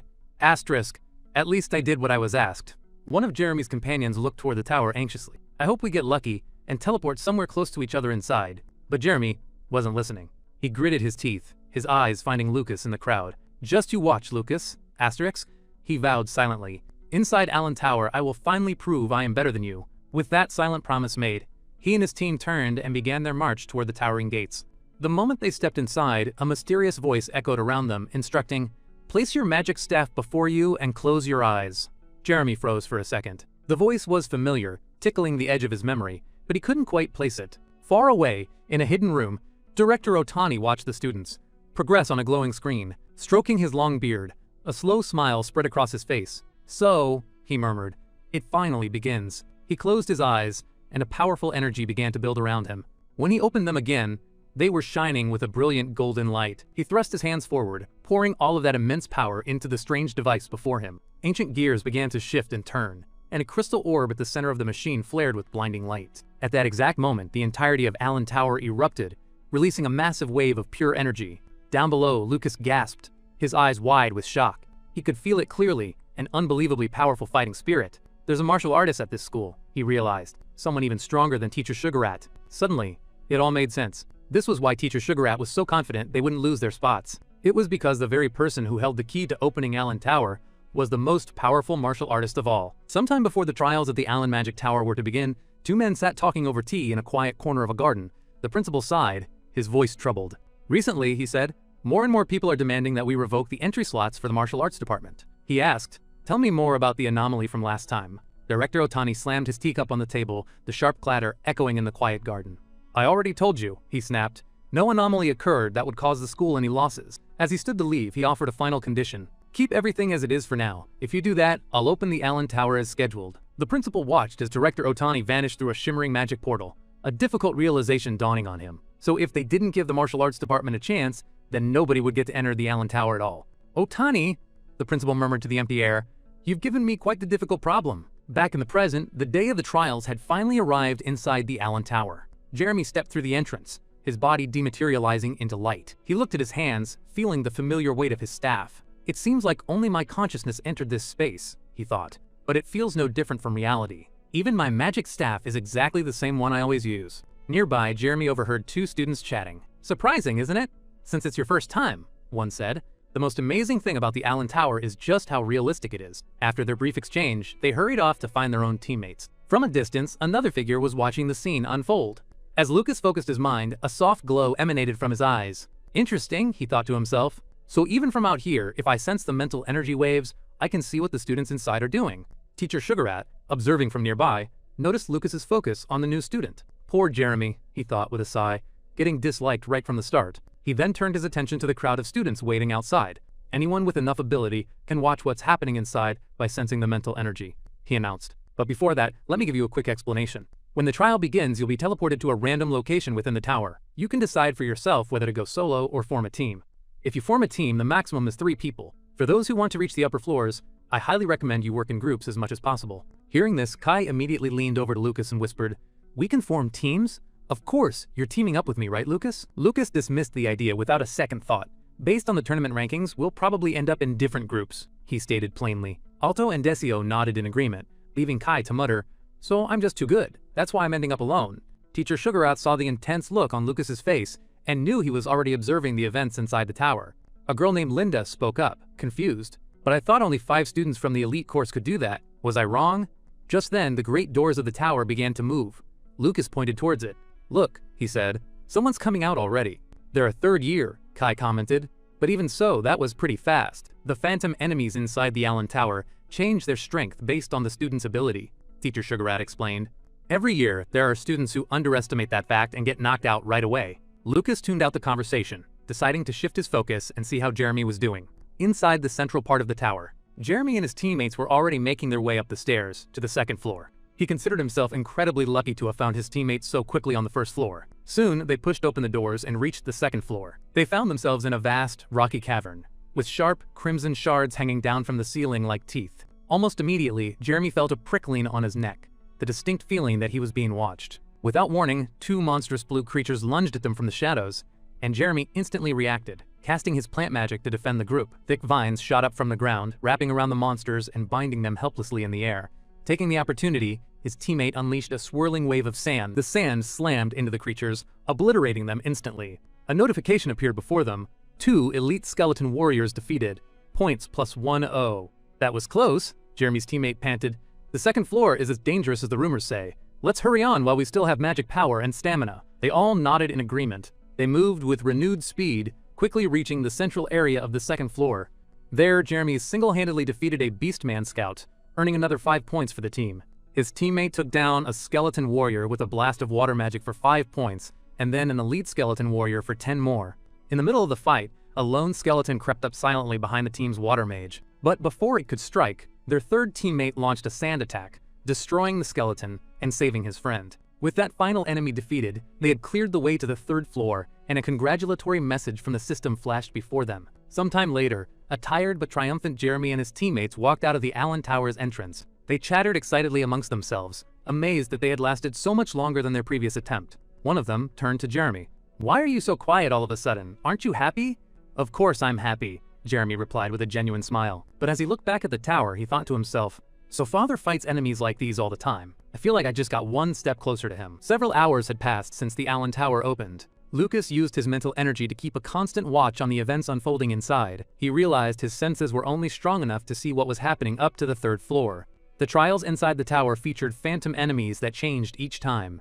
Even the same type of monster grew stronger on higher floors. He wondered if these phantoms were based on real creatures. If so, the martial artist who created the tower must have had some terrifying experiences. Lucas suspected that, just like Teacher Sugarat, this person must also be aware of his true abilities. But for now, everyone was just watching him in silence. Just then, an announcement called for the last group to gather at the entrance. The sound of approaching footsteps echoed near the entrance. It was Mina and her team. From the crowd, a girl named Julia shouted words of encouragement for Mina. Mina turned her head toward Julia and gave a thankful smile. A teacher asked Mina if her injury had fully healed. She replied that she had completely recovered, and the teacher wished her the best of luck. One student whispered that Mina was friends with the genius Frenchman and was well liked by the teachers. Another pointed out that she had become vice president as just a 2nd year. They said her skills were second only to the president, but she lacked popularity. Hearing them gossip again, Mina strengthened her resolve. This time, she would reach the 6th floor and defeat Theodore. The scene shifts to the 3rd floor of the tower, a hellish landscape covered in lava. An ogre lunged at them, swinging a huge wooden club. Mina dodged the attack with ease. She ordered her teammates to avoid unnecessary fights and use speed magic to reach the 4th floor as quickly as possible. They followed her instructions and began climbing at a much faster pace. Watching from outside, Lucas was impressed. They had reached the 4th floor in under 30 minutes, just as he'd expect from the strongest 3rd-year group. As they entered the 4th floor, they were met by a beastman armed with a wooden club. "So this is an elite beastman from the 4th floor," Mina's teammate said. "It's twice as big as the ones below.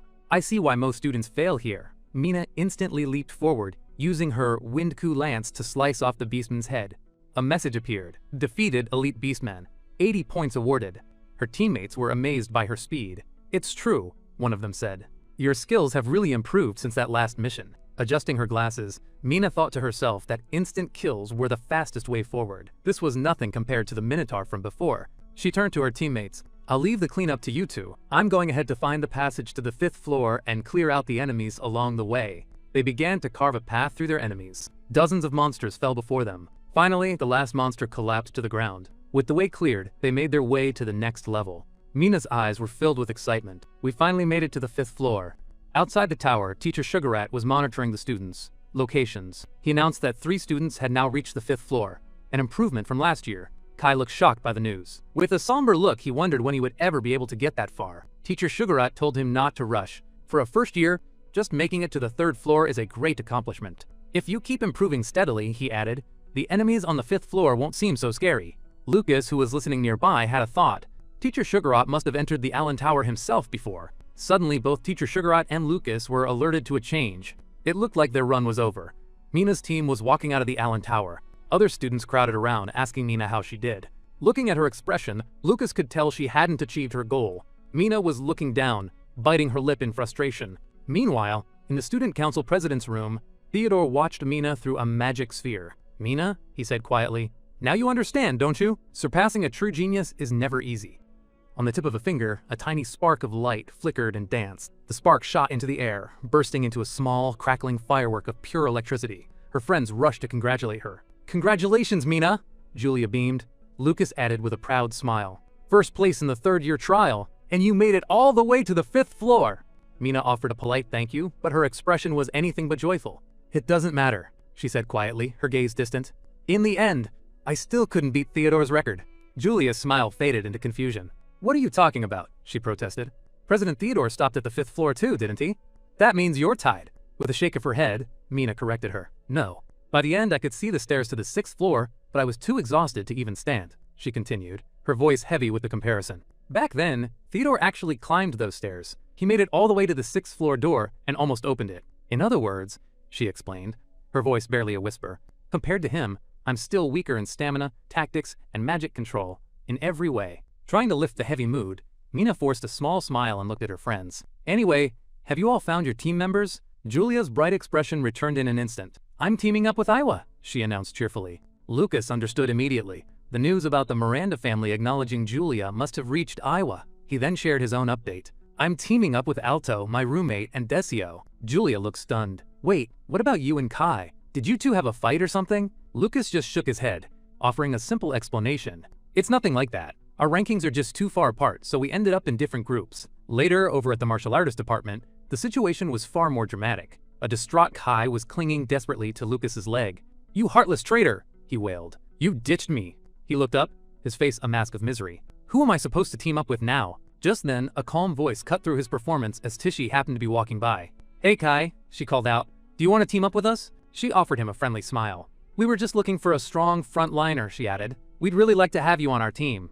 Instantly, Kai let go of Lucas. He scrambled to his feet, quickly dusting himself off and composing his features with remarkable speed. He turned to Tishy with a smooth wink. "Well, if you insist that much, I suppose I can join you." Watching the sudden shift, Lucas could only shake his head. Kai always switched gears so fast. Over on the training grounds, Teacher Sugarrat reviewed the completed team list. A nod of satisfaction crossed his face. "Good," he said. "Looks like everyone has found their partners." His expression suddenly turned serious as he addressed the assembled students. "All right, everyone, I want you fired up," he boomed. "You all know what the others say about us behind our backs, right?"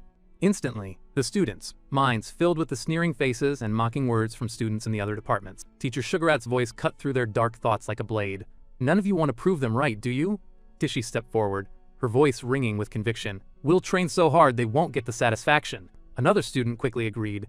"We'll prove we earned our spots in Allen Tower with real skill." A new wave of determination and excitement washed over the rest of the students, their spirits ignited by the challenge. Lucas watched his teacher and understood the strategy. All this time, Teacher Sugarrat had insisted the Allen Tower trials would go on. He hadn't just shielded them from the demoralizing gossip. He had masterfully turned it into fuel for their fighting spirit. And it worked perfectly. Kai nudged Lucas with his elbow, a wide, excited grin spreading across his face. The students soon learned that the phantom enemies inside Allen Tower were not just numerous, they were also incredibly varied and highly intelligent. To prepare for such a daunting challenge, their training focused heavily on building teamwork and seamless coordination. During their breaks, Teacher Sugarrat would gather them around to teach them about the unique traits of the different enemy races they were likely to face. Sometimes, he even played the part of the enemy himself, sparring directly with the students. Following a colleague's advice, He would fully act like a beast man to make the training feel terrifyingly real. Every day was brutally tough. Teacher Sugarat would don a monstrous mask and attack them with a startling ferocity that pushed them to their limits. But through it all, as their bodies ached and their energy drained, not a single one of them complained. And just like that, after weeks of relentless preparation, the day of the freshman trial finally arrived. As the martial arts students walked toward the Allen Magic Tower, they could feel the condescending stares of the magic department students watching them pass. Finally, they stood before it, the immense and imposing Allen Magic Tower. Teacher Sugarat gathered them for his final instructions. Once you're inside, your first priority is to meet your team at the central stairs. If you can run, don't hesitate. If you can't, then you fight like your life depends on it and take at least one of them down with you. Nearby, a group of magic students overheard the stark command and began to snicker. "Did you hear that?" one of them whispered. "Even their own teacher has no faith in them." "How pathetic! I can't wait to see their faces when they meet a real magical beast, not some training dummy." Another chimed in with a smirk. "I bet the entire martial arts department gets wiped out in less than 3 minutes." A third concluded with a laugh. Kai overheard their taunts, but instead of his usual fiery outburst, he just calmly remarked to his friends, "Wow, listen to them. What a bunch of pathetic sore losers." A small, proud smile touched Lucas's lips as he looked at his friend. Kai had grown up a little. The tower's gatekeeper, a stern figure standing by the massive doors, motioned for the 12 of them to approach. With steady resolve and hearts pounding in their chests, the small group followed him toward the entrance. Elsewhere, in a dark room illuminated only by the glow of a large screen, Director Otani watched their every move. He stroked his long, white beard thoughtfully, musing to himself about how many years it had been since this many martial artists had entered the Allen Tower at once. "The legacy left behind by the war god can finally fulfill its true purpose," he murmured to the empty room, his ancient eyes focused intently on Lucas's image on the screen. "And now," he whispered, "are you ready to face the first great trial of your lives?" A group of 12 students stepped into the imposing Allen Magic Tower. Almost immediately, a young man named Lucas broke away from the group. In the blink of an eye, he was perched on a high tree branch, observing from above. He noted that everyone was following the teacher's orders, avoiding enemies, and heading for the central stairs. He decided that if they were going one way, he would go the opposite. Lucas knew that the first floor of the tower was largely goblin territory. He recalled hearing that these creatures used magic to obscure vision before they attacked. As a thick fog began to settle around him, he noticed subtle movements within the mist. He saw his friends, Alto and Decio, moving ahead. He decided to let them continue on, planning to run a quick experiment before catching up. Deep within the fog, a creature began to materialize directly behind him. It was a goblin.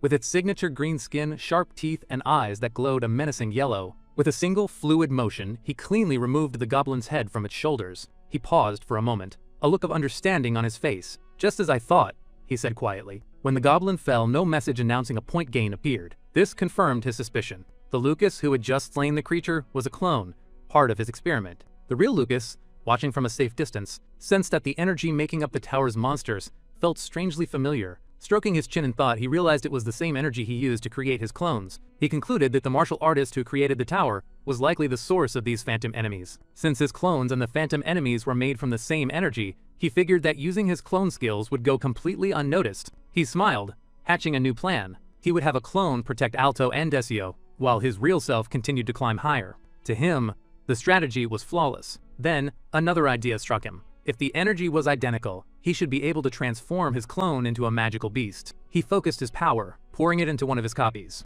The clone's form shimmered and reshaped itself into the perfect image of a goblin. Looking at his creation, he praised his own cleverness. With this new disguise, he could now move freely through the tower. In a distant control room, Director Otani observed the students on a large monitor. His gaze settled on Lucas. He remembered seeing the boy sneaking into the library to read martial arts manuals. But he was still impressed at how quickly Lucas had mastered the difficult skill of cloning. The director leaned closer to the screen, wondering what the young man would do next. He questioned whether Lucas would once again help his classmates rack up points. He knew that helping them too much would not be for their own good. He hoped Lucas understood that they needed to face these challenges themselves. Elsewhere on the first floor, Lucas's classmates were in a state of panic, running for their lives from monsters. From a high ledge, 2 goblins watched the students flee. "Damn it," one of the students shouted. "Talk about bad luck." A blue-haired student cried out in fear, realizing they were surrounded by 3 monsters at once. Before them stood a giant, one-eyed monster wielding a massive wooden club. One student asked what they should do, and another replied that their team could handle 2 goblins at most. Suddenly, a disturbance in the air made the one-eyed monster turn its gaze upward. A nearly silent sound wave passed through the area. All 3 students heard a mysterious voice. The voice instructed them to calm down, explaining that the giant could not see them well through the thick fog. The students took a breath and steadied their nerves. One of them recalled that the giants on this floor had low intelligence and moved slowly. They decided to put some distance between themselves and the giant to take out the goblins first. As they moved, however, the nimble goblins quickly caught up. The students suddenly found themselves locked in a fierce battle with the two creatures. The team was being pushed back by the goblins' relentless assault. A goblin lunged at the blue-haired student, who quickly blocked the attack with his sword. From behind the creature, a blade slashed through the air. It was his teammate, who had seized the opportunity created by the distraction to strike the goblin. The blue-haired young man composed himself, his eyes dead serious as he prepared to thrust his sword into the goblin's head. With teeth gritted, the goblin surprisingly caught the incoming sword with its bare hand. Their third companion was struggling with the other goblin. For a brief moment, he was distracted by his teammates' fight. In that instant of distraction, the goblin lunged at him. The student reacted quickly, ducking and sliding across the ground to dodge the attack. The goblin's own momentum sent it stumbling into the other fight, pushing the first goblin onto the student's waiting sword. The blow was fatal, awarding the team 10 points. The second goblin continued its charge, bouncing off its fallen comrade and stumbling away. The students took a moment to process their victory. One of them said that their teacher was right.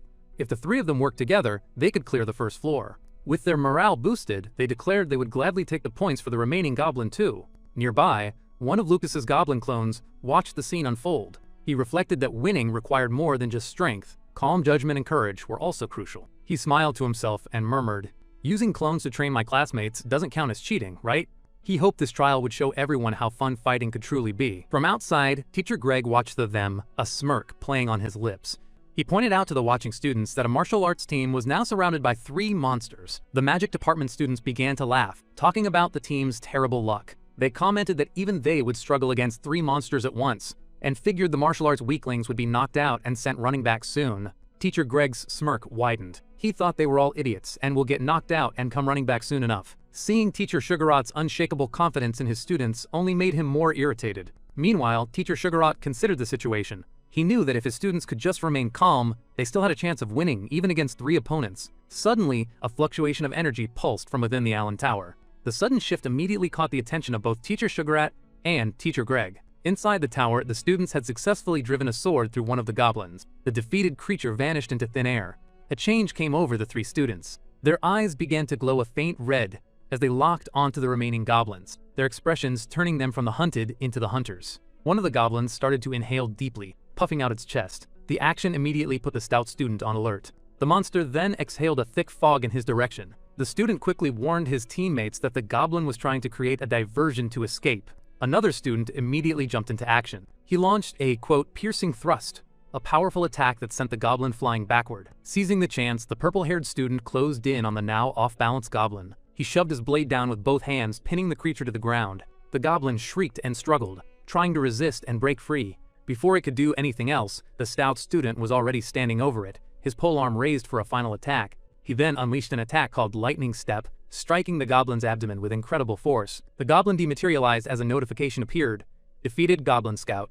Points +10. Teacher Greg grew furious, annoyed that the martial arts team had defeated 2 advanced goblins so quickly. To him, it seemed impossible. Teacher Sugarrat, however, simply murmured with pride, "Well done." He turned to the students who had yet to enter the tower and offered them encouragement. He told them a team had already defeated 2 enemies by following his teachings, proving that the monsters in the tower were not so scary if they fought as they were trained. The martial arts students were fired up by his words. A nearby magic student, however, scoffed that they were just lucky.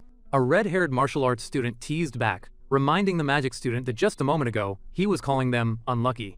Elsewhere, Teacher Sugarrat felt a strange energy disappearing near 3 students. He had a sinking feeling, wondering if Lucas had somehow pulled something off again.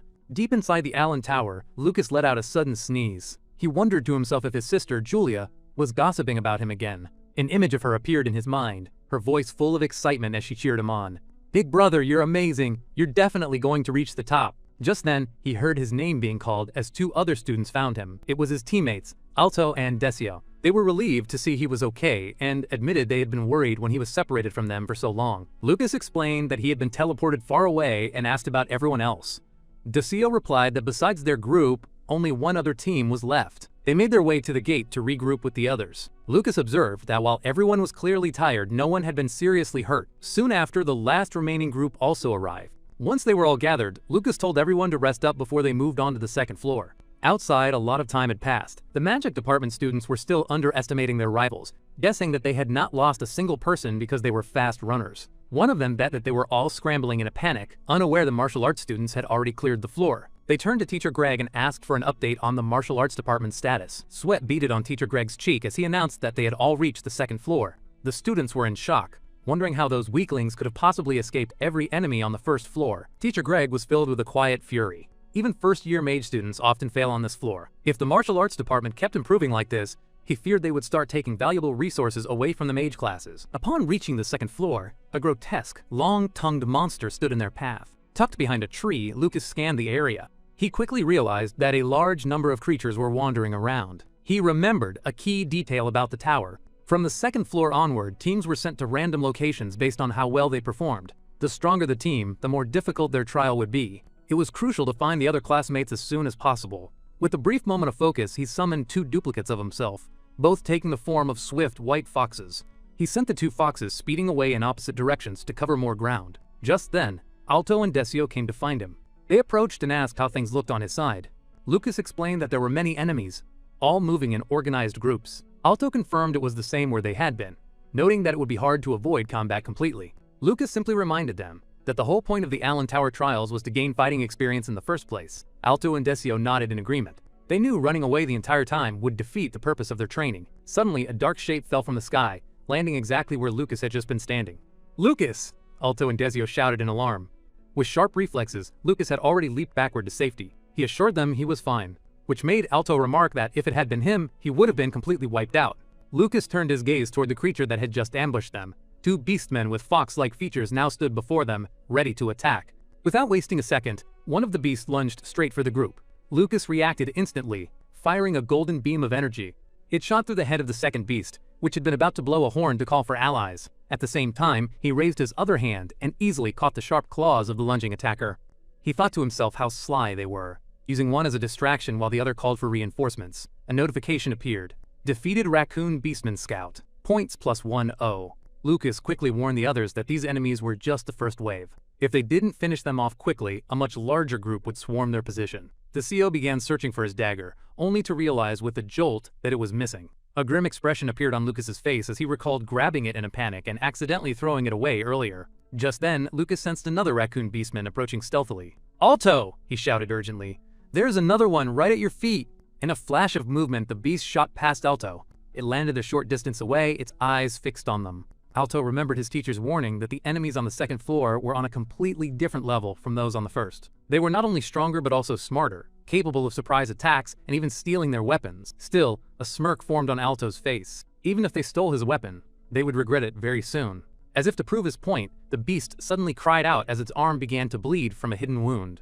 Alto proudly revealed the powerful rock dragon gauntlets on his hands. He was very glad he had spent his points to buy them.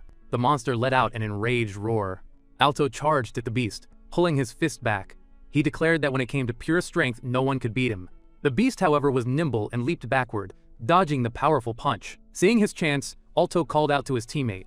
Decio moved like a shadow, appearing directly behind the distracted monster. He landed a solid kick squarely in the creature's back. The impact sent the beastman flying through the air, right into Alto's path. Alto focused all his energy into his fist, causing his gauntlet to glow with immense power. He then unleashed a deadly punch he called the Rock Dragon Strike. The monster hit the ground and vanished into thin air. A notification appeared for the group. Defeated Beastman Scout. Points +10. Lucas complimented them on their great teamwork. In response, Alto and Decio felt a bit shy and embarrassed, wondering if he was being sarcastic. After all, they had seen Lucas defeat the other beastmen almost effortlessly. Brushing off their shyness, Lucas looked ahead and said, "Let's keep pushing forward for the martial arts department." Greg's patience was wearing thin. Unconsciously, his foot began to tap a restless rhythm against the floor. Time stretched on, and remarkably, not one student from the martial arts department had been eliminated. The spectators had all assumed that with their limited skills, the students would be defeated the moment they arrived on the second floor. Andre watched, a thought crossing his mind. Perhaps the tower's challenge had been made easier, just for the weak martial arts students. Greg's forehead creased with worry. His impatience had now turned into a nervous habit, and he started to bite his nails. His eyes were locked on the screens, refusing to blink. Meanwhile, inside the tower, the battle on the second floor raged on. A hulking, blue-skinned creature with a powerful, hunched frame swung a massive axe with brutal force. Without hesitation, Lucas grabbed the monster by its head and powerfully slammed it straight into the stone floor. At the same time, Decio found himself in a duel with a sword-wielding skeleton. He dropped low, the skeleton's blade whistling just over his head as he took a steadying breath.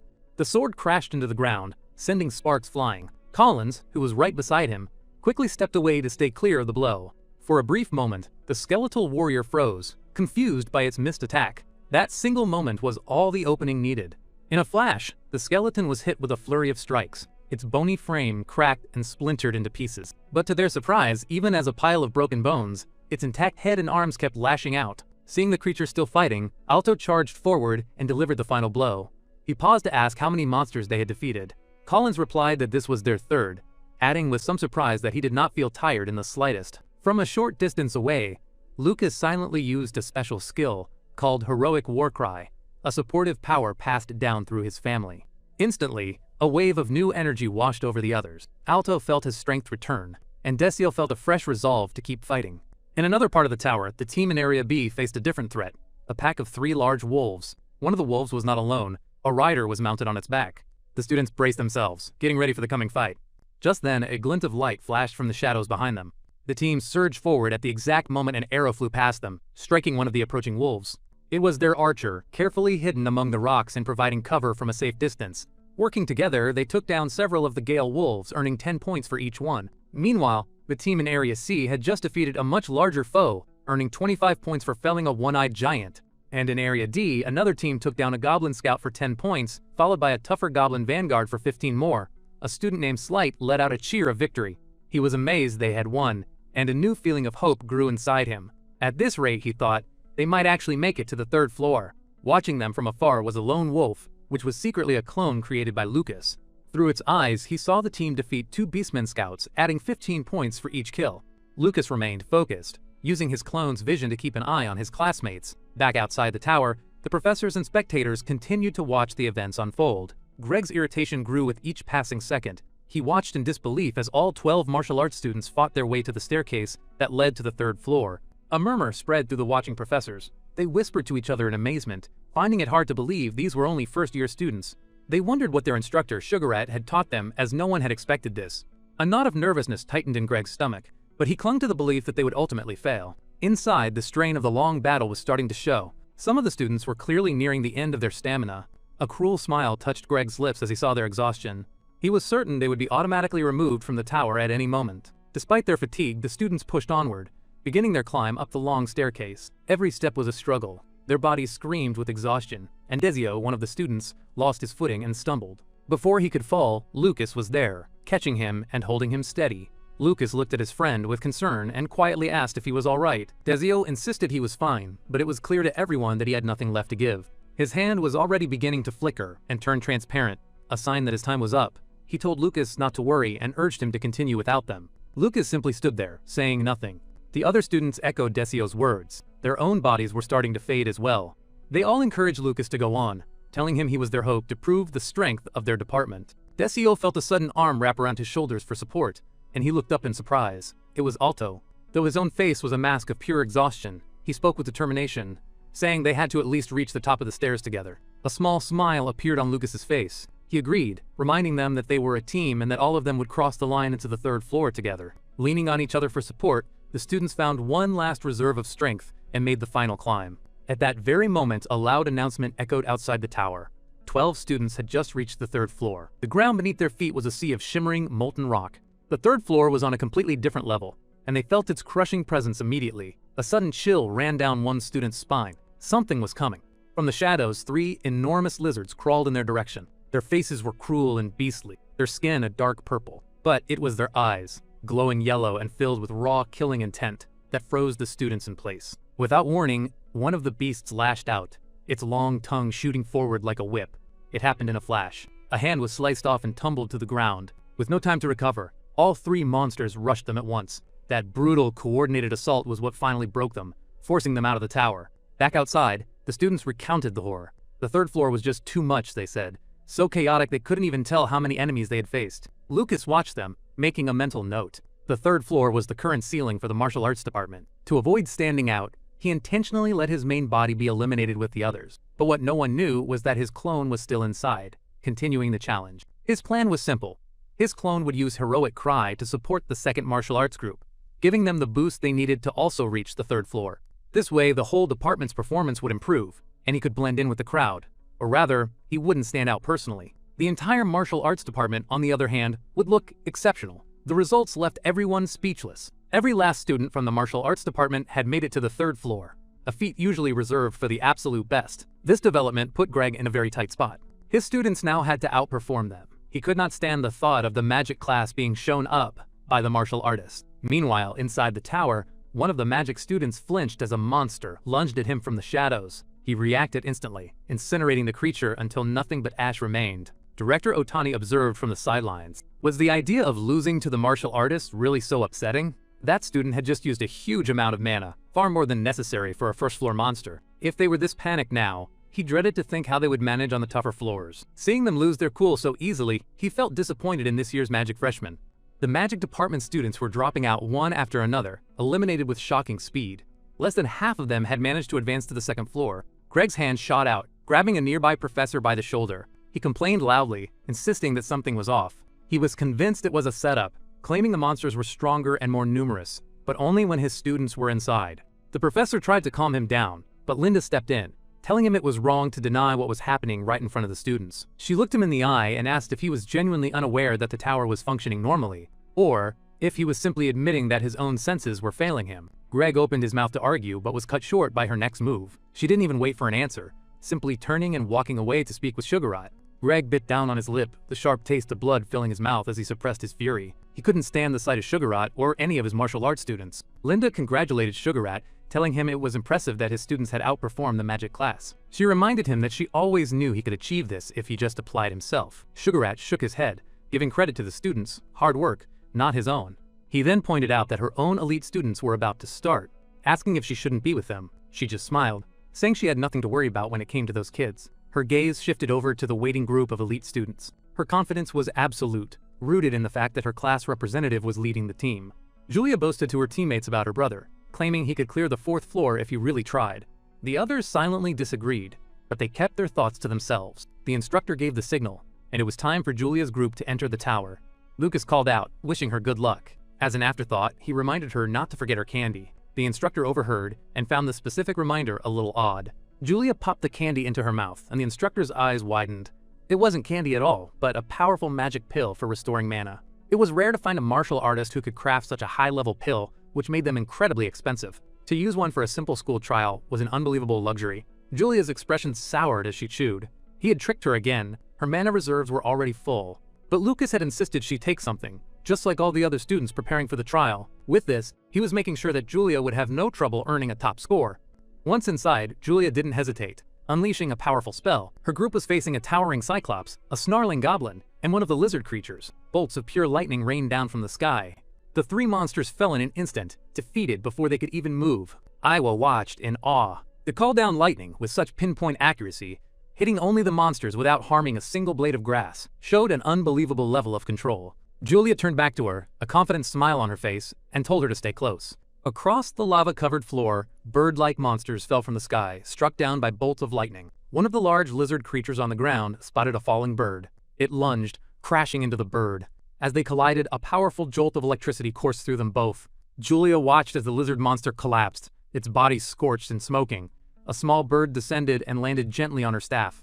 It was one of her 1,000 thunderbirds, a familiar companion. She turned to her companions, telling them she had cleared the immediate area.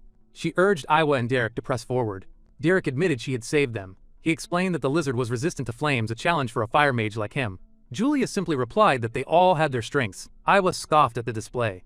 In the real world, she mused, she could have just turned the monsters' minds against each other, making them fight to the death. Julia agreed with her completely. She knew that on a real battlefield, Iwa's abilities would be terrifyingly effective. Iwa raised an eyebrow, a hint of frustration in her expression. The illusions in the Allen Tower had no true minds to manipulate, rendering her magic useless. Her only real contribution here was to sense and scout the location of enemies. A feeling of uselessness washed over her. She felt like she was just a burden to her teammates. But Julia and Derek never complained.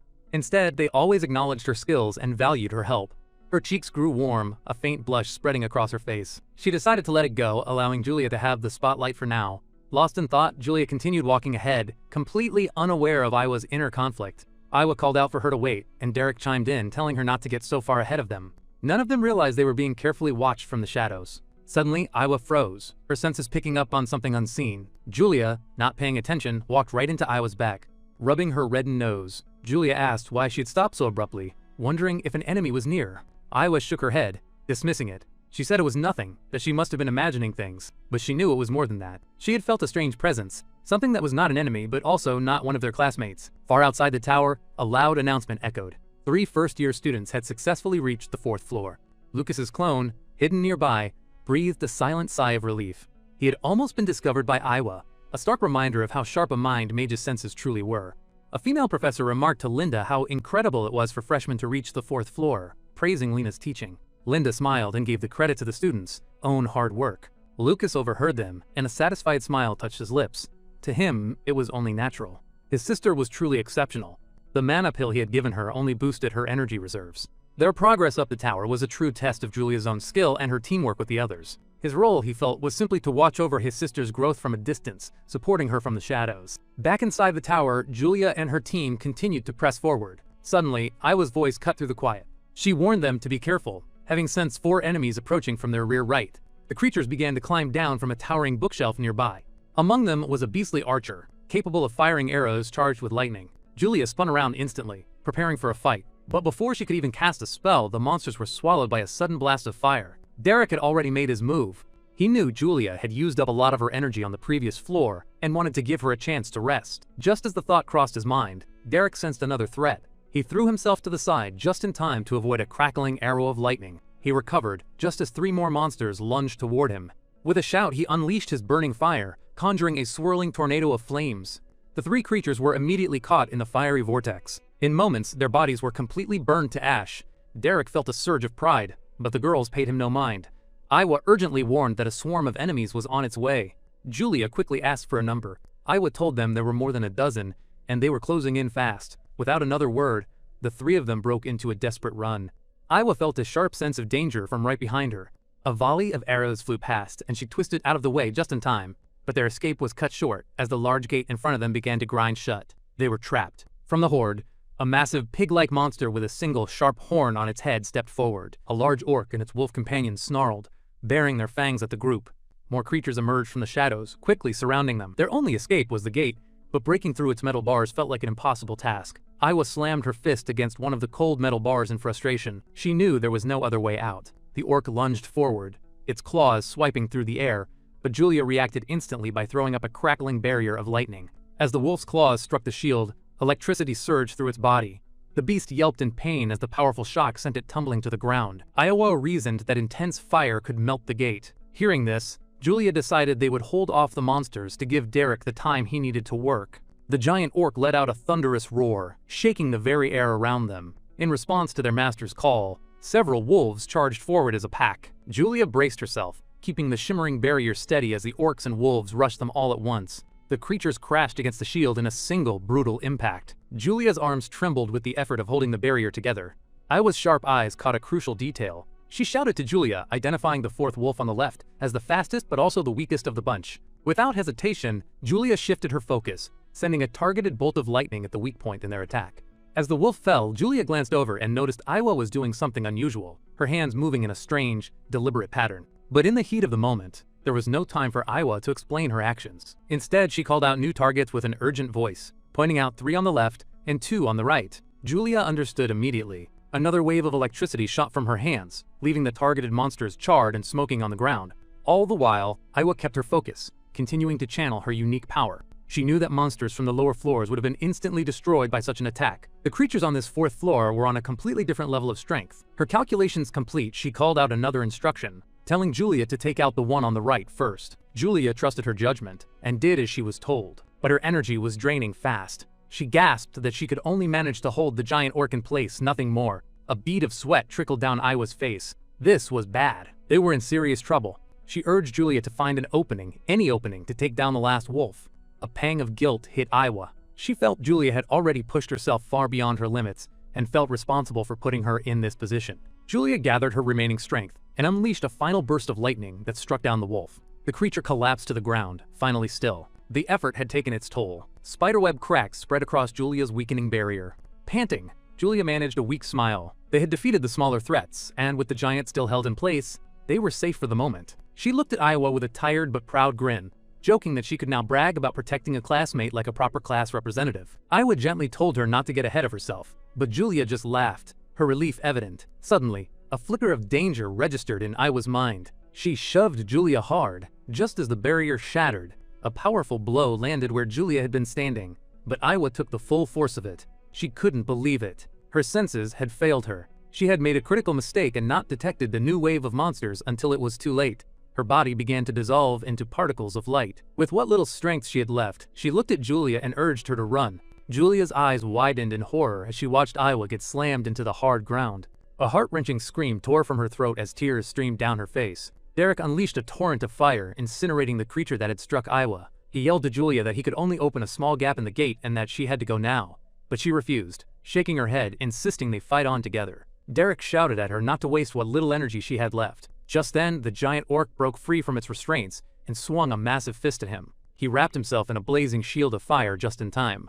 The flames around him then exploded outward, forming a massive fiery figure with him standing at its core. From within the inferno, his voice boomed, screaming one last command for Julia to run. Night had fallen outside the tower when an announcement echoed through the air. 2 students were out, which meant only 1 person was left on the 4th floor. No one had believed the original 3 would ever make it this far. Derek knew they had acted purely on instinct. Their goal was to protect Julia, the one person with a real shot at continuing.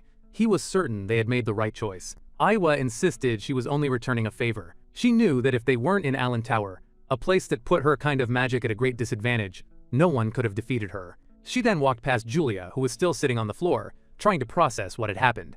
Watching from afar, Director Otani admired their perfect teamwork. One acted as a scout, tracking illusions, while the other worked as an engineer, taking apart traps. Each of them knew their own strengths and weaknesses, which allowed them to make the best decisions. He thought it was a magnificent display. He believed the 2 who were still fighting inside the tower had that same special quality. Deep inside, a giant orc lay defeated on the ground. Lucas gave the creature a final, powerful kick, sending it crashing into the far wall.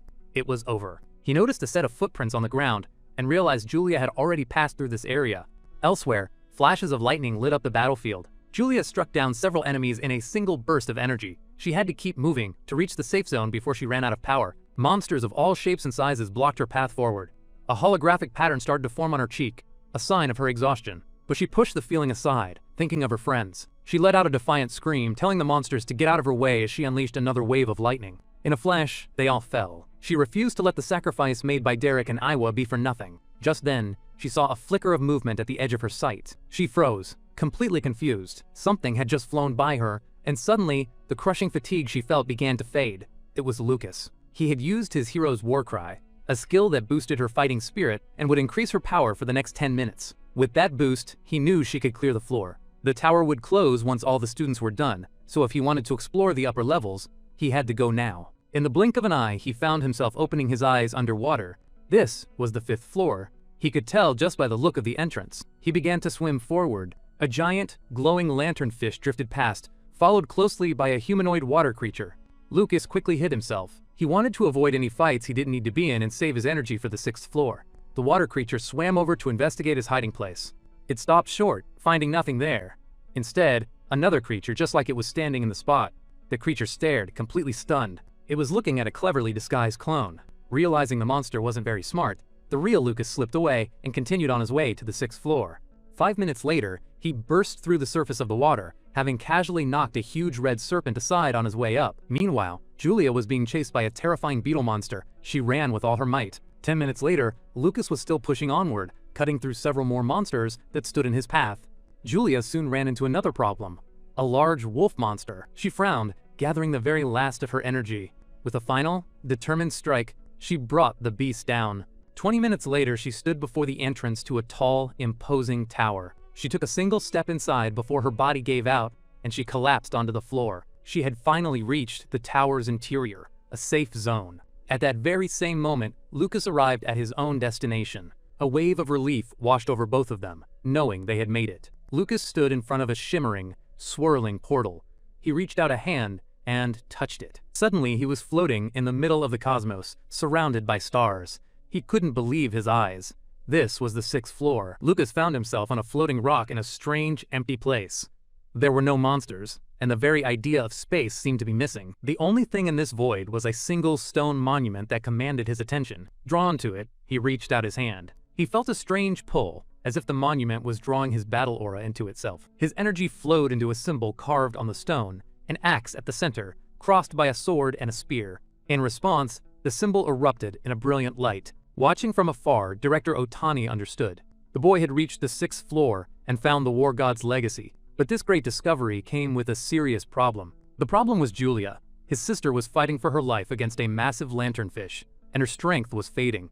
Everything now depended on Lucas. The amount of knowledge he could gain was limited by the time his sister could buy him before the tower closed. A wave of information crashed over Lucas, overwhelming his senses. His consciousness was pulled into a vision, where he saw the war god himself standing before an endless void. A dark, round creature floated in the blackness, its voice echoing with triumph. It taunted the war god, claiming that even in defeat, its seeds of evil were already sown across the world. The creature vowed that it would one day return, no matter how many thousands of years it might take. The war god's power flared, a golden aura exploding from him and lighting up the darkness. His patience gone, he roared at the creature to be silent. He clenched his fist, and all of his immense power gathered into one impossibly small point. With a final cry for the creature to perish, he unleashed his ultimate technique, Heavenbreaker. The perspective of the vision pulled back, revealing a shocking truth. The dark mass was merely the pupil of a giant eye, now bathed in the war god's golden light. The powerful blow struck its target, and the massive eyeball began to crack. From an even greater distance, it became clear that the eye belonged to a colossal, dragon-like monster of unimaginable size.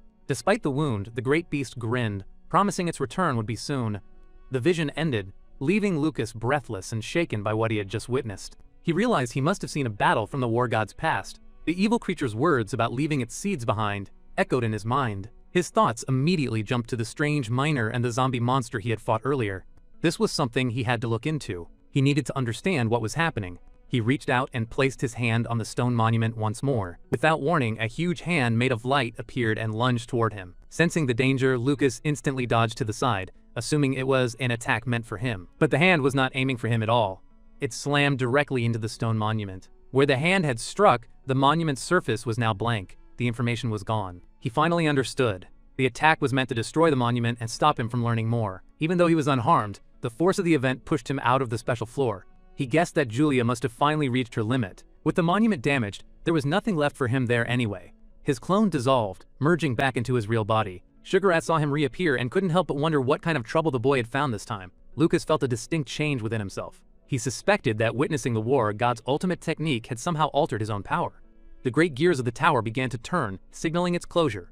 On a monitor, Julia appeared, smiling. Director Otani watched, hoping these promising students would continue to work hard. The trial was officially over. At that moment, the last participant emerged. An instructor called for a round of applause to welcome her. The sudden noise startled Kai from his nap.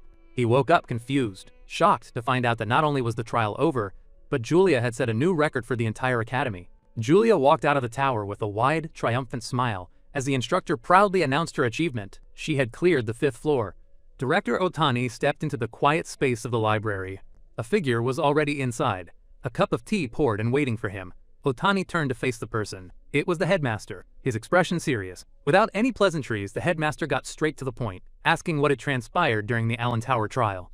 Director Otani calmly picked up the cup of tea offered to him. He replied that to his knowledge, there had not been any irregularities. The headmaster found that hard to believe. He pointed out the unusually poor performance of the freshman mage class, noting how many had failed to earn even a single point. Otani countered with the exact numbers. 18 students had scored 0, compared to 12 from the previous year. It was, he argued, still within an acceptable margin of error. But the headmaster was not convinced. He pressed further, revealing that the number of students who managed to reach the 2nd floor was only half of what it had been last year. Otani suggested the headmaster take the issue up with the mage class advisor. He added that he too had questions about the quality of their teaching, if students were losing their composure so easily. He then shifted the subject, pointing out that the headmaster's focus on the mages had caused him to overlook a significant development within the martial arts department. This piqued the headmaster's interest. He leaned forward, asking what sort of anomaly Otani was referring to. Otani explained that 4 students had their martial artist restrictions loosened after the trial. They were on the verge of leveling up, with teacher Sugarrat currently assisting them. The headmaster's eyes widened in shock. He quickly understood the implication, asking if the Allen Tower could actually accelerate a martial artist's growth. He knew immediately how dangerous that information would be if it ever got out. The world was filled with martial artists desperate for any advantage to level up. Both he and Otani were not getting any younger. The headmaster had no desire to hold another trial, unless it was to find a strong martial artist to become the next caretaker capable of opening the tower. He gave a firm instruction to Otani, not a word of this to anyone until the information was properly verified. Director Otani simply nodded, confirming he understood. He then added a lighter note, reminding the headmaster that a genius of the century had appeared this year, which was reason enough to be pleased. Elsewhere, the mage students were buzzing with excitement. They chattered about the new record set by one of their own, exclaiming that Julia was a true genius. Their praise for her was quickly followed by pity, as they remarked what a shame it was for her to have such an incompetent martial artist for a brother. Despite their words, they couldn't help but feel a pang of envy for him. Jeremy, standing nearby, overheard their conversation, and a familiar anger began to simmer within him. Julia was his sister too, even if they had different mothers. But it was always Lucas who received all the attention. He just couldn't understand why someone as useless as Lucas had to be her biological brother. The cafeteria was bustling with the usual lunchtime crowd. Students filled the tables, talking and enjoying their meals. Just then, Theodore made his grand entrance, soaring through an open window on a trail of flames. As expected, his arrival was met with excited squeals from the girls. He flashed a confident smile, basking in the familiar attention. In his mind, even with Julia's new record, he was still the undisputed idol of the school. His confidence faltered the moment Julia walked in. Instantly, all eyes shifted to her, and Theodore felt the sting of a direct hit to his ego. The crowd now admired her from a distance, whispering among themselves about how cute she looked as she ate her meal. Some even pointed out that her meal cost a full 20 points, a sum that clearly meant nothing to the new record holder. Theodore gritted his teeth, cursing her under his breath. He knew she had been awarded 1,000 points just for breaking that record. At their table, Lucas was cheerfully encouraging Julia to aim for even more points in the future. In a flash, Theodore was suddenly beside their table. Lucas noted the impressive speed of his movement. He watched him cautiously, wondering what he wanted. Theodore began by acknowledging Julia's talent, but he warned her not to get too cocky, just because she had reached the 5th floor of the Allen Tower. With her mouth full, Julia looked up at him and mumbled, asking what he was talking about. He opened his mouth to repeat himself, but stopped short as he suddenly sensed a powerful wave of energy. He realized Julia's magical energy was surging dangerously. A confrontation here, where he could lose control of his own fire magic, would be a disaster for his reputation. Choosing to retreat, he offered a final, vague threat that she would regret this. He then made another dramatic exit, disappearing on a plume of fire. Julia watched him go, wondering aloud what his problem was. Lucas simply told her to ignore him and finish her food. Inside, however, Lucas was already taking action. He wanted Theodore to learn that intimidating Julia was a mistake. He quietly activated Hero's War Cry, sending a wave of power to his sister that boosted her fighting spirit and stats for the next 10 minutes. Mina walked up to their table, remarking that it was strange for Theodore to leave without his usual catchphrase about being the school's #1. She then turned to Julia and congratulated her, admitting she was even more talented than she had first thought. Julia humbly credited her teammates for their help. This made Mina wonder aloud if those same teammates would be useful during the upcoming Goddess Memorial Festival. Lucas, unfamiliar with the name, asked what she was talking about. Mina realized they were out of the loop. She began to explain that their school, along with the Kyoto Magic School and the Holy Magic School, were considered the 3 great magic academies of the Korean Empire. Each year, a total of 9 exceptional freshmen were chosen from the 3 schools to compete and determine who was the best of their generation.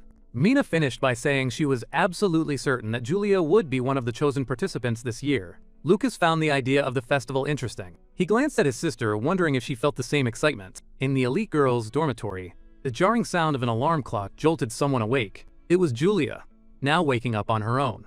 After she had proven herself in the Allen Tower, Lucas had stopped his usual routine of waking her up each morning. In a rush, she grabbed a piece of toast and her books, using Thunderdash to speed down the hallway. Her speed got the better of her, and she crashed directly into Iwa. Iwa shot her a cold glare, telling her sharply to watch where she was going. Later in class, as fate would have it, they ended up sitting right next to each other. Julia's heart sank when she realized she had forgotten her textbook, and she looked like she was about to cry.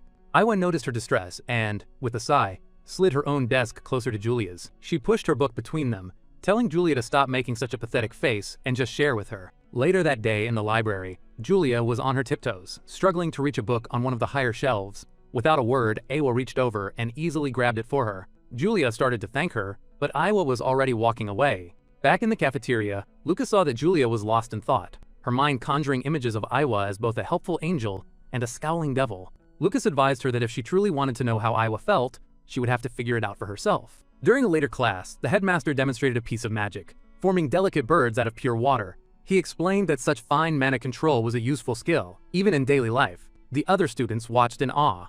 Iwa observed the demonstration from her seat with a quiet intensity. From the corner of her eye, Julia was secretly watching Iwa, She clenched her fist with determination.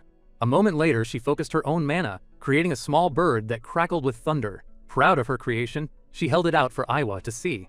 Unfortunately, she had used a little too much power. The bird shot forward and zapped Aiwa right in the face. Aiwa slowly turned, staring at Julia with eyes that seemed to glow with a cold, terrifying light. Pale with fear, Julia squeaked and ran away. That evening, Aiwa walked down the quiet dormitory hallway, a book in her hand. But when she opened the door to her room, she was surprised to find Julia there, fast asleep in her bed. The girl was sitting up, head slumped forward, with a little bit of drool on her chin. Aiwa's gaze then fell upon a small box on her table, wrapped in star-patterned paper. Curiosity getting the better of her, she picked up the small card attached to it. As she read the note, a small, genuine smile touched her lips. It was an apology from Julia for the incident in class, along with an invitation to go out together. A box of cookies was included as a peace offering. Aiwa wrote a reply on the back of the card, stating that cookies alone weren't enough for forgiveness. But after trying one, she added that they were delicious, and that maybe, if she felt like it, she would go with her tomorrow. The next day, Aiwa stood waiting at their meeting spot, her patience already wearing thin. Julia was the one who had invited her, and yet she was the one who was late. Aiwa muttered to herself that the girl was completely hopeless. Just then, Julia came running up, apologizing for being late. Aiwa immediately cut her off, pointing out the obvious. But then Aiwa froze. She had not expected Lucas to be there as well. Julia just smiled cheerfully, announcing that she had brought her brother along to treat them to everything. Aiwa's face soured. She had only agreed to come because she thought it would be just the two of them. Lucas could clearly see the look of disgust on her face, but Julia remained blissfully unaware. As they stood there, another voice called out to them. It was Mina. She spotted the siblings and asked if they were heading out for the day. Without hesitation, Julia pulled her into a hug and invited her to come along. Mina's eyes lit up as she asked if Lucas was going with them. At the confirmation, her face instantly turned bright red. She blushed so fiercely it looked as though steam might come out of her ears. She stammered her acceptance to the invitation. Aiwa's irritation grew. She didn't even know who this girl was. Completely oblivious, Julia happily grabbed both of their hands and announced that their destination was the food district in Daktown. Lucas sighed. This was not how he had expected the day to go. Now it seemed he was paying for all three of them. The group finally reached Daktown's famous food district. Julia was practically buzzing, her eyes wide with the promise of all the delicious sweets she was about to eat. The others, however, did not share her boundless enthusiasm. Lucas wore a stressed expression, while Aiwa was clearly annoyed by the whole situation. Only Mia seemed to be genuinely happy just to be there. Aiwa shot a sharp glare toward the others. She muttered under her breath, frustrated that her plan for a quiet outing with just Julia had turned into a noisy group event. She found Julia's overly excited behavior completely childish and irritating. Mia, meanwhile, was lost in her own happy bubble. A deep blush colored her cheeks, simply because she was spending the day with Lucas. Completely unaware of the tension, Julia happily grabbed both Aiwa's and Mia's hands, declaring it the perfect after-school activity. Her gaze quickly found its target. She pointed at a nearby shop, exclaiming that she had been dying to try their desserts. As they walked closer, Aiwa noticed a small cat resting in the shop's window. For just a moment, her usual cold expression seemed to soften, but the moment passed as quickly as it came. She put her guard back up and grumbled at Julia, questioning her childish excitement over a candy shop. Their plans were suddenly ruined by a sign on the door, announcing there were only 2 entry spots left. Julia's face fell, her heart sinking with disappointment. She dramatically collapsed to the ground, overcome with sadness. All her sweet dreams were shattered in an instant as she let out a despairing wail. Lucas rushed to his sister's side to comfort her, but it was Mia who quickly thought of a practical solution. She suggested that since Julia and Aiwa had planned the outing together, it only made sense for them to take the last 2 spots. With a sweet smile, she added that she would be happy to wait outside with Lucas. At her words, Aiwa's gloomy expression instantly brightened. Overjoyed, Julia threw her arms around Mia, calling her the best friend ever. With the problem solved, she and Aiwa eagerly headed into the shop. Left alone, Lucas and Mia found a nearby bench to sit on. He offered her a drink, apologizing for his sister's overly dramatic behavior. He mentioned he was glad Julia had a good friend like her. An awkward but not unpleasant silence fell between them. Mia accepted the drink, her eyes clouding over with a distant memory. She spoke softly, saying that the moment reminded her of the past. Lucas looked surprised. He tried to remember what she could be talking about, asking if she meant something from when they were children. She explained that when a store clerk had handed her some sweets earlier, the simple gesture had felt exactly like a specific moment from their childhood. Her words pulled them back in time, to a rainy day many years ago. 2 small children, a young Lucas and Mia, were sneaking away from the adults for an adventure. Their exploration led them to a terrifying sight, a huge snarling wolf trapped in a cage. The sight made little Mia freeze, and she stumbled backward, falling to the ground in fear. But even as a child, Lucas was brave. He stood protectively in front of her with his arms spread wide, promising that he would keep her safe. The memory brought them back to the present. Lucas rubbed the back of his neck, looking a little embarrassed as he admitted that he also remembered that day. He gave a nervous laugh, wondering aloud how he could still recall such a thing after all this time. A deep blush spread across Mia's face, her calm composure finally breaking. She accused him of making fun of her for being so scared as a child. Her hands trembled slightly as she clutched her cup, clearly flustered by the memory and the fact that he remembered it so clearly. Lucas quickly shook his head, insisting that wasn't what he meant at all. He then confessed that in a way, he felt like he had known her all along. Mia shot to her feet, her eyes wide as she asked if he really meant it. Tears started to well in her eyes as he finally explained why he had kept his distance from her at school. He had been afraid that if other mages discovered their childhood friendship, she would be bullied for associating with an incompetent martial artist like him. He looked down at the ground, a sad smile on his lips. He hadn't wanted his own weakness to cause her any trouble. Then, he looked up to meet her eyes and asked if they could finally be friends. Lucas held out his hand toward her. He explained that Julia truly wanted to be her friend, and added that there was no reason for them not to be friends as well. Mia stared at his outstretched hand, her heart pounding in her chest as she considered everything he had just said. Then, for the first time, a truly genuine and unguarded smile spread across Mia's face. She gently placed her hand in his, sealing their new beginning with a soft promise. Meanwhile, inside the dessert shop, Julia and Iwa were in heaven, surrounded by magical butterflies and adorable, rabbit-shaped sweets. Julia held out a huge piece of cotton candy for Iwa to try, the two of them happily bonding over their shared love for all things sweet. They even bought matching lollipops shaped like stars and gems. As they finished, Iwa asked Julia what they should do next. Outside, Lucas and Mia were sharing a quiet, happy moment. A new friendship was finally beginning to blossom between them. Their peaceful moment was shattered when Julia and Iwa emerged from the shop, their eyes landing on the sight of Lucas and Mia holding hands. Startled by their sudden appearance, Lucas and Mia immediately let go and put some distance between themselves. Iwa's gaze fell to the pouch of money Lucas had given them, and her expression soured with betrayal and confusion at the unseemly sight. Sensing the mood had deteriorated, Lucas quickly tried to change the subject, suggesting they head over to the gourmet street. And so, the now slightly awkward group of four started walking toward their next destination. Julia, however, seemed completely untroubled by the tension, already happily enjoying the candy she had bought. Though Iwa was still visibly irritated, she offered Julia another one of her star-shaped candies, unable to stay truly angry with her friend. With a dramatic wave of her new candy wand, Julia pointed it forward and announced their next stop was the Five Saints Hall. A trail of pink magic suddenly shot out from the candy, swirling around a very surprised Iwa. The trail then continued on to circle around Lucas and Mia, who were still standing a little too close for Iwa's comfort. The magical trail led them directly to a grand and impressive building. Lucas pointed it out, confirming that they had arrived at their destination. They stood before the famous Five Saints Hall, and Julia was practically vibrating with excitement. Lucas explained that it was an auction house run by a famous collector, a place where one could find all kinds of rare and amazing treasures. Iwa and Mia exchanged a stunned look. An auction house sounded far too expensive and fancy for a group of students. That detail didn't bother Julia at all. She turned to her brother with wide, pleading eyes, begging him to take them all inside. Lucas tried to explain that they could only look, since they couldn't afford anything, but a loud, booming voice suddenly cut him off. A heavy-set man with a very large mustache stood at the entrance, shouting for them to wait. He glared down at the group of students, sternly telling them that this was not a place for them to be killing time. Just as the guard moved to throw them out, a hand radiating powerful energy extended to stop him. Lucas's hand came to rest on the guard's shoulder, halting him instantly. He calmly stated that they had heard about a treasure challenge and wished to try, but from that simple grip, the guard felt an immense, crushing pressure. He realized this was no ordinary student. Beads of sweat formed on the guard's brow. He had a sudden, sinking feeling that he had picked a fight with the wrong person. Lucas found it interesting that a mere gatekeeper possessed the skills of a level 4 martial artist. The guard's demeanor shifted completely. With a deep, respectful bow, he ushered the group inside, welcoming them as honored guests. With their path now clear, the group finally entered the Five Saints Hall. Julia led the way, seemingly untroubled by the tense encounter moments before.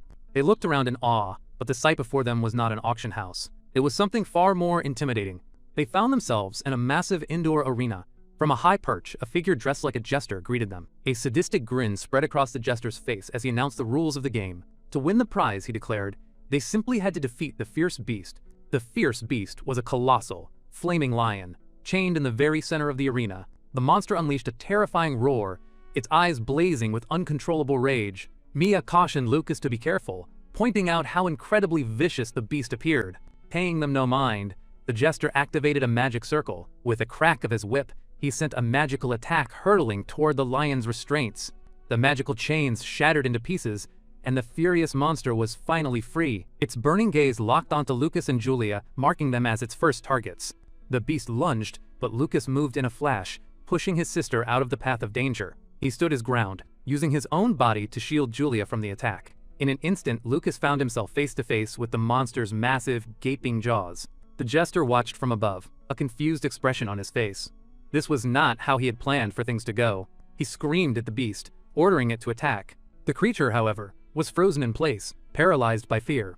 A terrifying spiritual pressure suddenly erupted from Lucas. It took the form of a giant shadowy wolf that glared down at the cornered beast. His aura became dark and menacing.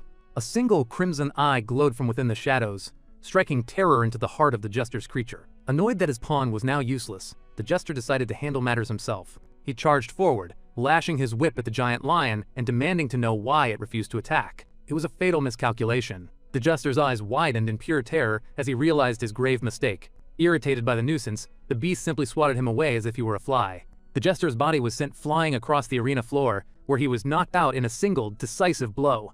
With the immediate threat dealt with, Lucas turned around. A sheepish smile appeared on his face as he let out a sigh of relief, remarking that it was finally over. Julia was completely starstruck by her brother's display of power, exclaiming how amazing he was. Iwa, however, watched with a complicated expression. She wondered why someone with his incredible skill would choose to hide his true abilities. As they made their way up a flight of stairs, Iwa remarked that the beast had seemed utterly terrified of Lucas. Julia then quietly asked Lucas if the presence of the white wolf, Uru, was still lingering on him. Lucas simply gave a wink, putting a finger to his lips. He told her quietly that he had just been lucky.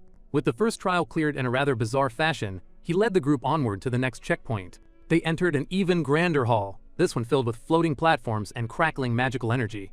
Lucas announced that this was where they would receive their reward. An old man, who appeared to be the keeper of this place, came forward and presented them with their prize, the legendary wind-riding arrow. The keeper explained that the next trial was simple. He pointed toward a distant target and instructed them to step on the transparent rings to make their way across and pierce the bullseye. Iwa immediately set to work. Her eyes glowed as she began to analyze the magical runes on the platforms, calculating the safest path forward. The old man stroked his beard, clearly impressed. He explained that this trial was designed to test one's judgment, as it required a sharp eye for both opportunity and danger. With the explanation complete, he asked who among them was ready to take on the challenge. Before Iwa could even finish her complex calculations, Julia took a confident step forward. She faced the challenge head-on, her voice bright with eagerness as she announced her plan to her brother. "Let me try." The old keeper smiled, clearly amused by her bold spirit. With a slight nod, he set the trial in motion and told her to begin. Julia picked up the wind-riding arrow and gave it a casual toss. The arrow barely flew a few feet before it dropped to the floor with a useless clatter. It looked as if she was simply fooling around. But then, with a lollipop still in her mouth, she broke into a wide grin and promised, "Watch this." She carefully placed the arrow onto a strange, magical device. The machine immediately began to hum, vibrating with an incredible amount of power. In a brilliant flash, the arrow was completely engulfed in a storm of violent, crackling purple lightning. Magical energy surged into the air, striking the runes that floated nearby. The very moment she fired the arrow, a series of defensive cubes materialized, ready to block the shot. This was all part of her plan. A wicked grin spread across her face as she used her magic to guide the supercharged arrow through the air. The defensive cubes locked onto the arrow, preparing to blast the projectile right out of the sky. Watching from the side, Mia could hardly believe what she was seeing. She gasped in amazement, exclaiming that the arrow was flying all by itself. The keeper's calm and amused expression was completely gone. He had never expected a challenger to try and pass his trial with such a direct brute force method. He couldn't believe this little girl thought she could simply break his carefully crafted test. He decided it was time to show her its true power. With a determined press of a button on his control panel, he activated the trial's full defensive capabilities. The sudden escalation of the trial caught Julia off guard, but only for a brief moment. A dense barrage of red lasers shot out from the walls, all aimed at overwhelming her magically guided arrow. The arrow began to shake violently in the air as it struggled against the relentless onslaught of attacks. More and more cubes popped into existence, firing their own energy blasts without pause. "Here I go!" Julia shouted, pouring even more of her own magical energy into the struggling arrow. Wrapped in a cloak of lightning, the projectile expertly dodged and weaved through the storm of lasers. She realized that with this much firepower, she didn't need to navigate the maze. She could simply destroy it. The keeper's expression darkened. This was not at all how things were supposed to go. He raised the stakes once more, summoning a massive sphere of water magic to block the arrow's path. The heavy wall of water successfully knocked her arrow off its course. She cried out in frustration, wondering what the old man was doing. It was now taking all of her effort just to keep the arrow from falling. Growing desperate, the keeper summoned both fire and water magic, creating a powerful, dual-layered defense. The two opposing elemental forces collided in a massive, chaotic explosion right in the arrow's path. Incredibly, the arrow blasted straight through the fiery, watery vortex without even slowing down. Mia was stunned into silence. She finally understood that Julia wasn't solving the obstacles, she was just breaking them with raw power. Julia gritted her teeth, sweat pouring down her face as she pushed herself to her limit. This was taking everything she had, but her eyes burned with an unwavering determination. She was not going to lose this fight. Lucas, however, was not surprised at all. He simply remembered a little chat they had shared earlier. He had told her that whenever her magic felt difficult to control, she should assume something was interfering with it, and that the simplest solution was to just destroy the source of the interference. Channeling one last surge of power, Julia's eyes began to glow an intimidating shade of purple as she declared, "I won't stop." She then unleashed her final devastating attack, screaming its name for all to hear, "Super Thunder Pierce!" The keeper's jaw dropped in utter disbelief. "What?" he stammered. "This is..." Iwa finished his sentence in her mind. It was sheer, overwhelming force. Standing beside her, Mia was simply too shocked to speak. With the target completely obliterated and all the obstacles destroyed, Julia finally landed, a proud and exhausted smile on her face. Looking both defeated and a bit embarrassed, the keeper wiped a bead of sweat from his brow. He quietly congratulated her on passing the second trial. He let out a sigh of resignation, admitting that Julia's talent was truly overwhelming. "Well then," he said to the group, "follow me." As he led them to a new room, he gave them a piece of advice, warning them that not every trial could be completed with brute force. The third checkpoint was an alchemy workshop, a place where technique and concentration would be tested, not strength. Inside, a master alchemist greeted them. She explained that for the third trial, they would compete with here to see who could create a legendary magic potion the fastest. Mia's eyes widened in shock as she processed the nature of this new and difficult challenge. The master alchemist unrolled a paper scroll. On it was the name of the next challenge, a magic potion known as Trivia's Tears. She announced that the task would require 108 rare ingredients, all laid out before them. Then, she offered a stern warning. Hidden among the ingredients was a monstrous algasoid, a creature that had bested every alchemist who had attempted this trial before. The immense difficulty of the task left the group speechless. Julia clutched her head in despair, and even Lucas's expression grew serious. Just as it seemed no one would accept the challenge, Mia quietly stepped forward, volunteering to face it herself. The master alchemist looked surprised. She questioned how this quiet girl expected to succeed where so many skilled artisans had failed. Before Mia could reply, the monstrous algasoid burst to life, its tentacles thrashing wildly inside a large cauldron. At that same moment, the master alchemist began her own demonstration, moving with incredible speed and precision as she combined the ingredients. Her advanced goggles glowed, allowing her to adjust temperatures in an instant, a clear display of her immense skill. Julia and Lucas could only watch in awe. Julia whispered that the alchemist's skill was on a completely different level. Mia, however, was unfazed. Her expression was one of perfect calm and focus. She traced a simple pattern in the air with her finger. Instantly, her chosen ingredients floated upwards, enveloped in the soft blue light of her water magic. A group of small, golden bunnies made of pure light appeared around her, ready to help with the task. With a steady hand, she added a pinch of a glittering powder to a small bottle, murmuring that it was just the right amount. Then, to the surprise of the onlookers, she produced a simple, but very sharp kitchen knife. She began to slice the ingredients with the skill of a master chef, her hands moving at a speed that was almost impossible to follow. Her skill with the knife was so extraordinary that it left even Lucas completely stunned. Her little bunny helpers moved efficiently, catching each perfectly cut piece as it fell from her blade. They then carefully dropped the prepared ingredients into the bubbling cauldron below.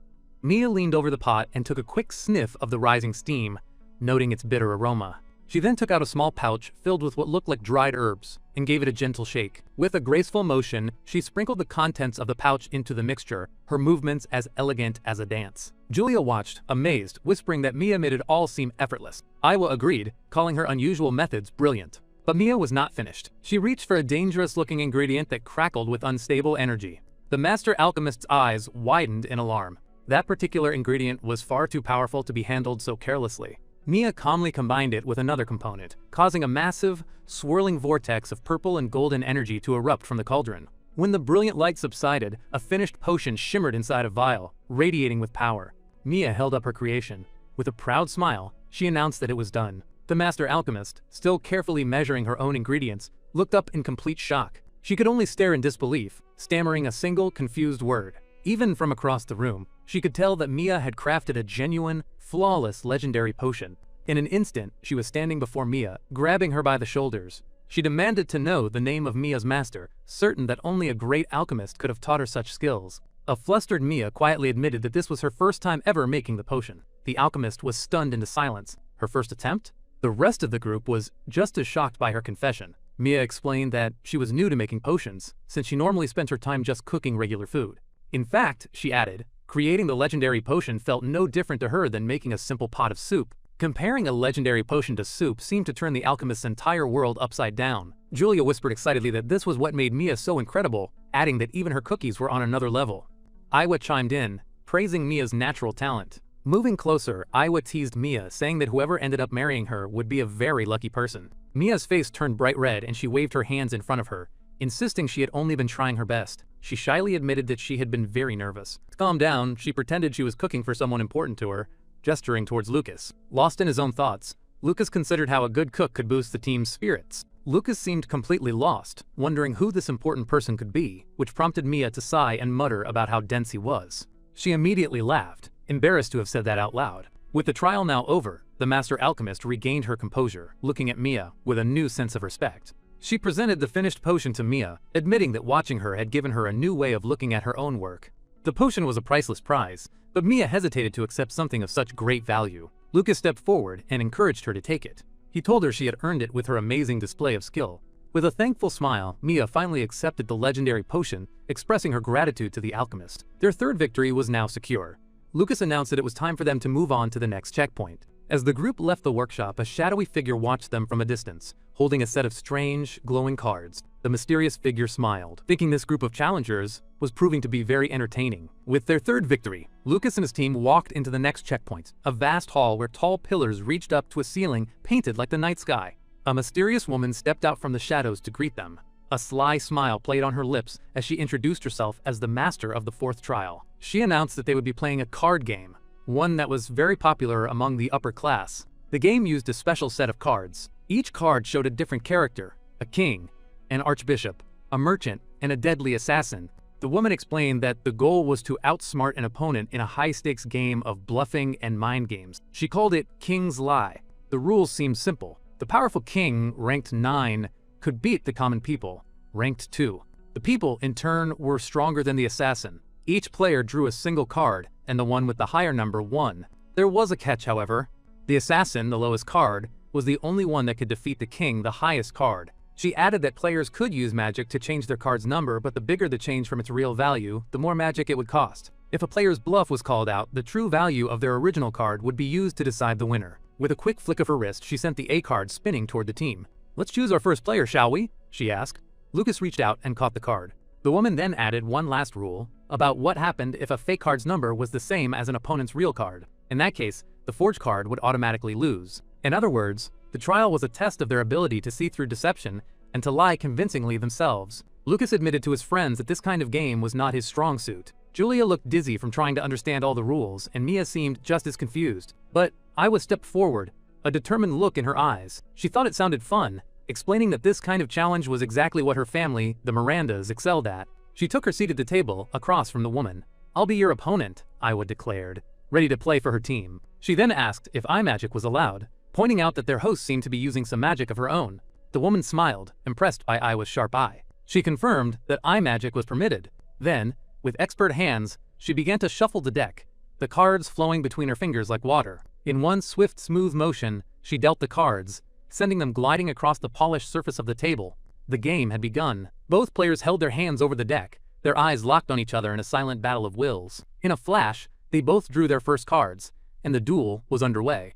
Iwa's gaze sharpened. Her red eyes burned with focus as she studied her own card and tried to read her opponent. The card master casually held up one of her cards. A faint purple light glowed from its surface as she laughed. "Let's see if you can deceive my eyes," she challenged. With incredible speed, both players slapped a card down on the table at the exact same moment. The first cards were revealed. Iwa had played the king, while the master had played the archbishop. From the sidelines, Julia jumped with joy. "We won!"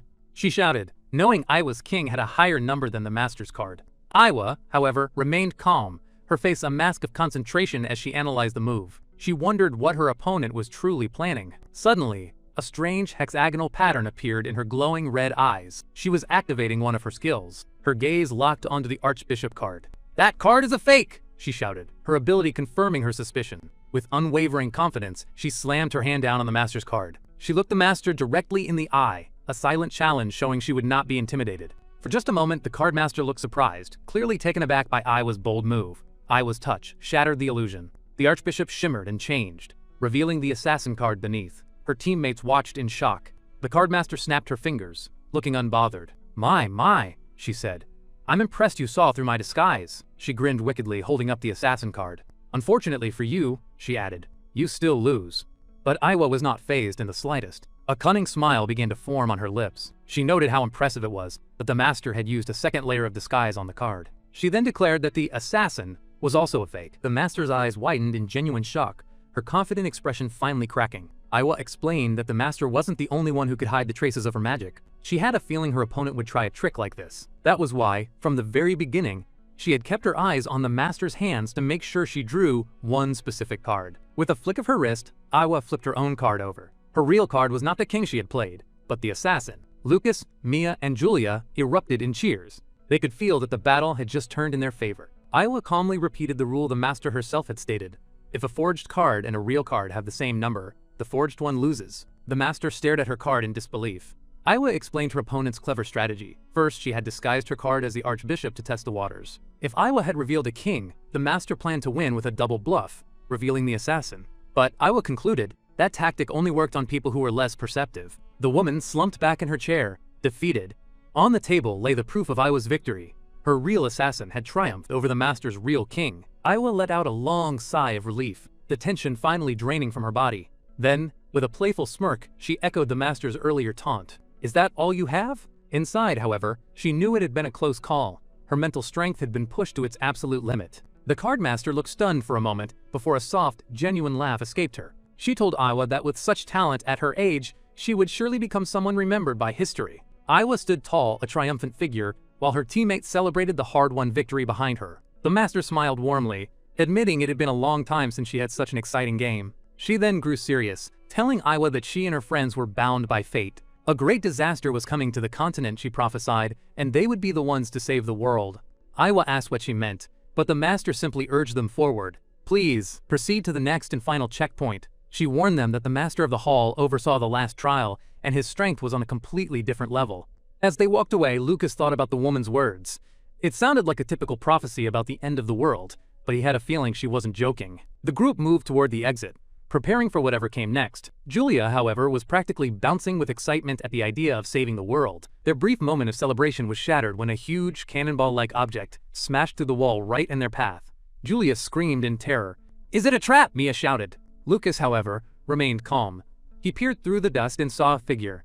The man's eyes narrowed as he muttered, "You must be the next ones." A huge, blonde-haired man stepped out from the wreckage. A menacing red aura pulsed around him. He cracked his knuckles and smirked. "Welcome, challengers," he boomed. "I hope you're ready for a real test of strength." Iwa felt a wave of pure killing intent wash over her. A bead of sweat rolled down her cheek as she wondered if this man was even human. The blonde man casually lifted a massive barbell. Looking over at the group, he asked if they were the next challengers to face him. He told them he had been waiting, recognizing them as the elites from the Allen Magic School. He acknowledged that if they had made it this far, they were clearly more than just spoiled children living off their family's reputation.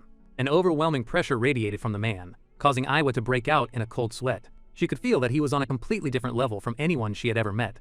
He dropped the heavy barbell to the floor with a loud thud and began to explain the rules of the test. A blazing orange aura erupted around his body as he challenged all of them to attack him at once.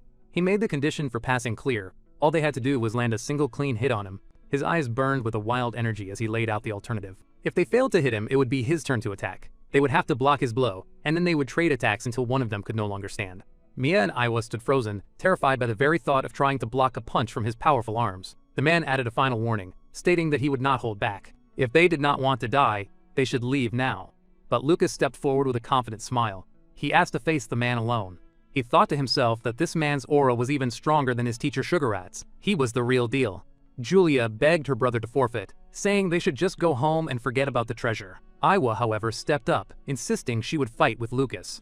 Lucas simply smiled back at them. He kindly refused their help, explaining that this kind of fight was meant for a martial artist, and he wanted to test his own strength.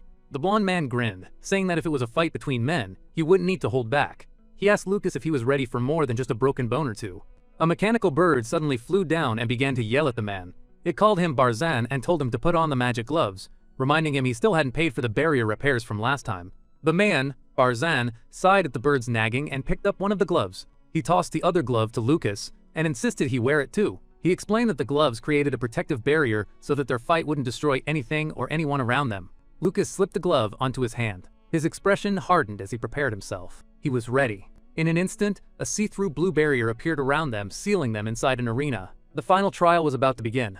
Lucas settled into his fighting stance, his fists clenched and ready. With a powerful shout, Lucas burst forward, closing the distance between them in the blink of an eye. He drove a strong punch directly into the center of Barzan's chest. His face twisted in disbelief. The impact felt like he had just punched a solid steel wall. He couldn't believe his attack wasn't strong enough. The blonde man just smirked, completely unaffected by the blow. He complimented the boy's courage, and then announced it was his turn as he readied his fist. Realizing this was bad, Lucas quickly took a defensive stance. A single punch from Barzan sent Lucas flying across the hall. He crashed through a stone wall and tumbled into the room on the other side. He coughed, feeling battered and bruised. As he looked up, his eyes fell on a ghostly woman who was calmly sipping tea. The blonde man stood over him, looking completely dominant and in control. But from within the rubble, Lucas's eyes gleamed as he spotted a sword lying nearby. He shouted that he wasn't finished yet and leaped back into the fight with the sword in his hand. He focused his energy and unleashed an attack with the blade. But the man simply took a deep breath, his powerful muscles tensing under his clothes. Then, he let out a deep, rumbling roar. The sheer pressure from the roar sent Lucas flying backward again, unable to even get close enough to touch his opponent. This time, he was thrown back into the area of the first trial, where he saw the holographic lion and jester. In a flash, the blonde man was already standing in front of him again. A small gash was now bleeding on Kaiser's chest. He looked at Lucas with a hint of respect, admitting that the boy had actually managed to scratch him. But Kaiser taunted him, saying it wasn't nearly enough to win. Panting heavily, Lucas gathered what was left of his strength for one last push.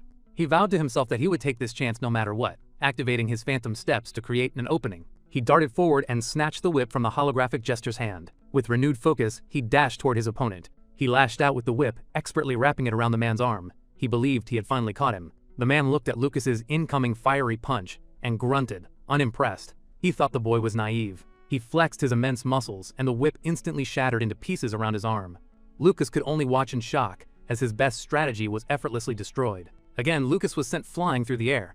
The man looked down at him and gave him credit for his courage, and for trying different tactics. But he told him that against overwhelming power, simple tricks were useless. The blonde man's fist began to glow with terrifying power as he threw a punch, declaring that the fight was now over. Lucas looked up, seemingly out of options and ready to accept his defeat, but then, something inside him shifted. He focused his mind completely. He recalled the vision he had seen of the martial god fighting a celestial being. He focused his mind, preparing to perfectly recreate the divine move he had witnessed. As the glowing fist came down, Lucas moved. In a flash of golden light, he swiftly dodged the attack and countered with his own powerful uppercut. For the very first time, the blonde man was truly stunned, his eyes wide with shock. He realized that Lucas had been hiding a move like that. The force of their collision echoed through the chamber, leaving the final outcome of the trial hanging in the balance. A brilliant golden light exploded where Lucas's uppercut connected with Barzan's powerful fist. Barzan's eyes shot wide open in disbelief. He had never expected such an incredible level of power from the young boy.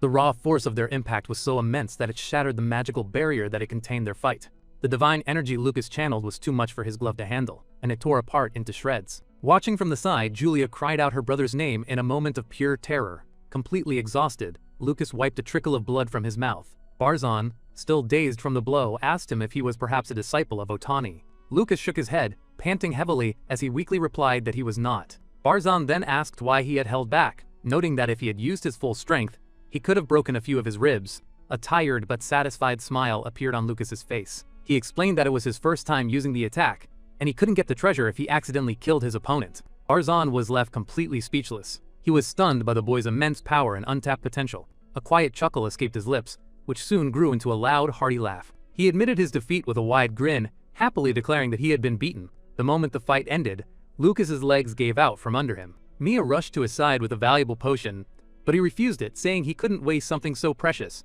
With a smirk, Barzan tossed him a simple healing pill, saying it was more than enough for injuries like his. Lucas quickly swallowed the pill. The magic worked instantly, healing his wounds and restoring his energy. He thought to himself that the pill felt very similar to the elixirs he made himself. With the group gathered together again, Lucas stated that they had cleared all the obstacles and were the winners. Barzan avoided eye contact and muttered that the trials were just to kill time, and there was no real treasure.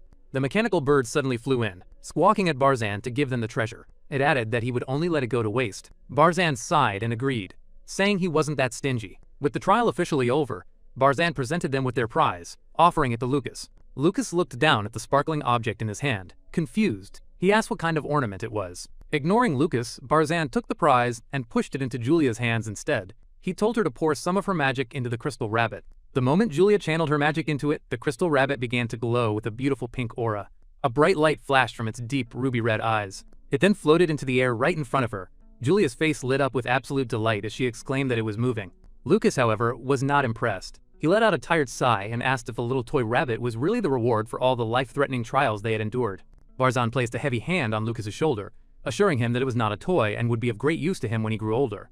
He then told Lucas that he did not know where he had learned that powerful fighting style. He gave the boy a serious warning to only use it in a life-or-death situation, as it would bring great trouble if used carelessly. Lucas nodded, accepting the man's warning. He then asked if Barzan knew Director Otani.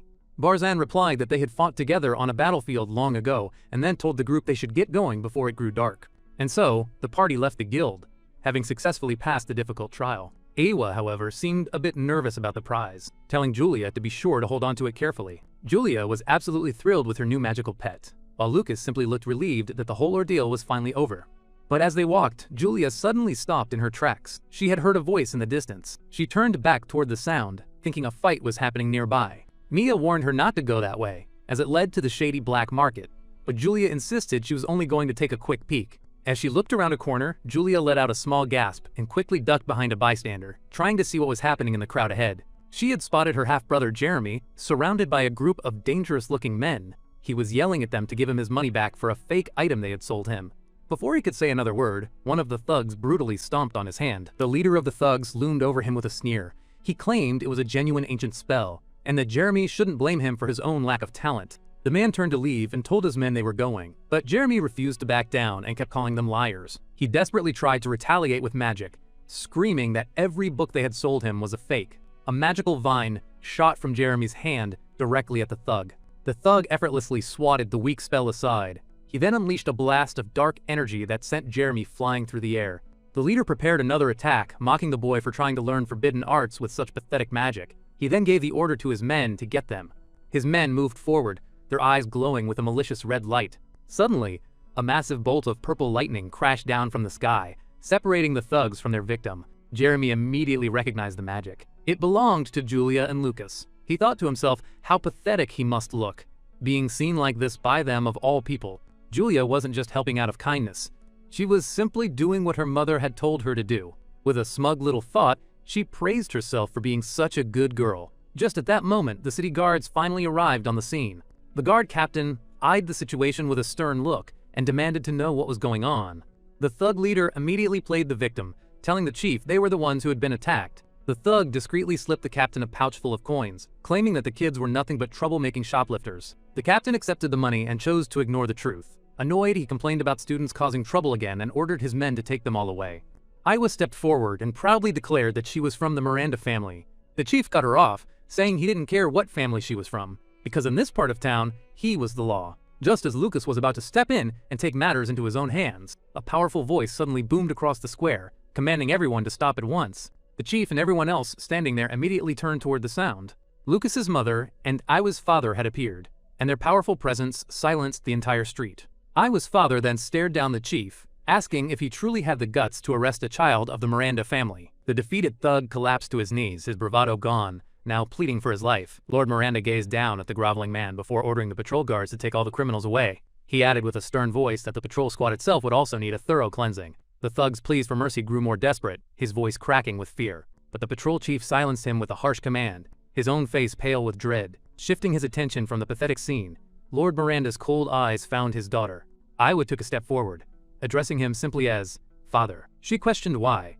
If he knew the black market was such a den of crime, he did not just shut the entire place down. He placed a comforting hand on her shoulder, his voice softening. He explained that the slums operated by their own code. Despite many attempts to stop the corruption between soldiers and criminals, it was a problem that always resurfaced. Lucas's mother joined the conversation, reassuring Iwa that she did not need to concern herself with such ugly matters. She promised that as long as they were there to protect her, none of it would ever harm her. Away from the serious discussion, Julia joyfully ran towards her own mother. She jumped into a warm embrace as her mother praised her, saying the spell she had cast was incredible, and just what one would expect from a child of the Ryan family. Gently stroking Julia's hair, her mother told her that was enough excitement for the day. In the background, a bruised and sullen Jeremy could only look on. Lucas's mother noticed him and cast a concerned glance toward her stepson. As Jeremy pushed himself to his feet, holding his aching side, she softly asked if he was hurt. He insisted he was fine, though the tremor in his voice betrayed the lingering shock from the fight. Before he could say more, Aiwa cut in sharply, telling him to be quiet. Jeremy tried again to claim he was alright, but the pained look on his face told a different story. Aiwa scoffed, reminding him that he was a student of the Allen Magic School, yet he had lost to common thugs. She pointed out that he even needed protection from little Julia, a comment that made the younger girl grin, taking it as a compliment. Jeremy's frustration boiled over, and he shouted that it had been a sneak attack. Furious, Aiwa yelled back, questioning how he could be naive enough to believe a genuine forbidden spellbook would be sold at his slum market stall. She insisted that even a child could have seen it was a fake. Lucas's mother stepped in, telling Aiwa that was enough. She turned to Jeremy, offering to heal his injuries. But Jeremy, his pride wounded and his heart filled with rage, violently shrugged her off. He declared he did not need anyone's pity, and ran away. As he fled, the only sounds were the echoes of his own failures, a chorus in his mind calling him a pathetic loser. His thoughts turned to Lucas, the one he believed had stolen everything from him. Lord Miranda clapped his hands, stopping Lucas's mother before she could follow. He advised her to just leave Jeremy alone for a while and let him cool down. Changing the subject, Lord Miranda mentioned hearing that the children had cleared the Five Saints Hall trial and casually suggested they celebrate at a new restaurant. As the group began to walk away, Aiwa suddenly paused. Sensing a hidden presence, she glanced back down the alley they had just left. But all she saw was the long, empty street, devoid of any life. Meanwhile, deep within a forest, Jeremy vented his frustration on an unfortunate tree. He slammed his fist against the rough bark over and over until his knuckles were raw and bleeding. He let out a scream of pure rage, shouting at the silent woods about Lucas, about everyone making fun of him, and about the ultimate humiliation of being protected by Julia. From the shadows behind him, a smooth, menacing voice drifted through the trees, calling him a pitiful failure full of wasted potential. Jeremy spun around, demanding to know who was there. The shadowy figure replied that his mother had sent them to bring him something. A striking woman with dark clothes and haunting green eyes stepped out from the trees. She explained that his mother had come to her personally because he was having such a difficult time at school. She held out her hand, a glowing object resting in her palm. With this, she promised, his fate would be completely different from his pathetic past. The scene changed to a richly decorated room, where Jeremy's mother suddenly dropped her teacup, screaming Lucas's name as she awoke from a nightmare. She was visibly shaken, her face a mask of fear and anxiety. Suddenly, another person appeared as if from nowhere. The newcomer offered the startled woman a cherry, taunting her for being so useless that she still had not won her husband's heart. Popping the cherry into her mouth, her sinister intentions were unmistakable. Jeremy's mother instantly recognized the visitor as the leader of the secret cult, which she is also a part of. Hearing the crash of the teacup, servants called out to ask if something was wrong, but Jeremy's mother quickly ordered them not to enter. She then sank to her knees, pleading with the green-haired woman. The woman walked behind her, her fingers brushing against her ear as she whispered that she was there to grant her wish. Her hand moved to the pendant resting on the mother's neck. From her sleeve, a small snake appeared, coiling around her arm. She promised to bestow this serpent upon her son, Jeremy. The snake then slithered into the glowing pendant. The cult leader added that her son would become a great obstacle for that detestable brat he so despised. The green-haired woman held up the pendant, now swirling with a sinister green energy.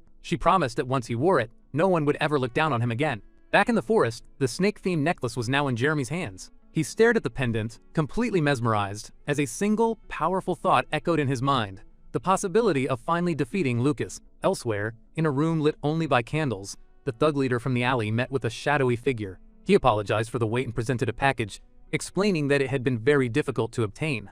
The mysterious guy holded the massive, shimmering golden snail shell. The mysterious figure was none other than Teacher Greg, a greedy and sinister grin spreading across his face as he declared he could now get his revenge on the martial arts student. He savored the thought of the look on Teacher Sugarot's face when his plan came to fruition, his eyes gleaming with malice. Back in the forest, another figure began to walk toward Jeremy, emerging from the deep shadows. A few days after the trial, the hallways of Allen Magic School buzzed with frantic whispers. One student grabbed his friend, his voice filled with disbelief. He demanded to know if the news was true, questioning if Teacher Greg had really dismissed the martial arts department's scores as nothing out of the ordinary. Another student, eyes glued to the results board, confirmed the upsetting truth. The mage students erupted in protest, realizing with horror that they were now a full 2 stars behind the martial arts students. The pressure wasn't just coming from their peers. One young mage had even received an angry letter from his father, warning him not to be outdone by the martial arts track. Things were getting worse. Not only were the mages falling behind, but some of their rivals had clearly grown more powerful during the trial. And on top of it all, a much larger problem was just around the corner. Lila let out a frustrated sigh. She reminded everyone that the annual Goddess Memorial Festival was being held at their school this year. The thought of students from the Holy and Kyoto Magic Schools learning of their defeat was a humiliating prospect. Her words sent a wave of panic through the other mages, some admitting that the very idea made them want to flee. A calm, steady voice suddenly cut through the students' anxious chatter, telling them there was no reason to be concerned. It was Teacher Greg. He walked towards them with an unsettling air of confidence, dismissing the martial arts students' victory as a temporary fluke. The mages watched him approach, whispering his name in surprise. He explained that the principal had dropped the matter because the other grades showed normal results, causing the rumors to fade. But Greg's calm expression suddenly twisted into a look of pure fury. He declared that if no one else would act, he would personally correct this mistake, his eyes burning with a dangerous light as he vowed to wipe out Sugarette's entire class. Meanwhile, out on the training grounds, the martial arts students were training hard. Lucas moved like a phantom, easily dodging an incoming attack with a blur of speed and power. He pulled back his arm, channeling energy into his fist for a devastating counterpunch. His sparring partner, Kai, met the incoming blow without hesitation, a confident smirk on his face. The impact of Lucas's punch was immense, sending a powerful shockwave through the air. For a moment, Kai's eyes widened, shocked by the sheer force behind the attack that threatened to overwhelm him. But at the very last second, a determined grin spread across Kai's face as he revealed a new skill. A transparent barrier, his heroic avatar, materialized just in time to block the blow. Lucas looked on, impressed by Kai's new power. A small smirk touched his own lips as he acknowledged his friend's growth. Nearby, Alto and Decio were engaged in their own practice match. Alto threw a punch, his knuckles shining with concentrated energy. With a smug look, Decio easily sidestepped the attack and launched a swift counter. The other students watched in awe. One commented that while they knew a few had gotten stronger, Lucas had been quietly improving as well. It was clear they all needed to train harder. In another part of the school, Tishi gazed out the classroom window with a gentle smile. She noticed how many of her classmates were staying late to train on their own. She thought it was a wonderful thing as she began to sweep the now empty classroom floor. As she moved between the desks, her foot nudged something small and hard hidden in the shadows. Her curiosity piqued. She paused her sweeping to take a closer look. Bending down, she discovered a strange golden ornament. She knew right away it didn't belong to Teacher Sugarat. Believing it must belong to one of her classmates, she decided to place it in the lost and found box, completely unaware of the dark magic it held within. The object was a golden snail, the same one Teacher Greg had been given. It now sat quietly in the box, a sinister trap waiting to be sprung.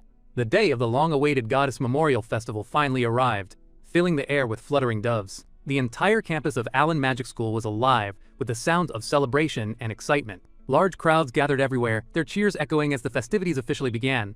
Not everyone shared the festive mood. Near the school's entrance, Lucas and his friends stood as the welcoming committee, clearly unhappy with their assignment. Kai grumbled with impatience, complaining that they had been waiting for half an hour and their guests were still nowhere in sight. Lucas, ever the calm one, simply told him to relax. Their guests had just arrived. Just then, a grand procession of carriages pulled up to the gate, signaling the arrival of the visiting schools. Each elegant carriage bore the unique crest of a different prestigious magic school. From a balcony overlooking the entrance, the principal of Allen Magic School called out a warm welcome to the arriving guests. The principal, Joreka, stepped forward and formally introduced herself, offering a sincere welcome to all. In an instant, the warm air turned bitterly cold, and delicate snowflakes began to fall from the clear blue sky. A girl in the crowd shivered, her breath turning to mist as she wondered why it had suddenly gotten so cold. A shout from the crowd directed everyone's attention to the sky, where a massive dragon made of glittering ice had appeared above the school. Standing proudly on the dragon's head was a young man with silver hair and an arrogant look. It was Dien, the top freshman from Kyoto Magic School. From a rooftop high above, the principal watched the spectacle alongside Mina and Theodore. He turned to Theodore, asking for his thoughts on Kyoto's top student. Theodore simply offered a small smile, remarking that the entrance was certainly flashy. A girl watching from a carriage window hid a smile behind her fan. She knew that such a grand entrance would attract far too much attention. She tightened her grip on her fan, and it began to pulse with a bright, fiery light. The ice dragon soared majestically through the sky, a stunning sight for everyone below. Atop the beast, Dien soaked in the attention from the crowd, his expression one of complete superiority. His moment of glory, however, was about to be challenged by a creature of fire. He glanced down toward the carriage from which the new magic had come and called out to its unseen occupant. A beautiful girl emerged from the carriage, wreathed in a swirling aura of flames. She looked up at him, coolly noting his love for being the center of attention. This was Aurora, the top freshman from Holy Magic School, and she had no intention of being overshadowed. In the sky, the two magical beasts, one of fire, one of ice, charged toward each other in a clear battle for dominance. A smirk played on Aurora's lips as a fan made of pure flame appeared in her hand, ready to unleash her power. With a flick of her wrist, a magnificent phoenix made of fire burst forth, soaring upward to meet the ice dragon. The crowd watched in awe, captivated by the fiery spectacle. They compared its beauty to a meteor shower, calling it a performance worthy of the Fire King. Fire and ice collided in a breathtaking explosion of power that left the onlookers speechless. Dian glared down from his perch, annoyed by her interference. He accused her of trying to steal his spotlight. His ice dragon let out a mighty roar, unleashing a wave of freezing energy directly at the phoenix. Aurora's fiery bird met the blast head-on, its own flames burning even brighter as it dove toward the dragon. The dragon tried to trap the bird, forming a cage of jagged ice around it. In a single, powerful leap, Aurora launched herself from the ground. She landed gracefully on a nearby rooftop to watch the battle. "Do you really want to do this now?" she taunted. With a widening smile, she warned him not to regret his decision as she unleashed the full, blazing power of her phoenix. A massive explosion of colliding fire and ice lit up the sky. Down below, Lucas watched the display, completely impressed. He thought to himself that with power like that, both of them were truly worthy of being called geniuses. The phoenix shattered the ice cage with ease, and continued its fiery assault without slowing down. Above the festival, the two elemental beasts were locked in a spectacular stalemate. Seeing he was not winning, Dian began to channel even more power, letting it gather around his body. With focused concentration, he reinforced his ice dragon, challenging Aurora to try and break through his enhanced defense. But just as the two rivals prepared to unleash their finishing moves, a third power entered the fight. Arcs of purple lightning shot across the sky, striking both the dragon and the phoenix. Both Dian and Aurora were stunned by the unexpected interference. A new challenger appeared below, crackling with wild electrical energy. It was Julia. Wearing a cat ear hairpin and a mischievous grin, she joyfully shouted a command. At her word, a whole flock of birds made from purple lightning swarmed into the sky, their crackling energy filling the air. When the electrical storm faded, a brilliant rainbow was left arching over the school. The crowd erupted into cheers, praising the amazing display and calling all three students the future hope of the Empire. Dian watched the spectacle unfold, a faint smile on his lips, as he seemed to acknowledge the newcomer's impressive power. Aurora, however, was clearly delighted by the interruption. She cheered for the fun and chaos, chuckling to herself in amusement. Julia beamed with pride at the reaction, happily announcing that she wanted to join in on the fun. One of the students in the crowd marveled that they were seeing something so incredible before the festival had even officially started. High above, on a distant rooftop, a man named Cyan Miranda watched with a smirk, clearly enjoying the impromptu show. The principal of Holy Magic School, a woman named Sylwen Terrin, grinned and noted that this year's festival was going to be fun. Dian was not as pleased as he first appeared. He muttered that while Allen School's champion was capable for her age, her surprise entrance was just a cheap way to show off. Before he could finish his thought, a shimmer of blue magic appeared around his mouth, forcing him into silence. A single, powerful word echoed through the air, causing everyone to freeze in their tracks. Silence! The command had come from the stern-faced principal of Kyoto Magic School, Atticus Rosso. Just then, a new spectacle began as golden feathers started to drift down gently from the sky. A bystander looked up in confusion, wondering what was happening now. As the feathers touched the ground, they miraculously sprouted into lush grass and vibrant plants. In moments, the entire courtyard was transformed into a beautiful garden, bathed in an intensifying holy light. A figure with magnificent white wings descended from the light, floating gracefully toward the ground. The assembled teachers and principals watched in stunned silence, recognizing the legendary holy magic. One of them whispered the word, "beautiful," in absolute awe. The figure was a woman wearing an elegant mask. She radiated an aura of immense power and grace that captivated everyone who laid eyes on her. Even the proud Dian could not hide his shock at her arrival. He immediately began to wonder if winning the festival would earn him the right to challenge her. Aurora had the very same thought. Seeing the legendary figure as an opportunity, her eyes burned with ambition at the thought of earning a match against her. The winged woman touched down with impossible lightness. The moment her heel grazed the stone, a patch of beautiful flowers bloomed at her feet in a final, stunning display of power. Even Cyan Miranda, the man who watched with such authority from the rooftop, bowed his head in a clear sign of deep respect for the newcomer. As golden feathers continued to swirl around her, she addressed the stunned crowd with a calm and melodic voice, offering them a simple greeting. She proclaimed that with the goddess's blessing, the festival was sure to be a wonderful one. Her words seemed to carry a power that made the statement a fact. With all the grand entrances finally complete, a school official stepped forward to restore order. He announced that all guests had arrived, and instructed the students to make their way to the banquet hall. As the crowd began to move, Kai stared in awe. He pointed out to Lucas that even the powerful Cyan had bowed to the masked woman, guessing she had to be someone important from the capital before asking Lucas for his opinion. Lucas simply said he had no idea, his gaze still fixed on the mysterious woman. Inwardly, however, he was smirking. Between Dian, Aurora, and now this new powerhouse, things were definitely getting interesting. The grand cafeteria buzzed with excitement. During the pre-festival banquet, the tables were laden with food, and students from the three great magic schools mixed and chatted, their voices filling the large hall.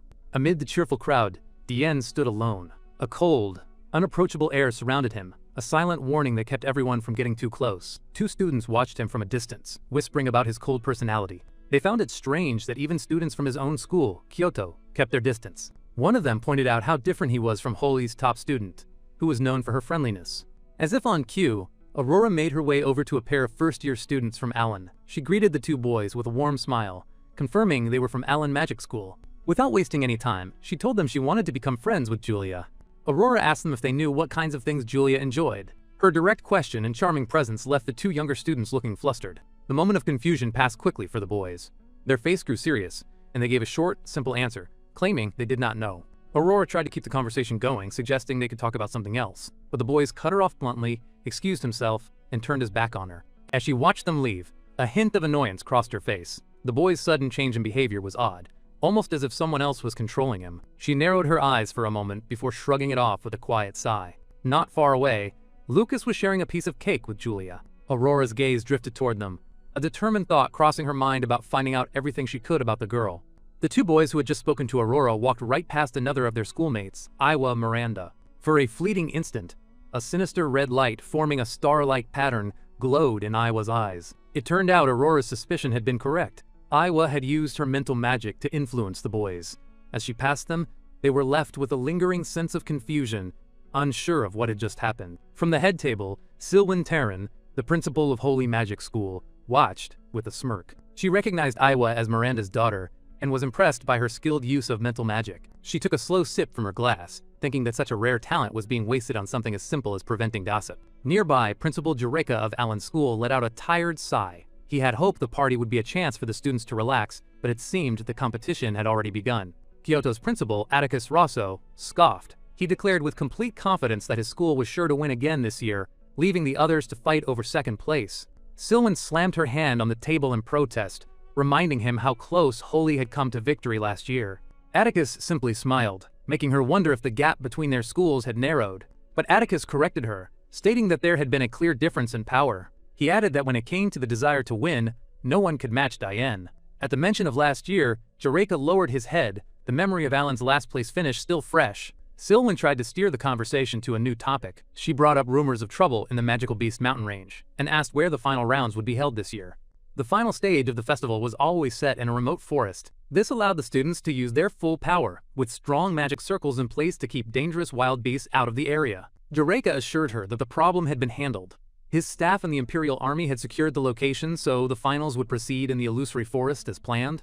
He explained that the only thing left to do was draw the matchups for the preliminary rounds, gesturing to a crystal ball that showed an image of the arena. With all the plans settled, Jureka raised his glass for a toast to the festival's success. The other principals joined in, their voices echoing in a loud, "Cheers!" The following day, the Grand Arena was filled with anticipation as the preliminary rounds of the Goddess Memorial Festival officially began.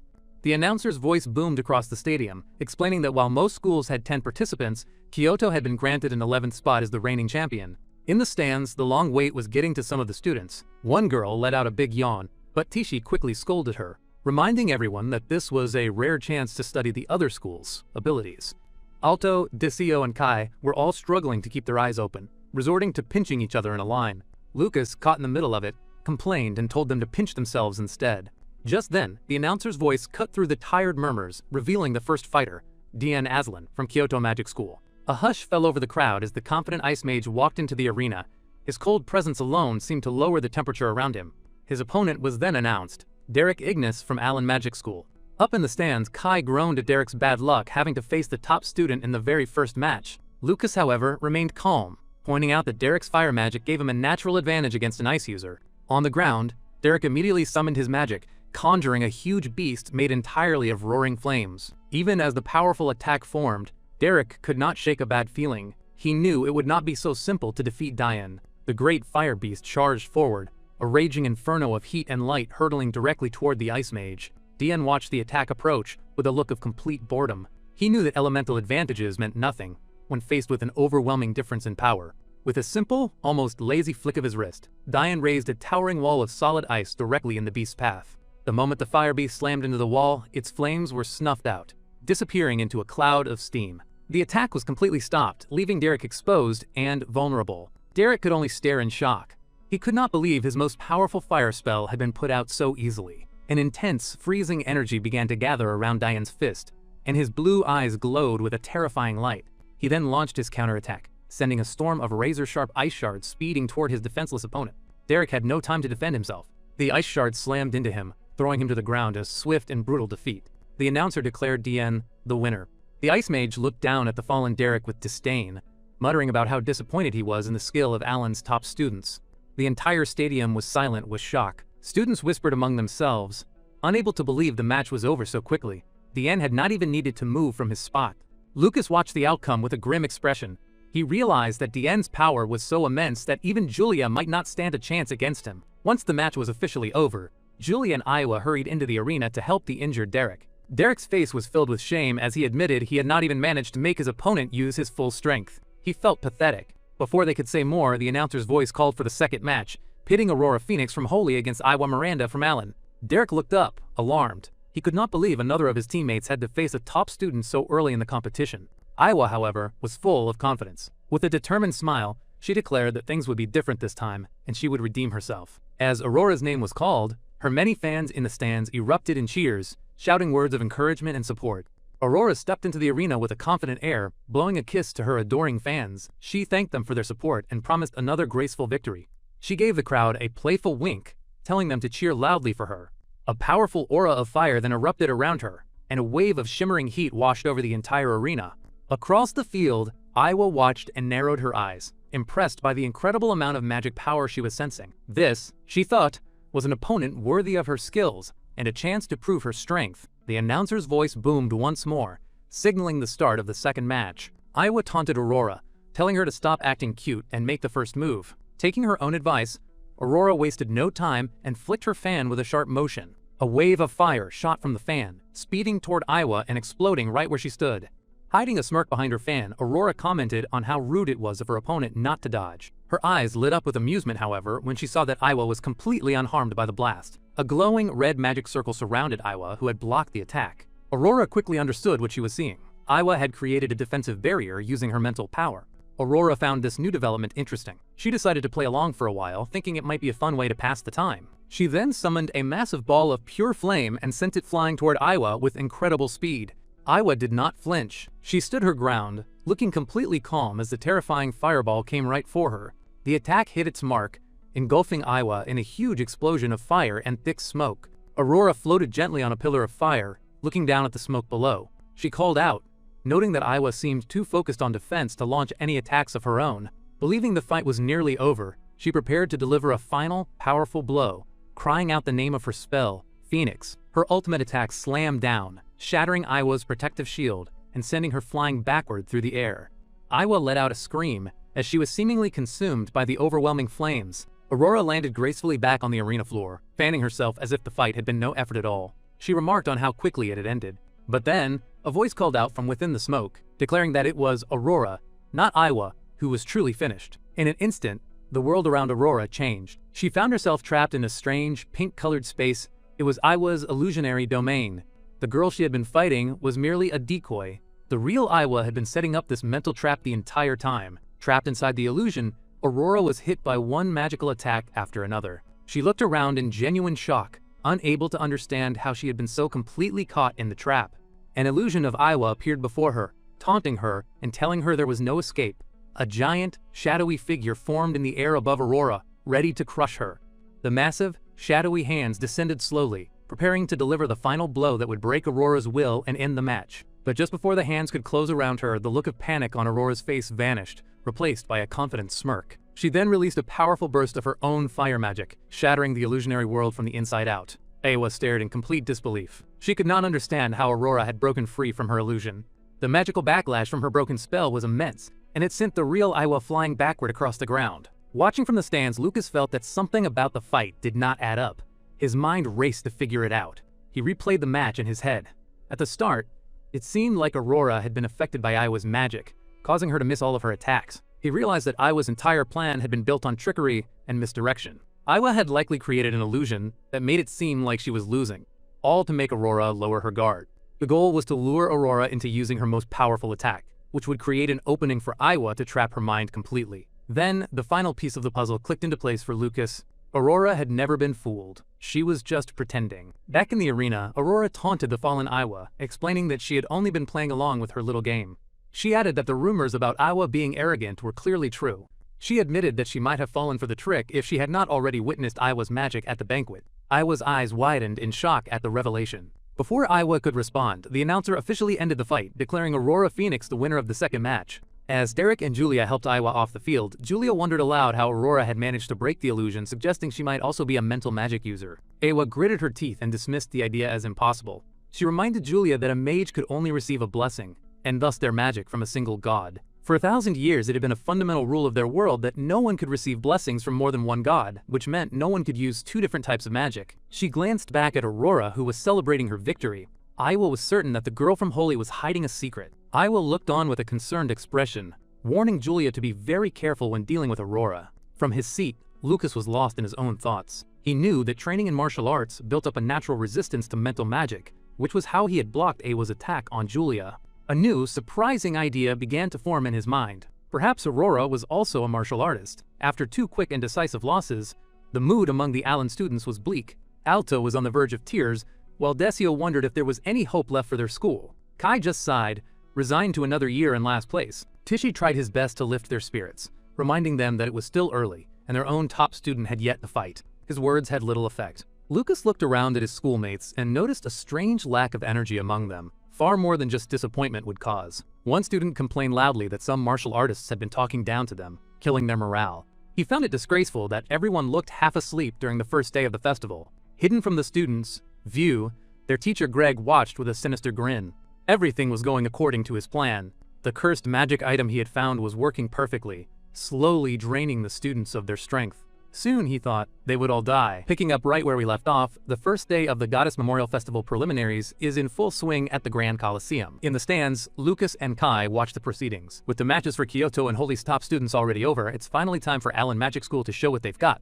The announcer's voice booms, calling the fighters for the 5th match. From Kyoto Magic School, the Earth Mage Tegan Valentin, and his opponent, Allen Magic School's top student, the lightning prodigy Julia Ryan. The match begins, and Tegan wastes no time, immediately channeling his formidable earth magic. He's not underestimating Allen's ace, even after their 2 previous losses, but Julia is just as fast, shooting purple lightning where Tegan was standing. The clash of elements fills the arena with raw power. With a look of sheer concentration, Julia prepares to go on the offensive. She knows this opponent from the reigning champion school is no pushover. Her lightning strikes Tegan relentlessly, but he's already encased himself in a suit of rock armor, deflecting her attacks. Lucas notes from the stands that Tegan's spells are not only strong but incredibly fast. He observes that if Julia hadn't put up her defense first, she would have been defeated in a single hit. He grimly concludes she needs to avoid a direct power struggle. Tegan proves Lucas right by unleashing a massive explosion of earth magic, tearing up the arena floor and sending a cloud of dust and debris everywhere. When the dust settles, Julia finds herself facing a gigantic monolith of rock,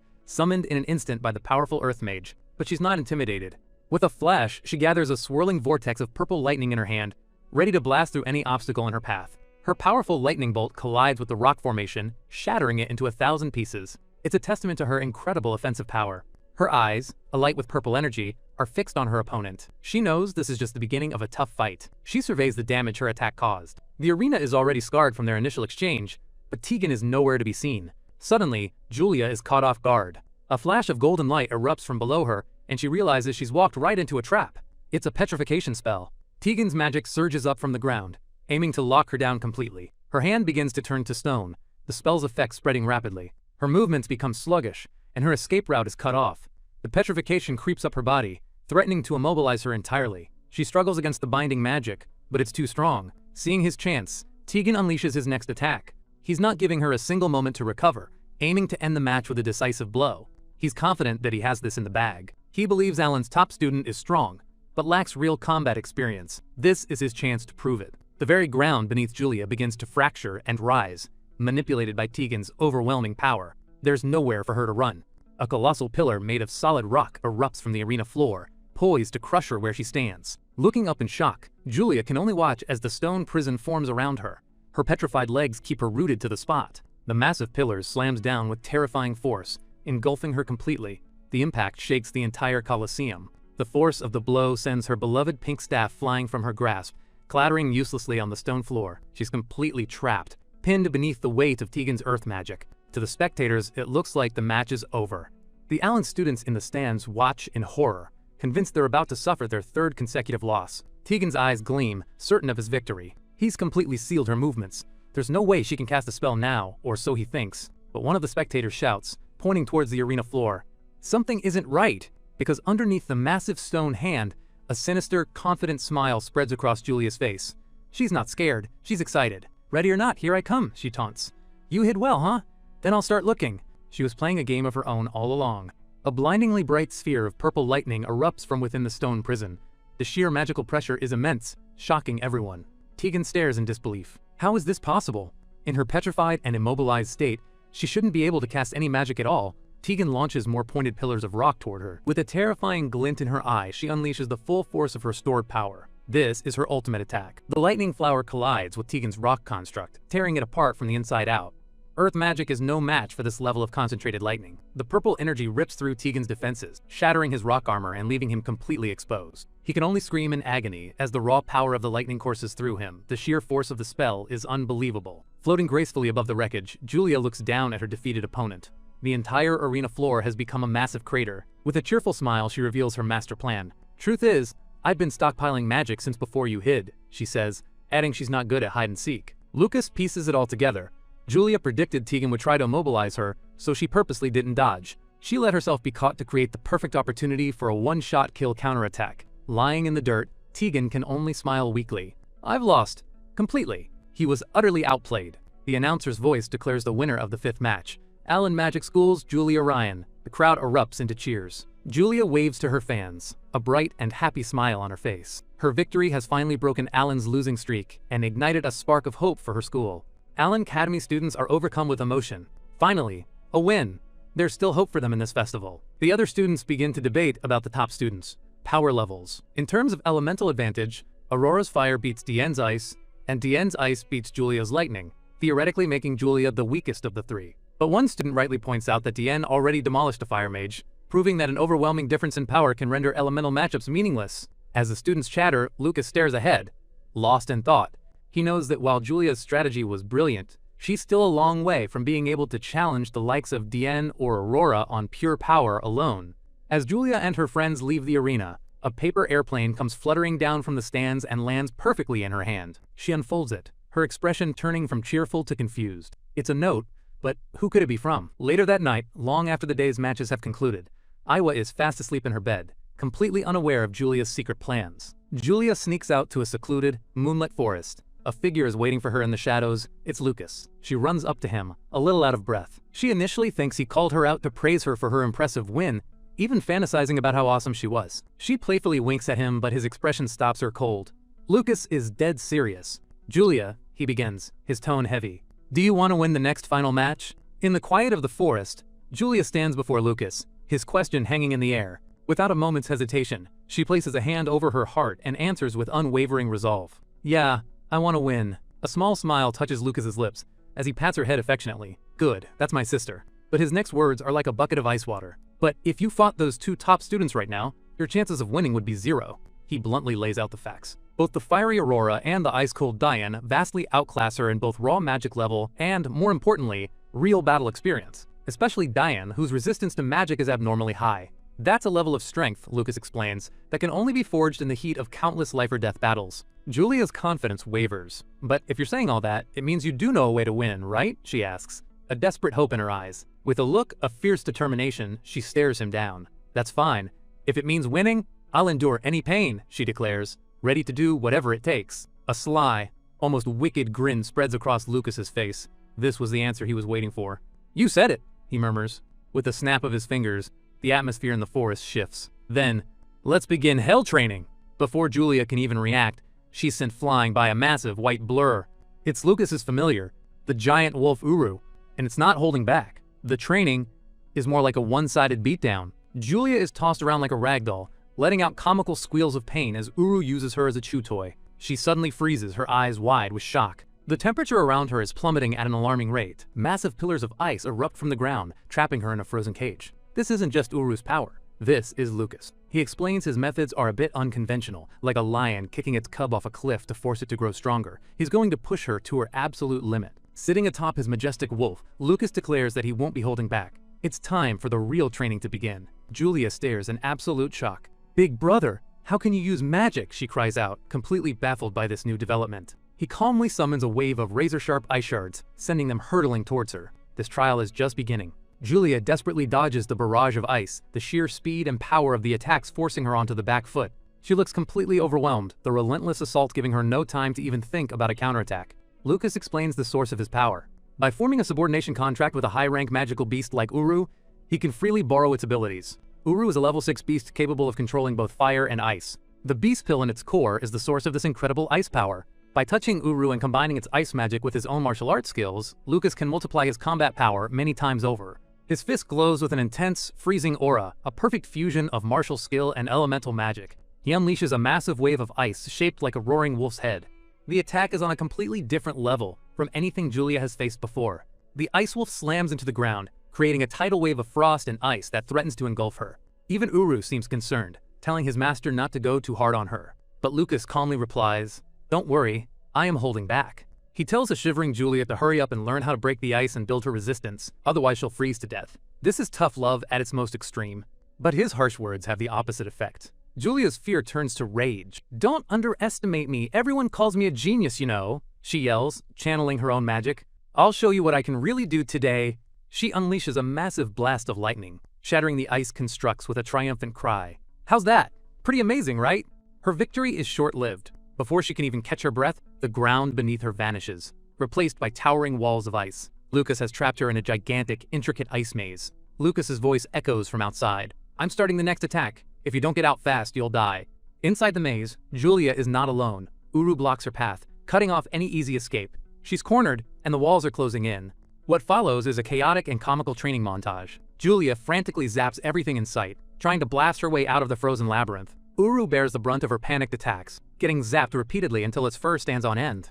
In her desperation, she accidentally zaps both Lucas and Uru at the same time, who have to comically leap out of the way of her wild lightning bolts. The results are spectacular, with lightning arcing off the ice walls in a dazzling and very destructive display. Finally, after what feels like an eternity, both Julia and Uru collapse, completely out of magic. Their souls literally leave their bodies from exhaustion. They think the ordeal is finally over, but they're jolted back to reality by a nasty shock. Lucas isn't done with them yet. He stands over them with a wicked grin, a golden recovery potion in his hand. "What are you talking about?" he says. "Hell training has only just begun." "You demon, big brother!" Julia screams, realizing this nightmare is far from over. Lucas just smiles, telling her it's all for her own sake, while the traumatized Uru silently begs for someone to help them. A few hours later, Julia finally returns to her room. Iwa is there, and she's been worried sick. She was wondering where Julia had gone without a word. The sun is already starting to rise. Her eyes fall to the floor, and she hears footsteps. "Ah, Julia, welcome." Awa starts to greet her, but her words die in her throat as she takes in Julia's condition. Julia stumbles into the hallway, looking like she just went 10 rounds with a magical beast, which she kinda did. She's covered in dirt and bruises, barely able to stand. "What happened to you?" Awa cries, rushing to her side and catching her just as she's about to collapse. Despite her wretched state, Julia manages a pained but triumphant smile. "It's not like that, I was just training for the finals," she explains, clearly proud of surviving. Iwa lifts the exhausted girl into her arms, chiding Lucas under her breath. "Really, with the finals tomorrow, how could he put you through something this rough?" Leaning against Iwa, Julia's eyes droop with exhaustion, but a confident smile remains. "It's okay," she whispers, "because I'm definitely going to win tomorrow." Her expression darkens, and a terrifying fire ignites in her eyes. "And I'll make those two feel every bit of the suffering I went through." Iwa can only stare, completely taken aback by the murderous intent radiating from her usually cheerful friend. The final day of the Goddess Memorial Festival is here. With the scores tied between Holy and Kyoto, Allen Academy is trailing behind, but Julia's stunning victory has given them a fighting chance. The final event is a team battle royale, held in a specially created magical domain known as the Illusory Forest. Inside this dome, the mages can go all out without worrying about collateral damage. The top students from each academy gather.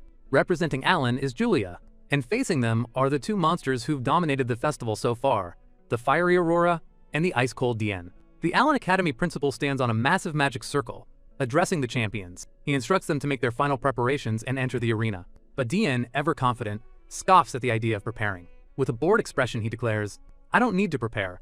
I'll win with overwhelming strength." Aurora isn't fazed by his arrogance. In fact, she seems to relish it. Licking her lips, she thinks to herself, "Cocky, but that just makes me want to crush him even more."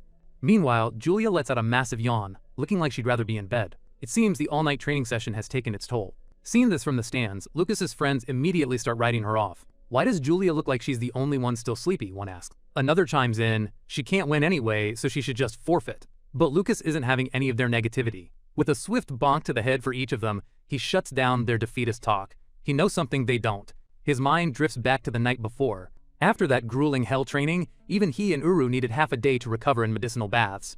Julia, on the other hand, drank a healing potion and slept straight through the entire day, completely recharging her magic and stamina. Lucas looks over at his clueless friends. They have no idea the monster that's about to be unleashed. He notices the boys, worn out state, planning to give them some tonic pills. This festival has been tough on everyone. Back at the arena entrance, Iwa expresses her concern. You didn't even eat yesterday and just slept all day. Are you sure you're okay? But Julia just grins, flexing her arms. Yep, I'm full of energy now. Iwa then hands her a small, red crystal bunny. Julia's eyes light up.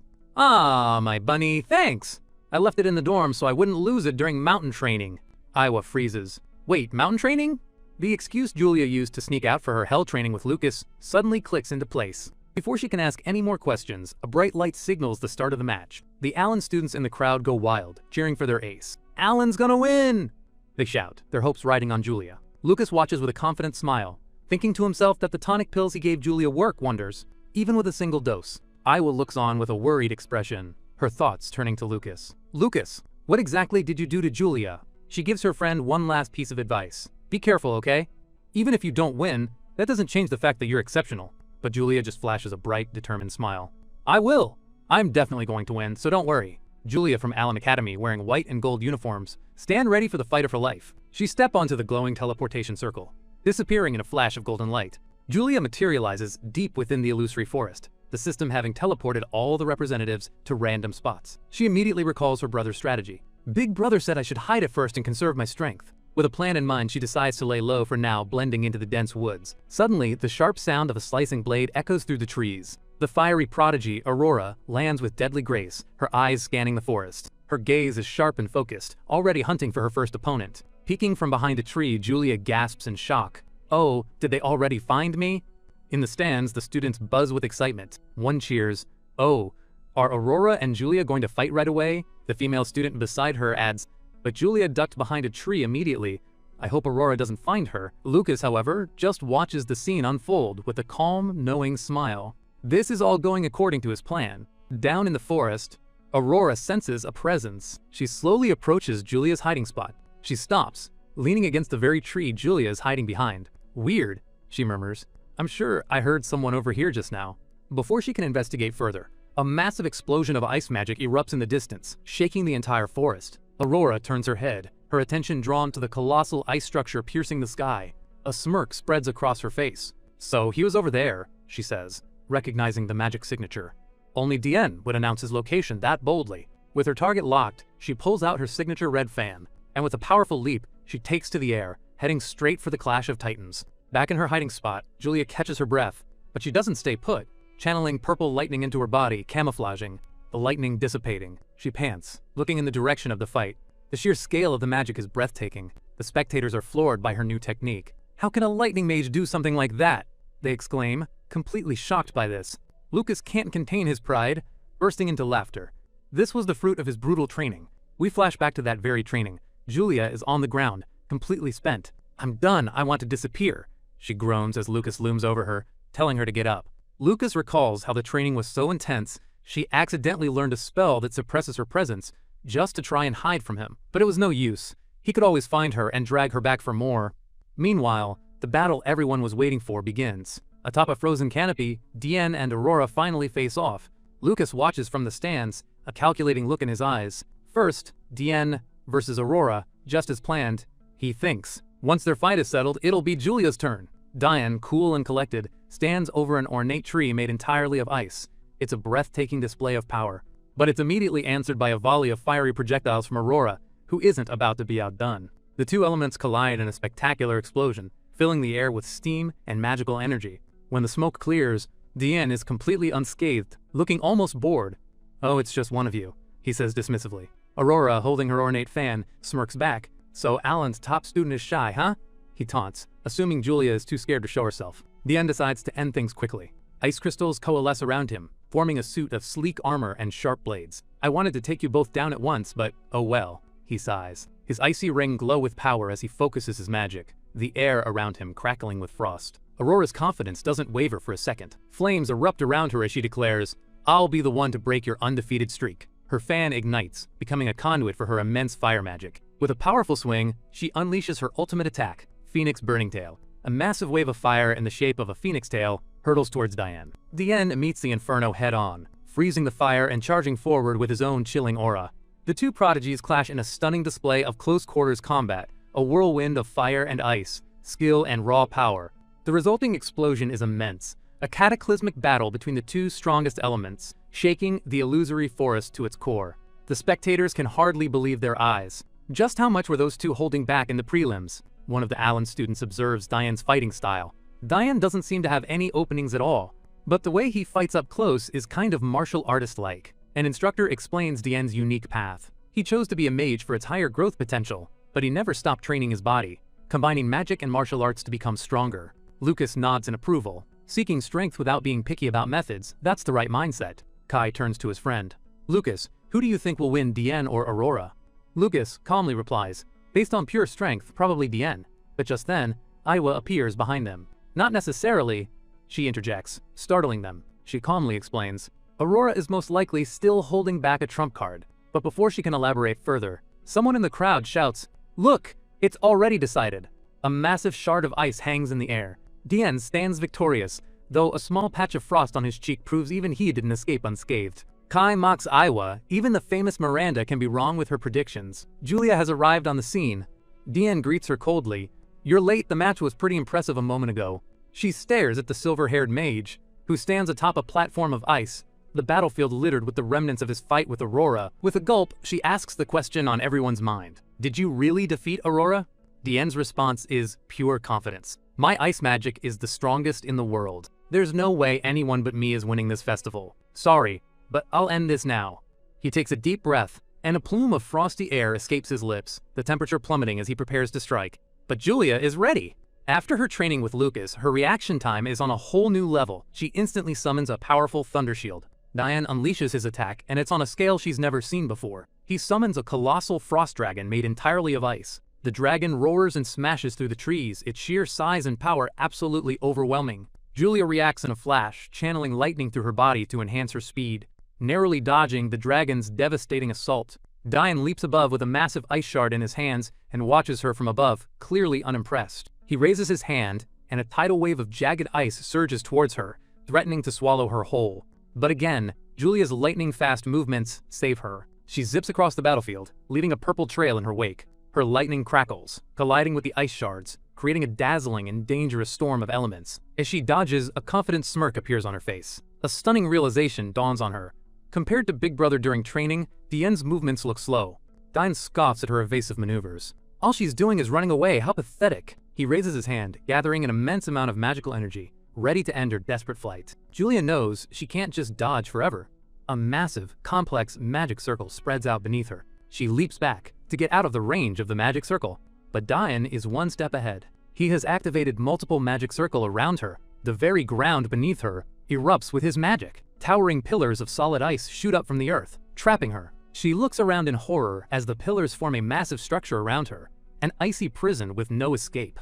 It's a colossal clock tower made of pure ice, a spell Diane calls Frost Purgatory. From a distance, Diane reveals his strategy. He specifically chose a location rich with groundwater, giving him an infinite source for his large-scale ice magic. His eyes glow with terrifying power as he prepares his final, decisive blow. This, he declares, is the true power of Kyoto's top student. Above the frozen clock tower, a gigantic star-shaped ice construct forms, crackling with enough magical energy to level the entire forest. The massive weapon of ice hurtles down towards the trapped Julia. With nowhere to run and her escape cut off, Julia can only look up. But there's no fear in her eyes, only a burning, fierce determination. Lucas's hell training wasn't for nothing. Dean's eyes glow with power as he declares, "This is how a true powerhouse should look." Purple lightning cracks against the massive ice tower, a desperate act of defiance from within. But the gigantic star-shaped ice weapon continues its descent, aimed to crush Julia completely. Standing atop the peak of his creation, Diane watches, confident that his victory is assured. His ring glows, a testament to his immense mana reserves. But something is wrong. Inside the icy prison, Julia hasn't given up. She stands ready, her pink staff crackling with untamed energy. With a massive surge of power, she unleashes a concentrated bolt of lightning straight up at the descending doom. Diane is taken aback. "So you shifted the trajectory of my attack by hitting it at the last moment," he mutters, impressed. He never imagined she was hiding this much strength. Gritting her teeth, Julia pours every ounce of her remaining energy into her counterattack. The resulting explosion shatters the top of the ice tower, but the strain is visible on Julia's face. She pants heavily, catching her breath amidst the crumbling ice. The battle has only just begun. Her eyes, however, are filled with an unbreakable will to win. Diane is stunned. Julia didn't just survive. She broke free from his inescapable prison. "I have no intention of wasting my energy fighting you here," she yells, channeling lightning through her legs. In a flash of purple, she dashes away from the collapsing frost purgatory. Diane simply scoffs, unimpressed by her escape. The very ground she runs on freezes over in an instant, a new trap being laid. Even the ice spread across the ground was part of Diane's trap? An onlooker gasps. As Julia lands, jagged ice shards erupt from the ground, aiming to impale her. But she's ready for it, blasting the surprise attack apart with another bolt of lightning. Her eyes widen in shock as she dodges yet another attack from an ice clone. The clone lunges, swinging a blade of solid ice. Julia barely manages to block, the impact sending shivers up her arm. So fast, she thinks. The attack is so powerful it sends her flying back, crashing into the tree line. From afar, Dian summons an orb of pure cold, preparing his next assault. "I'll freeze you down to your soul," he whispers. The temperature plummets, and Julia shivers violently, ice crystals forming on her face and clothes. A massive wave of ice, a spell Dian calls Ice Lord, crashes towards her, threatening to engulf everything. From the stands, Lucas's friend cries out Julia's name in panic. But Lucas remains calm. He knows that if Dian could control an ice dragon, creating and coordinating clones is child's play for him. He smirks. "Luckily, I've already boosted Julia's resistance to ice magic to 200%. Down in the arena, Julia grits her teeth against the biting cold, her body wrapped in a thin, protective layer of magic. Diane notices her resilience. "Looks like you came in with some thorough prep," he admits with a cold smile. But that just makes it more fun. The entire forest around them begins to transform. It's a winter wonderland from hell. The ground is frozen solid, and snow begins to fall heavily. Diane unleashes a wave of power, his sadistic smile growing. "Watching a weak girl like you suffer and struggle. I want to see more." A colossal ice tree erupts from the ground, turning the battlefield into Diane's personal frozen kingdom. Julia looks around, surrounded by the oppressive cold. It's so cold. Dane's turned this whole area into a frozen wasteland. From the ice, new figures begin to form. An army of ice clones surrounds her. The clones, armed with sharp blades, charge at her from all directions. Julia refuses to be intimidated. She unleashes a storm of purple lightning, shattering the first wave of attackers, turning the entire place into an extreme cold zone. "Surrounding me with ice clones won't be enough to beat me," she shouts. With a determined roar, she channels a single powerful bolt of lightning and launches it directly at Dian, who's watching from the top of a tree. He's surprised by her raw power. "Not bad at all," he compliments almost genuinely. "Keep it up." As she shatters another clone, Julia realizes something. "The clone's already regenerated back to normal?" she gasps, but there's a hint of a plan in her eyes. With a defiant snarl, she continues her relentless assault, a shard of ice still clinging to her cheek. She blasts 2 more clones to smithereens with pinpoint accuracy. The clones rush her again, swinging their blades in a coordinated attack. One gets a solid hit, sending her stumbling back. But she holds on, blocking the ice blade with her staff, lightning crackling around her fingers. In the stands, the Kai is furious, using ice clones to slowly whittle down Julia's magic. "That guy's rotten to the core," but Lucas just smiles calmly. "Why do you think Julia stayed hidden until Holy and Kyoto finished their match?" he asks. His friend realizes the truth. It'd be better for her if Diane's magic was even a little drained, which means Julia still has a chance to win. Iwa, however, looks on with a grim expression. "Are you sure about that?" she wonders, unconvinced. The wind howls through the frozen forest, the sheer scale of Diane's magic still overwhelming. The ground itself is now made of jagged, sharp ice. Julia taunts, "Hey, aren't you about out of magic by now?" She grins, a manic, determined look in her eyes. "The clones are regenerating slower," she points out. Dian flinches, a bead of sweat running down his face. She's right, his mana is running low. He admits to himself, "I admit you're stronger than I expected, but the perfect stage is already set to crush you in the most brutal way. Now, let's end this." He gathers the last of his immense power. As Julia is surrounded by her own lightning magic, Julia begins a new incantation, a massive purple magic circle appearing beneath her. A silhouette of a massive ice construct begins to form around Dian. "As long as you're inside this frozen zone I created," her lightning flares, countering his encroaching ice. "Even with resistance, the cold will eventually eat away at you," he continues, now fully encased within a giant ice golem. The golem stands, towering over Julia, its presence suffocating. "All your effort will be for nothing."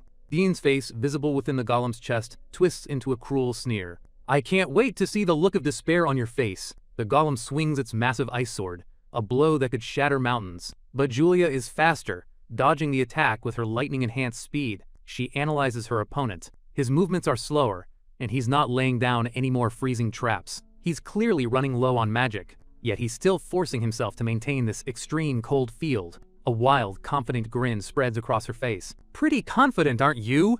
she roars, gathering a massive ball of pure lightning in her hands. The spell is called Electric Field.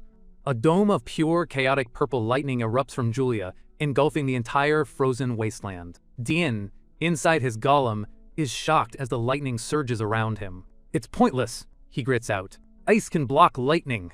His eyes widen in disbelief as the purple energy begins to crack his impenetrable armor. "That's not true." Julia's voice echoes through the storm.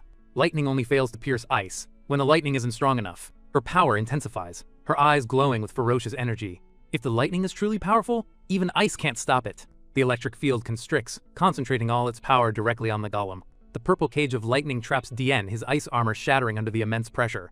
This level of power is dangerous, he realizes, panic setting in for the first time. "I need to get out of this field before my ice armor shatters." He looks for an escape. "There's a gap, I can still—" But it's too late. Julia has him right where she wants him. Inside an electromagnetic field, lightning magic gets even stronger. "Get ready!"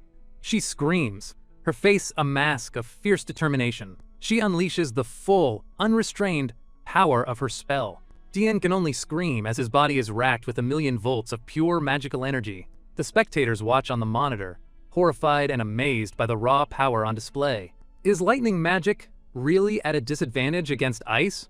The blue-haired student asks in disbelief. His friend adds, "This doesn't look like a fight between freshmen at all."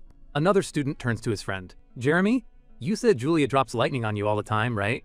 Is that the kind of lightning she's been hitting you with?" The blonde student can only stare, terrified beyond words. The electric field finally dissipates, leaving behind a massive crater where the ice golem once stood. In the bottom lies Dien, unconscious and defeated. Julia pants, utterly exhausted but standing tall. A small, tired smile plays on her lips. "Did I win?" She takes a shaky step forward, the victor of the final battle. She looks down into the crater at her fallen opponent, but Dien begins to stir, his eyes snapping open with a cold, hateful glare. A memory flashes through his mind, a woman with long silver hair, his sister, standing over him with a disappointed look. Her voice echoes in his head, full of disdain.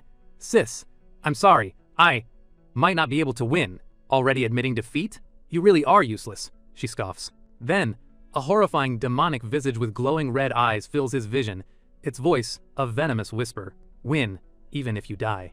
I won't acknowledge a loser."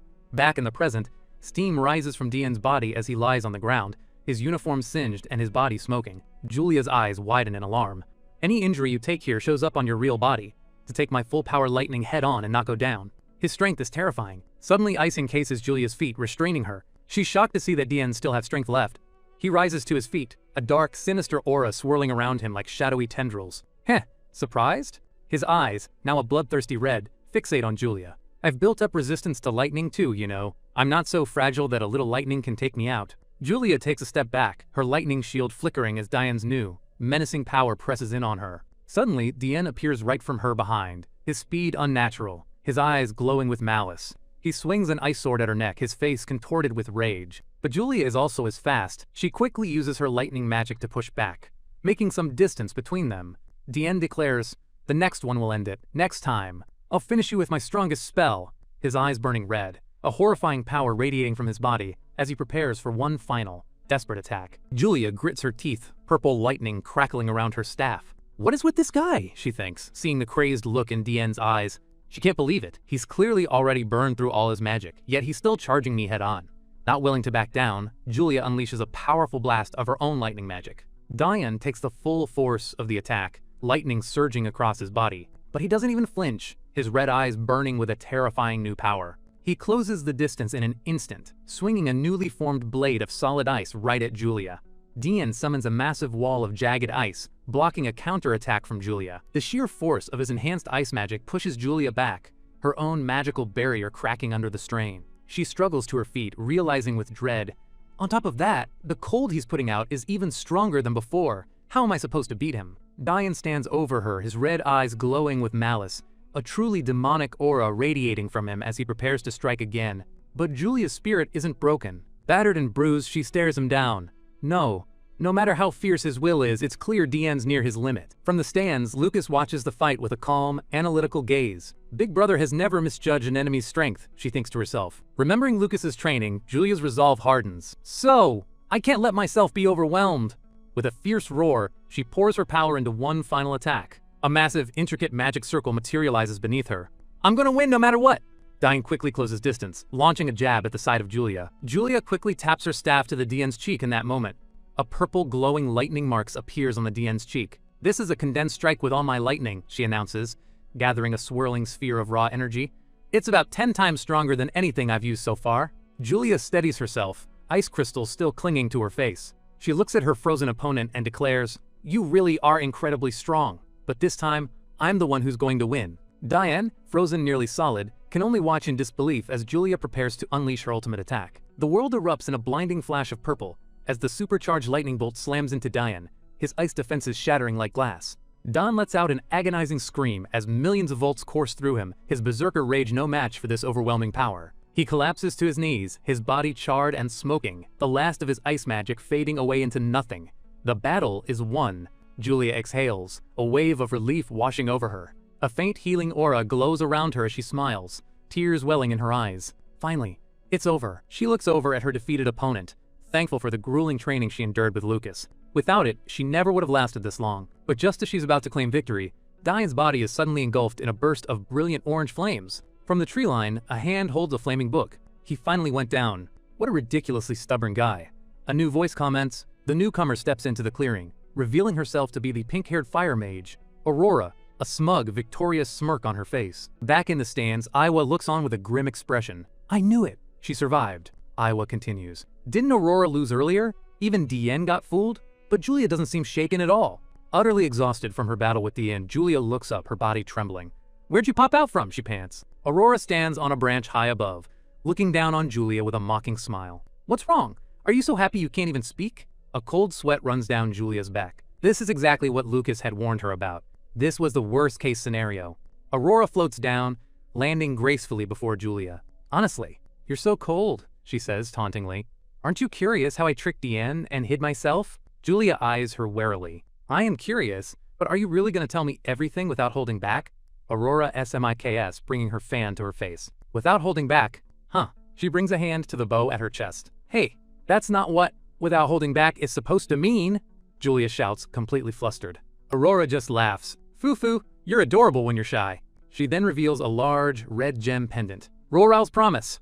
That's my secret, she explains. As long as I'm wearing this, mental attacks don't work on me, and I can use the magic inside it to control enemies with mental magic. The pendant flashes with light as Aurora continues. Its only weakness is that once I fully drain its magic, I can't use it again for a whole day. Julia realizes this is why Iowa's powerful divine class mental magic failed. Aurora closes her eyes, admitting, Dian's mental fortitude is so strong it drained the item's magic in one shot. At our level, it doesn't matter what methods we use as long as we win. She opens her fan, her tone shifting. Anyway, back to the main topic. Julia, I want you to forfeit this match. Her eyes gleam with cunning. You barely have any magic left. You have no way to fight. That's why I was willing to tell you my secret. A stray bolt of lightning from Julia's exhausted body flies towards her. With a flick of her fan, Aurora effortlessly deflects the attack. But Julia is far from beaten. Wiping the blood from her cheek, she clenches her staff, her eyes burning with defiance. Whether I can still fight or not, we won't know until I try. Aurora's playful demeanor vanishes, replaced by a cold, challenging stare. I see. If you want to fight that badly, then I'll take you on. A massive, golden magic circle erupts from beneath Aurora, bathing the entire forest in an oppressive, fiery glow. Julia is stunned by the overwhelming power. Realizing she can't fight it head-on, she immediately tries to use Thunder Escape to get away. But she's not fast enough. Aurora unleashes a raging fire tornado that instantly closes the distance. Julia is caught in the fiery vortex, screaming as the flames lick at her. Aurora smirks cruelly. You were frozen solid earlier, right? Let me warm you up. She fans the flames, which coalesce into the shape of a massive, divine phoenix, swooping down to incinerate Julia completely. She swirls, and is thrown inside the tornado of the fire. Trapped in the inferno, Julia remembers Lucas's advice. Since Aurora is hard to read, it's safer to keep some magic in reserve just in case. But after her final attack on Dian, she has barely any magic left. There's only one way to beat Aurora now. Aurora stands confidently watching the flames. Why not stop struggling already? You can't attack anymore, you can't even run. But she's suddenly shocked to feel a spark of electricity on her own skin. With the amount of magic I have left, that's true, Julia thinks, reaching out. But if I use the force of your magic, I can still attack. Aurora is stunned. She's even using the melted water from Diane's ice magic to widen her attack range? She cries out in disbelief. With a manic grin, Aurora regains her composure. Too bad. But lightning at that level won't be enough to take me down. But Julia's gambit was never to attack directly. That was just to buy time. I'm using every last bit of magic I have left to finish this. Wait, Aurora shouts. If fire and lightning collide, they explode. But you're the one inside the Phoenix tornado. You're in more danger. The two unstable elements, fire and lightning, begin to violently react with one another.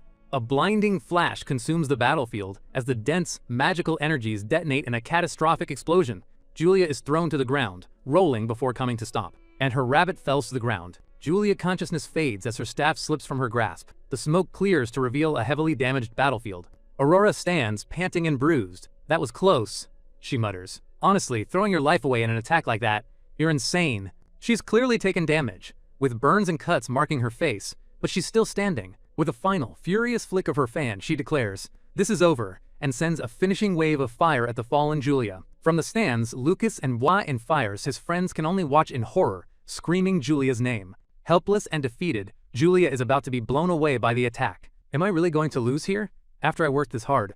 It's so frustrating. Just as she's about to be consumed by the flames, the shattered pieces of the crystal rabbit begin to glow with a sinister red light. In the darkness of her fading consciousness, two massive red eyes appear before her. A mysterious voice echoes, "Do you want to win?" An incredible burst of pink and purple energy erupts from Julia's body, clashing against Aurora's fire. The flames are instantly repelled, and the wave of power pushes back, forcing a shocked Aurora to shield herself. Aurora stares in utter disbelief. Are you really Julia?" she stammers, sensing a completely different, overwhelming power. Julia stands, her hair whipping around her as she's enveloped in a new, terrifyingly powerful pink aura. Her eyes snap open. "I'm going to win no matter what," she declares, her voice distorted and powerful. Intricate, overlapping magic circles of pink energy materialize around her. "She cast advanced magic without even chanting?" Aurora gasps, her confidence finally shattered. A massive pillar of pure magical energy pours on Aurora. A raw, untamed power unlike anything seen before. Aurora is completely overwhelmed. That power, it doesn't even feel like the same Julia from before. As Julia unleashes her newfound strength, her eyes glow with an almost divine light, but the pressure and beauty of it makes Aurora's heart race. Outside the illusory forest, a massive pink pillar of light shoots into the sky, visible for miles around. The event staff, including the goateed man, rush to the scene, a medic close behind. He can't believe it. "I've never seen a goddess memorial festival this intense before." Official looks at the cratered, smoldering landscape. What in the world happened in there? In the distance, medics use healing magic on the unconscious Diane. High above, the principal of respective academy, including the Allen's Magic Academy, watched the chaos unfold on a magical screen. All three of them showed strength far beyond expectations. "We may need to delay the award ceremony a little." Allen's Academy principal strokes his beard, a thoughtful look in his purple eyes. "I have a proposal. For all three of these students who may one day carry the Empire's future." He leans forward, his voice serious. "What do you think about granting all of them the right to an audience with the goddess?" A few hours after the devastating final battle, the award ceremony for the Goddess Memorial Festival begins. An announcer's voice booms through the hall, declaring that this year's champion has set a new record as the youngest winner in the festival's history. The crowd erupts in cheers as confetti rains down on the winner, Julia Ryan, who waves to the audience with a brilliant, overjoyed smile. Watching from the sidelines is her defeated opponent, Diane. He grudgingly admits her strength, but silently vows that he won't lose to her next time. Standing beside Julia on the stage, Aurora winks, remarking how men really do love to hold a grudge. Julia is suddenly startled as Aurora leans in close, whispering in her ear. In a surprisingly affectionate gesture, Aurora pulls her into a warm hug, offering to be her new sparring partner instead of Diane. With a soft, blushing expression, she tells Julia that with her, she'd forgive anything she did, admitting that there aren't many girls who surpass her in brains, strength, and beauty. Aurora's heart melts, realizing she's found a true rival and friend in the young lightning mage. As Julia gets flustered by the sudden affection, chibi versions of them pop out around the hall, much to the confusion of a chibi Diane. Watching from their seats, the green-haired witch and her colleague principal comment on how quickly the fierce rivals seem to be getting along. The man finds it amusing that even the aloof Diane seems to be making friends. But green-haired witch simply watches with a thoughtful, knowing smile. Suddenly, the crowd murmurs with excitement as the grand prize is brought out, the sacred emblem that grants entry to the temple of the goddess of wisdom. But to everyone's surprise, three principals appear, each carrying a box containing an emblem. The audience wonders why there are three prizes, when there's usually only one champion. The Allen Academy's principal addresses the crowd, explaining that all three finalists this year showed truly outstanding performances. A shot of Julia, Aurora, and the DNIs shows their surprise as the principal announces the committee's decision. All three of them will be granted the right to an audience with the goddess. One of the other academy principals grumbles that it was Jireka's idea, but he can't deny it's an opportunity they can't afford to miss. With the ceremony concluded, Julia takes her first steps as a champion. She turns back to her former opponents, a bright, welcoming smile on her face. She extends her hands, suggesting that since they were rivals at the festival but will now be companions traveling to the temple, they should all get along. Aurora smiles warmly, taking her hand, while the silver-haired young man gives a slight, accepting nod. And just like that, a new and powerful trio is formed, their journey together just beginning. However, up in the stands, Lucas is stewing in a dark, gloomy mood, much to the concern of his friends. Kai and Desio try to snap him out of it, pointing out that his sister just won and he should be happy. Kai playfully grabs his face, telling him to at least try to look happy for Julia. Lucas sighs, explaining that he wasn't being gloomy, he was just seriously considering what he should give Julia as a reward for her victory. Iwa cheekily suggests it should be compensation, not a reward, considering the hellish training Lucas put her through left her half dead. Lucas's mind drifts to what would make Julia happiest. First off, good food is an absolute must. Then he figures letting her soak and recover slowly in a magical spirit spring would be the perfect way to relax after her tough battles. The green-haired friend points out the problem. The closest spirit spring is a full day's round trip from Daktown. Lucas frowns, pondering the dilemma. If only there were a place that had both a spirit spring and good food. But Kai grins, announcing that such a place does exist. He proudly puffs out his chest, boasting that at his family's home, House Toroi, they have an incredibly effective spirit spring and excellent chefs. And the estate is big enough to host the entire class. With a brilliant smile, he officially invites everyone to his place for a victory party for Julia. His friends look on as Kai excitedly explains his plan. He then rushes off, saying he'll go talk to Tishi right away. Kai returns a moment later, looking flustered but successful, getting a thumbs up from a pleased Tishi. Lucas watches them, a bead of sweat running down his face as he wonders when his rough-and-tumble friend Kai got so close with Tishi. A short while later, the group arrives at a massive, breathtaking estate. White doves fly over a grand courtyard, highlighting the sheer opulence of House Toroi. Julia looks around with wide, excited eyes, exclaiming that this is her first time going out with such a big group. As the massive doors swing open, they are greeted by a line of maids who bow in unison, welcoming young Master Kai home. Julia gasps, saying the place is like a castle. Another student agrees, noting that it's what you'd expect from one of Daktown's three great noble houses. Kai, playing the part of the gracious host, tells everyone to relax and feel free to head to the spirit spring before dinner. As a maid leads the girls away, Julia practically skips with excitement. Lucas, however, suddenly stops, a strange feeling prickling at the back of his neck. His eyes are drawn to a softly lit portrait in an empty hall. For a moment, he's certain he felt someone watching him. He dismisses the strange feeling just as a maid approaches him from behind. Elsewhere, another maid informs Kai that his parents, the lord and lady of the house, are calling for him. Suddenly, a terrified scream echoes from one of the guest rooms, sending a shockwave through the hall. The source of the scream is revealed to be Julia, who has playfully draped an oversized robe over herself, jokingly asking a startled maid if she scared her. The poor purple-haired maid collapses in a heap of robes as Julia giggles. In the doorway, Iwa appears, looking utterly furious. She scolds the staff for mixing up her bathrobe with Julia's, pointing out that the sizes are completely different. Later that evening, the Grand Toroi estate is lit up against the night sky. Kai nervously enters a lavish, smoke-filled office, announcing his presence to his father. Inside, he finds his father, Karan Toroi, and his mother, a stately elderly woman in a pink dress, waiting for him. Karan stubs out his cigar in a large ashtray, the room thick with its scent. The imposing man, Karan Toroi, acknowledges that Kai's grades are good, but says that's not why he was summoned. He sternly warns Kai to make sure his classmates don't cause any trouble, explaining that they might be receiving an important guest later. The news seems to worry Kai. Achibi Kai lets out a silent sigh of relief, glad his father hasn't found out about the trouble he caused back at school. As he walks down a long, elegant corridor, he reassures himself. Everyone is just here to soak in the spirit spring. No one is going to cause any trouble. Meanwhile, at the opulent indoor spring, the purple-haired maid is praying with her hands clasped together, her glasses spiraling with stress. She's offering a prayer of thanks to Julia and Iwa, who are already enjoying the magically infused water. The maid is still trembling, convinced that if the master had found out about the bathrobe mix-up, she would have been fired for sure. Julia, relaxing with a towel on her head, smiles warmly and tells the maid not to worry. Since Julia scared her earlier, she figures they're even. She then turns her attention back to her teammate, who is still standing at the water's edge.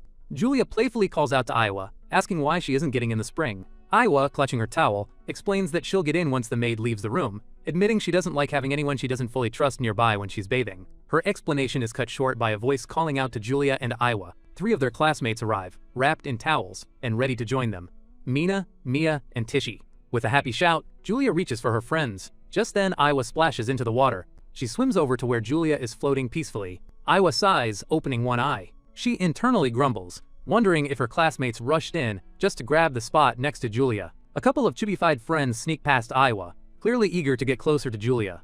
One of the girls dips her feet into the warm, sparkling water. Soon, all the girls are relaxing together, as the maid serves them a platter of fresh fruit, much to their delight. The white-haired woman sighs contentedly, remarking that the Teroi family is truly blessed to have such a wonderful home. Julia beams, saying that since they are all friends of her and her big brother Lucas, it's only natural they would go out and do things together like this. The maid, overhearing this, makes a mental note that Lady Julia has an older brother. With a blissful, happy expression, Julia gushes that her big brother is the kindest and best in the whole wide world. Iwa, however, is quick to temper her praise, holding up a grape and pointing out that Julia is seeing him through rose-colored glasses, reminding her of the hellish training he just put her through. A tiny, angry Julia pops up, fiercely defending her brother, insisting he only trained her for her own sake. She turns to the white-haired girl, Meia, demanding she say something to back her up. Mia blushes sweetly, agreeing that Lucas really is a wonderful person. As she thinks of him, tiny blue magic hearts float around her. She shyly admits that he even saved her life. Iwa scoffs, flicking a heart away. She declares that she wouldn't trust a single word from Lucas's ex-fiancé. The purple-haired girl Mina chimes in thoughtfully, saying she doesn't think Lucas is a bad person at all. She muses that he is a bit overprotective of his sister, and she wishes she could get closer to Julia too.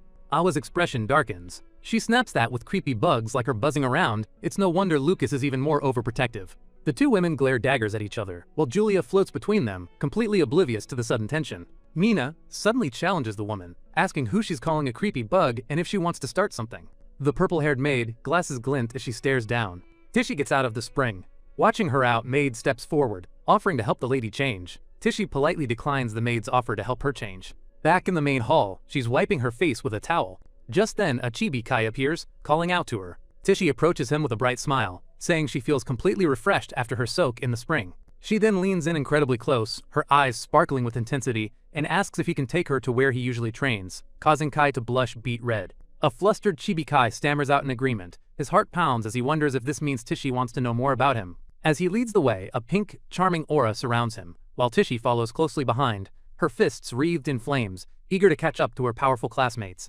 Meanwhile, in the men's bath, the Alto relaxes with a bottle of milk, declaring that nothing beats a good soak. His friends laugh and tease him, saying he sounds just like their dads and that there's an old man in the bath with them. They playfully splash water on him and he blushes, telling them to cut it out. Across the expansive bath, Lucas sits alone, submerged to his chest, looking pensive. One of his friends calls out, asking if he's coming to play cards, but Lucas declines, saying he'll stay in a bit longer. He's lost in thought. The simple joys of this trip, a hot spring, post-bath milk, playing cards with friends, are things that feel just like his previous life. The peaceful moment is shattered by a grim flashback. In the pouring rain, a menacing face smirks down at him, taunting him for being too slow. The memory is sharp and brutal. His younger self, beaten and lying on the wet pavement as his bullies stand over him, threatening to break his legs if he's last again. He remembers his younger self glaring up in defiance, his small hands clutching a soaked deck of playing cards. Back in the present, the memory causes Lucas to clench his fist. He punches, cracking the stone ledge of the bath. He's sweating and tense, muttering about how he's gone and remembered something awful. The purple-haired maid, who happens to be walking by, hears the loud crack and peeks in, her glasses spiraling with worry as she asks if everything is okay. Lucas quickly composes himself, turning away and saying it's nothing. He dismisses the noise, claiming his hand just slipped. The maid offers to treat his injuries and give him a massage. Lucas, still shaken from his memories, politely refuses, saying it's not necessary. The maid panics, afraid she'll be fired if she doesn't do her job properly. He asks if House Teroi is really that strict, but then relents, telling her to go ahead if she insists, though he questions why she needs to be in the bath. The maid realizes her mistake but decides to continue anyway, leaving Lucas to think she's even more of a scatterbrain than his sister. She closes the distance, her demeanor changing entirely, as she asks suggestively where he was hurt. Her fingers trail down his chest, asking if the injury was a little lower. She compliments his impressive physique, noting it's what she'd expect from a martial artist. With a confident smirk, she offers him a massage, boasting about her skills. She adds that even Lady Julia was quite satisfied. But the comment triggers Lucas. A trickle of water falls from his cheeks. His demeanor shifts instantly. He turns, his eyes cold, as he asks what she did to Julia. He extends his hand to grab her, and the maid lets out a scream. Reacting on pure instinct, the maid hurls out of the spring with a huge splash. His eyes are sharp, analyzing her movements as she flies through the air. She lands with impossible grace, confirming his suspicion. She's a martial artist. Without a moment's hesitation, she flips in the air with a powerful kick. She lands neatly and curtsies mockingly after his attack, seemingly unfazed. Lucas gets out of the bath, demanding to know what a powerful martial artist is doing disguised as a maid in House Taroi. She feigns innocence, asking what he could possibly mean, claiming she's just a poor girl working for money. Lucas isn't buying it. She says that she's heard about him from Julia, and that, as a fellow martial artist, she deeply admires him. Suddenly, she launches an attack, not with fists, but with a storm of sharpened towels, claiming she's just here to see his skills for herself. She hides her punch behind one of the towel, but Lucas easily blocks the bizarre attack, his expression unchanged. She presses her assault, moving with blinding speed and creating after-images. He remarks that he didn't feel any killing intent when she first snuck up on him. She's stunned by his speed and strength as he asks what exactly she saw in him to warrant this test. He unleashes a counterattack, sending her flying back across the room. She lands gracefully, a smug grin on her face. The test was a success. She comments that he's even stronger than she'd heard, noting the exchange has left a single scratch on his arm. Lucas acknowledges her assessment, just as she expertly turns a simple bath towel into a deadly whip. The towel snaps through the air with lethal force, aiming straight for him. But Lucas is faster, catching the end of the whip. His grip is firm, completely neutralizing her improvised weapon. As he pulls, the towel loses its grip from the hands of the woman. He then uses her weapon to attack her. Her expression finally shifts to one of genuine surprise and alarm, her glasses spiraling. With a single powerful motion, Lucas shatters the woman's glasses in disguise into dozens of pieces. Then using the towel, he ties her, rendering her completely useless. The maid lies on the floor, completely defeated, as Lucas stands over her, water dripping from his towel. As Lucas approaches her, she asks if he has taken a liking to her. Her glasses fall away, revealing stunning purple eyes. Her clothes, wet, revealing skin inside. Her entire demeanor changes from clumsy maid to a seductive and dangerous woman. She purrs that he's so kind he didn't even leave a mark. Lucas is bewildered, realizing he doesn't recognize this woman at all. Just as he's about to question her, a voice calls out from the doorway, announcing that dinner is ready. The mysterious woman uses the distraction to her advantage, dashing past him towards the exit. He lunges after her, yelling that he's not letting her get away. She blocks his hand with a golden arm guard, the impact creating a brilliant flash of light. The light engulfs the room in a blinding explosion. When the light fades, she has vanished, leaving only torn pieces of her uniform behind. He wonders if she used a magic item or some kind of clone technique. Kai peeks in, asking if he's there and telling him to hurry up or Julia will eat everything. He grabs the dazed Lucas, dragging him towards the dining hall. Lucas defends his sister, saying she's not a glutton, but his friend retorts that it's everyone else who turns her into a monster by piling food on her plate. A quick cut shows exactly that, with Julia happily accepting plates from all her friends, her cheeks puffed out with food. Elsewhere, the mysterious purple-haired woman adjusts her formal dress, reflecting that Lucas was even more interesting than she imagined. She picks her distinctive bird-like mask from the dressing table as Kai's parents rush in, looking worried. They cry out in alarm, addressing her as Your Holiness Saint Princess, and asking what's going on. The woman, now revealed to be a Saint Princess, simply puts a finger to her lips, telling them their little encounter is a secret.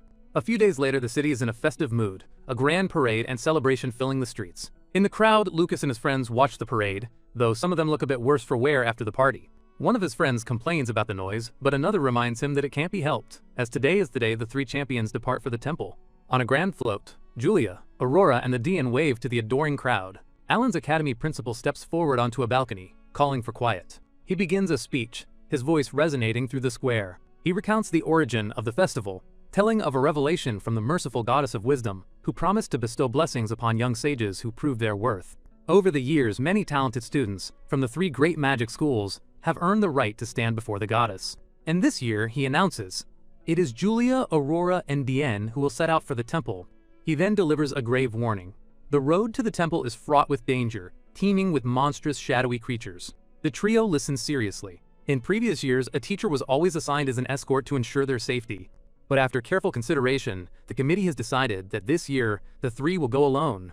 To aid them, a ball of blue energy forms in the principal's hand. He presents Julia with the special gift, which will guide them to the temple. The energy coalesces in her hands, forming a small, sleeping blue bird wearing a tiny wizard's hat. Julia is ecstatic, but her first thought is that it looks tasty, and could be used for emergency rations, much to the exasperation of Dian and Aurora. The official sternly tells her, of course not, as a great bell begins to toll, signaling the time for their departure. The crowd erupts in cheers, offering prayers for the three departing heroes as they stand before a large fountain. Other participants from the festival watch on with gentle smiles, wishing them a safe return. Mina clasps her hands in prayer, hoping the trio will bring even greater glory to their schools' names. With a final wave, the three champions turn and begin their journey, walking towards the city gates, followed by a procession of robed figures. In Julia's hands, the little blue guide flaps its wings, waking up and ready to lead the way. They shout their thanks to the crowd, promising they will be back. And so, their new adventure begins as they walk out of the city gates. From the crowd, Lucas watches them go, a thoughtful expression on his face. Kai slings an arm around his shoulder, complaining about how stingy the school is for not even assigning a teacher escort. Another friend worries about what will happen if something goes wrong, questioning why they have to risk such a dangerous journey for a simple blessing. Lucas turns to them, his eyes sharp, asking what they're talking about. The two immediately backpedal, looking flustered and claiming they were just tired and didn't mean any harm. Lucas's eyes narrow. He recalls that they were in a similar exhausted state not long ago. He'd given them elixirs and had them soak in the spirit spring, so he can't understand why their symptoms are back. He watches as his friends tell him they're heading back first, leaving him alone with his thoughts. He decides he'll have to look into this, but right now there's something more important. Later Julia and Aurora walking through the streets below, Julia skipping and singing happily. Dian follows a short distance behind. Suddenly, Dian's sharp blue eyes flash with alert as he senses a hidden danger. In an instant, he conjures a massive spike of ice, launching it at an unseen target. The spike obliterates a wooden post, which came flying. Julia examines the charred remains of the post, wondering it doesn't look like a weapon for ambushes. Aurora comes to the conclusion that Dian must be worried about her, thinking how sweet he is. Julia, however, just rolls her eyes at the display. Lucas looks at Julia's party from high ground. With a tired expression, he says he's finally caught up. He reveals that he left a clone in class to attend for him. The clone, which has only 10% of his power, is difficult to control. If he lets his guard down for even a moment, he risks putting too much power into it, as demonstrated by the clone punching a training dummy with explosive force. Watching the clone-trained teacher Sugar Rat, who notes it's rare for Lucas to lose control like this, and wonders if he's plotting something again. So the stick that came flying was the aftermath of Lucas's dummy uncontrolled power. Back on the rooftop, the real Lucas gazes out over the city, his mind racing. He's still trying to figure out what exactly happened to Julia during the finals as he watches the trio walk into a forest. He senses a strange presence around her, something he doesn't recognize. As he focuses on her, he feels that same unfamiliar energy mixed in with her own. His eyes then land on the red crystal rabbit, hanging from Julia's outfit. The three champions finally make their way out of the Darktown area and into a lush, green landscape. Julia celebrates their progress, stretching her arms out in joy after leaving the gloomy city behind. Seeing Aurora looking a bit tired, Julia kindly suggests they take a quick break. Aurora, however, puts on a brave face, insisting she's perfectly fine and wouldn't get tired before Dian. Hearing this, a cheerful Julia decides to press on, ready to keep moving. Dian, ever the stoic, simply agrees, stating that he doesn't mind continuing. But just as they're about to go, Aurora's bravado fails her and she stumbles, nearly collapsing from exhaustion. She quickly backpedals, suggesting that the view is actually quite nice and they should stop to enjoy it for a bit. She remarking that while she has decent stamina, her two companions are total monsters. Julia, who has survived the hellish training, and Dian, a stubborn battle maniac. A defeated Aurora realizes she seriously needs to train more to keep up with them.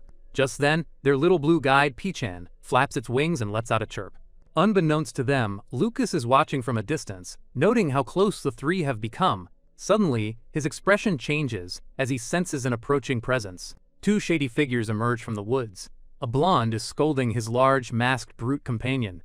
He accuses the man of slacking off again, who pleads with him not to snitch. Their argument is cut short when a glowing blue feather from Pichan floats past the masked bandit's face. The masked bandit points up in excitement, spotting the source of the feather. He exclaims that the magic bird looks nice and plump, and probably delicious. The smaller bandit agrees, yelling for his partner to hurry up and catch it. The masked man quickly draws his bow. Pichan lets out a questioning chirp, not yet realizing the danger it's in. The bandit lets an arrow fly, aiming to turn their new guide into a quick snack. From his perch, Lucas sighs, thinking that everyone seems to see the poor bird as food. The arrow misses, and Pichan flies away in a panic, with the bandit yelling for it to get back here. The chase leads the bandits right to the trio's resting spot. Julia looks up just in time to see Pichan returning to her side. But right behind the bird are the two bandits, now looming over the group with hostile intent. The bandits realize their luck, finding three young nobles way out here in their territory. With a wicked grin, the leader asks the brats what they're doing on their turf.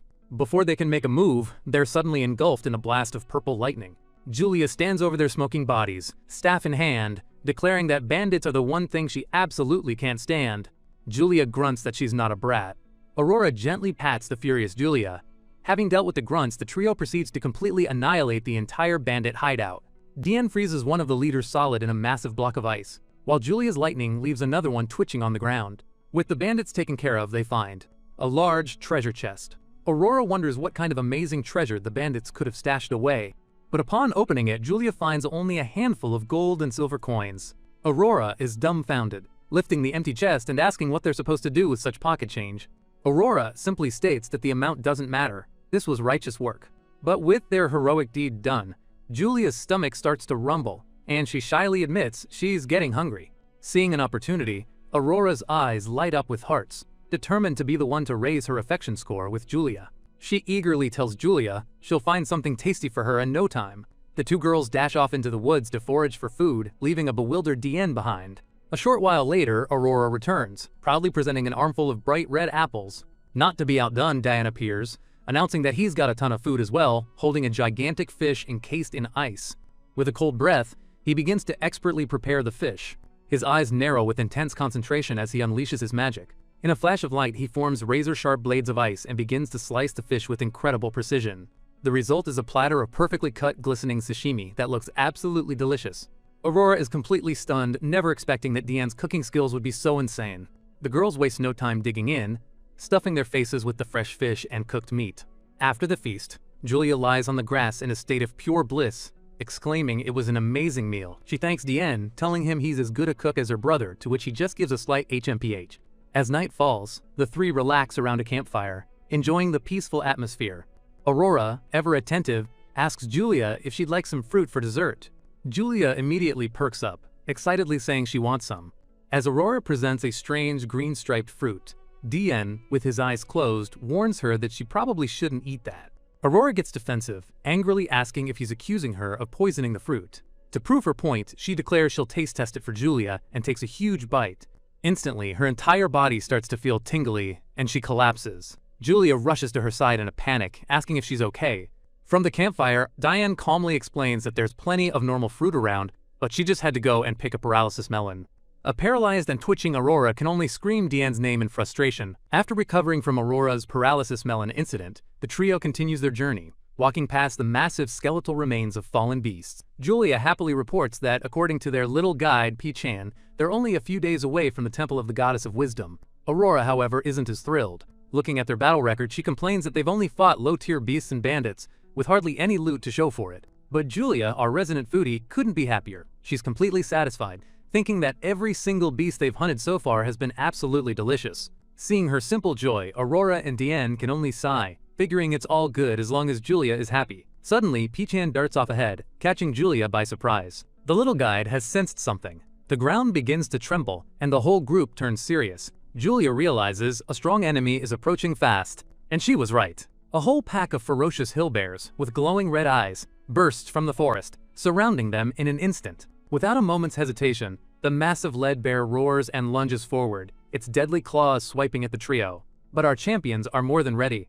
Lightning, fire, and ice magic immediately flare to life as they prepare to counterattack. In a perfectly coordinated assault, the three unleash their elemental spells, creating a whirlwind of destruction that engulfs the entire pack. The fight is over in a flash. The once menacing bears now lie in a smoking, defeated pile on the forest floor.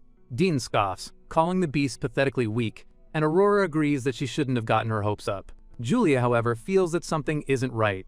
Her expression is thoughtful as she surveys the aftermath. Kneeling down to inspect a fallen bear, she notes something strange. Hill bears are beasts that usually travel alone, so why did they suddenly appear in a pack? Aurora adds to the mystery, pointing out that every single one of the bears was already injured before they even started fighting. Dian puts the pieces together. The bears must have been attacked by an even stronger beast, and were fleeing for their lives when they ran into the trio. Wasting no time, Dian tells the girls to follow him as he dashes towards the source of the disturbance. His eyes narrow in concentration as a powerful aura washes over them. Whatever is up ahead, it's on a completely different level. Dian screams a warning for the girls to look out as a massive attack heads their way.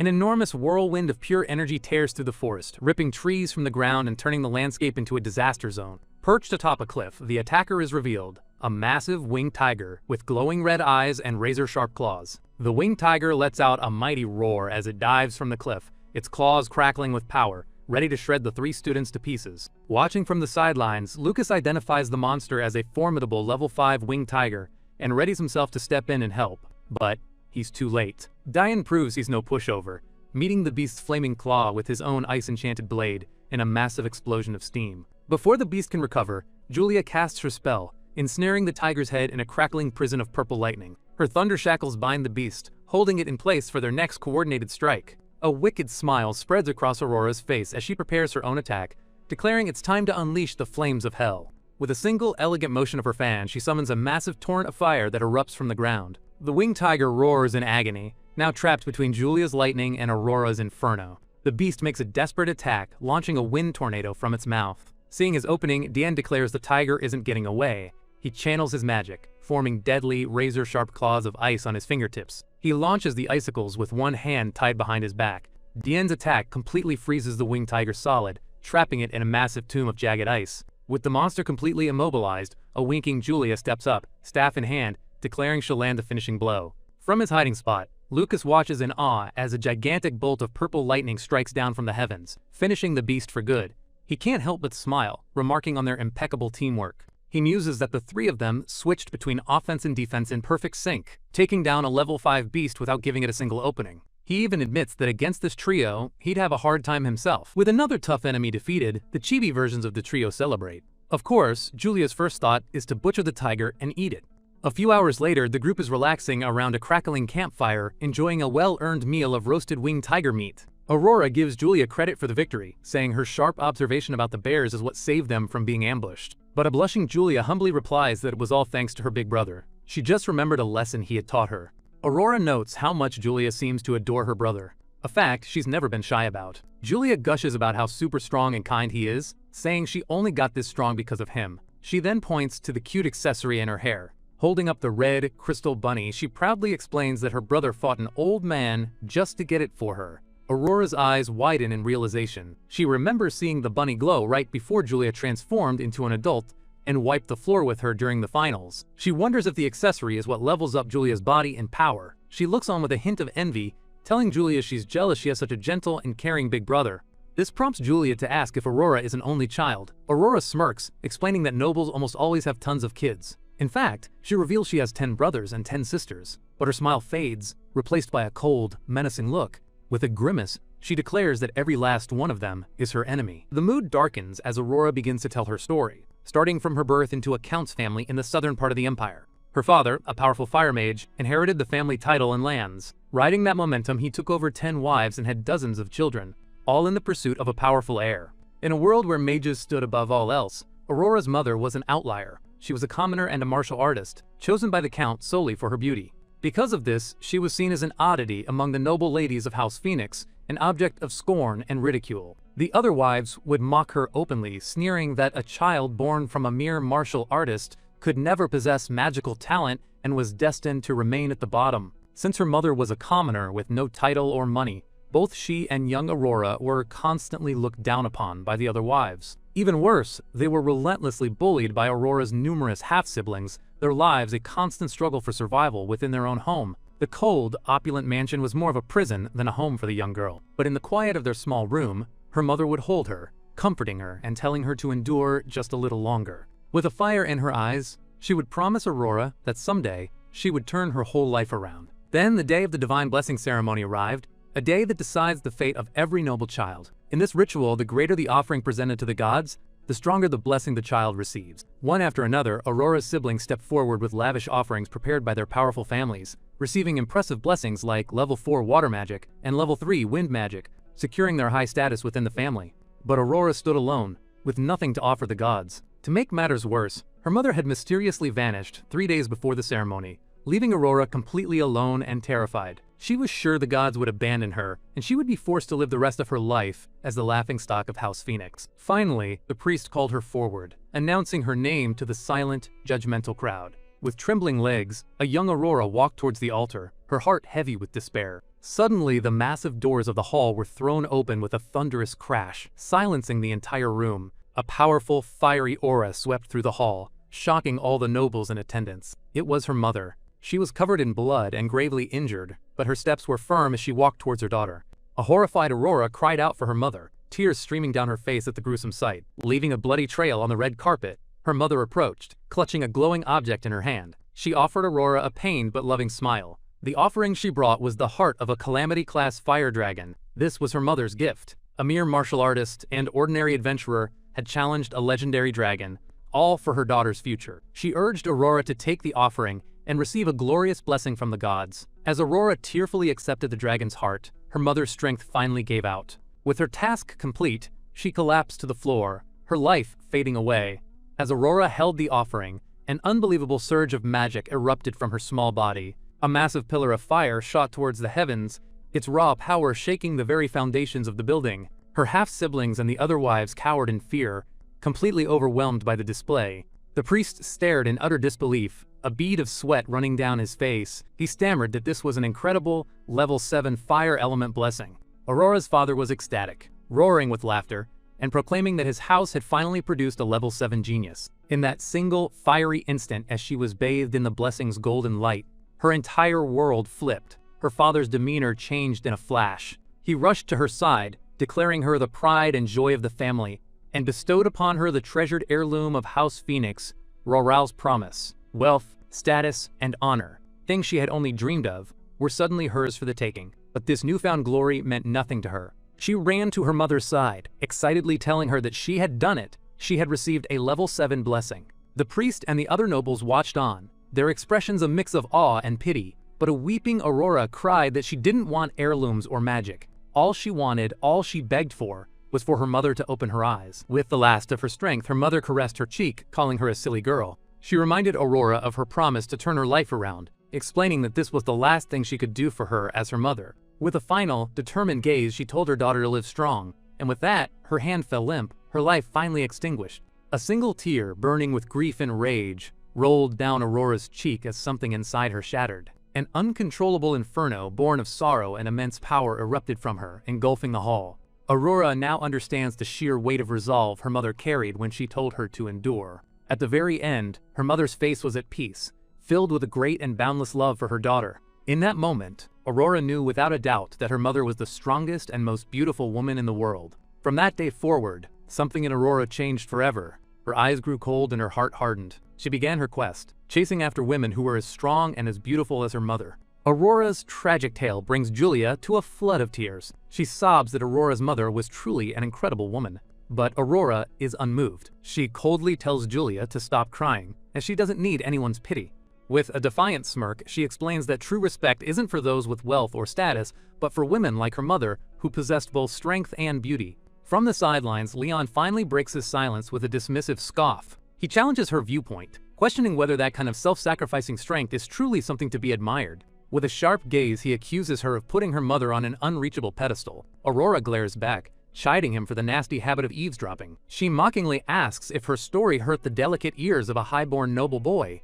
Leon remains unfazed, coolly stating that throwing everything away for someone else is nothing but foolishness. His words strike a nerve. Aurora's eyes flash with fury as she demands he repeat himself. But Leon doesn't back down. He stands to face her, a strange, knowing look in his eyes. He reveals that he too once met someone he considered absolutely perfect, but with his own 2 hands, he brought her legend to an end. With that shocking revelation, Leon begins to tell his own story. His tale begins in the snowy domain of the prestigious House Aslan, a family that has served the Empire for generations. For centuries, the Aslans have passed down their legendary and powerful ice magic. Tradition dictates that in each generation, only the most gifted successor is chosen to inherit this power.